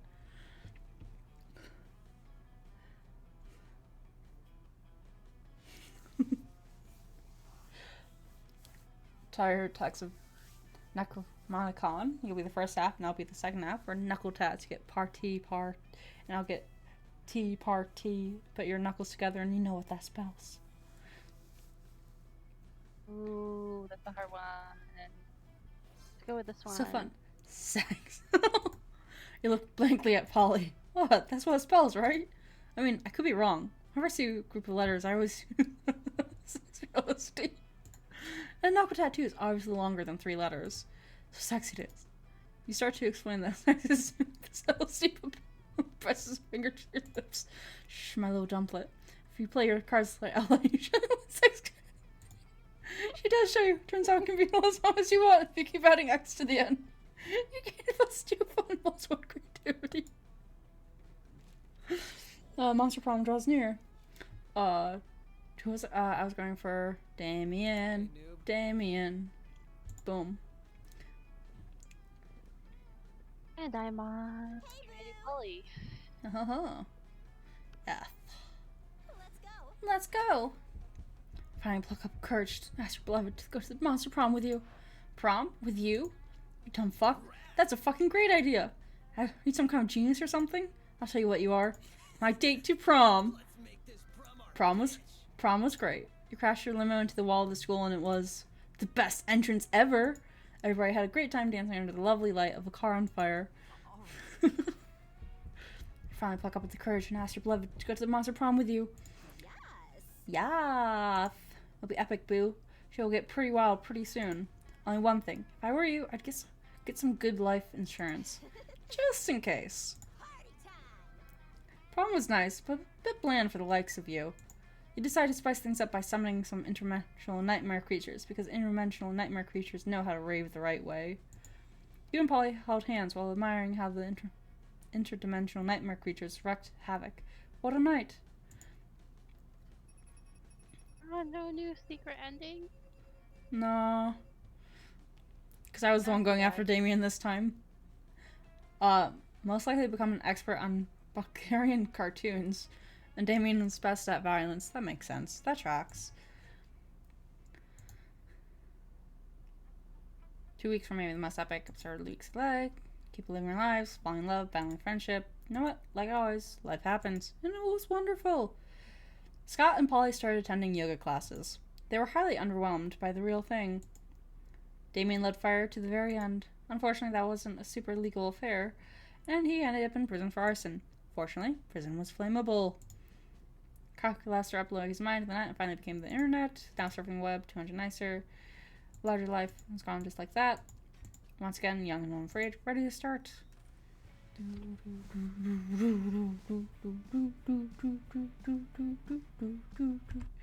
Boom.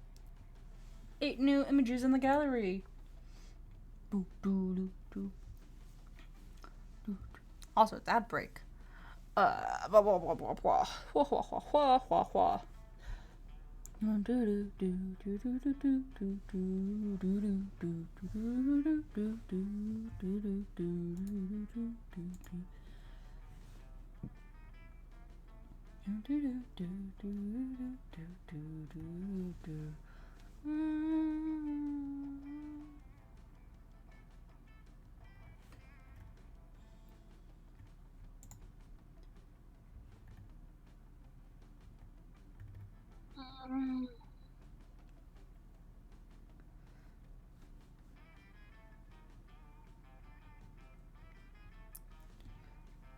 from break, by the way. Oh, yes. Welcome back from break, everyone. Sorry, I got distracted, because announcements just dropped during the last, What? Yeah, I haven't clicked on it, but I saw that they dropped. And, that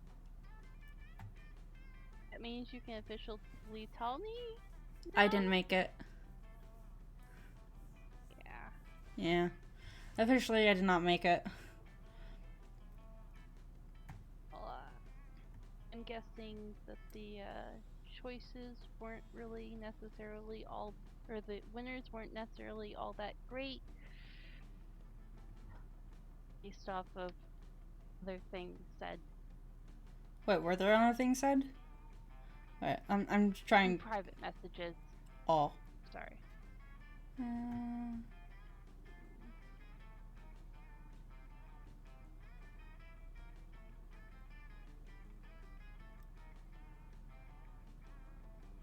See if it'll let me look at it without.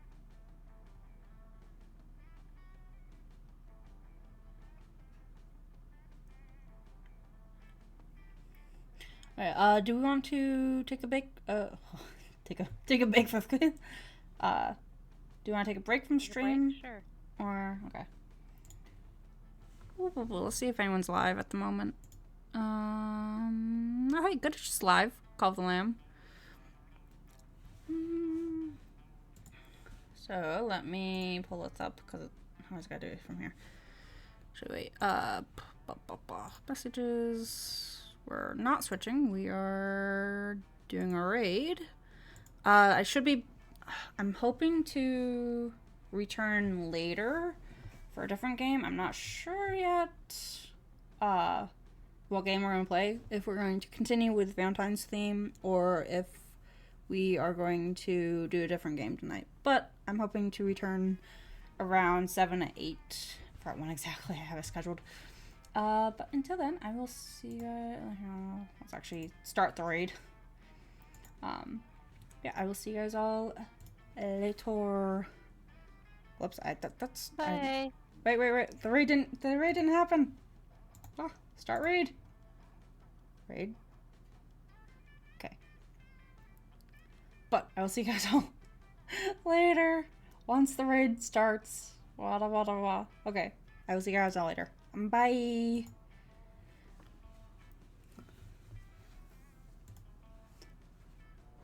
Alright, raid went through. Yeah. Oh, I forgot Bye. to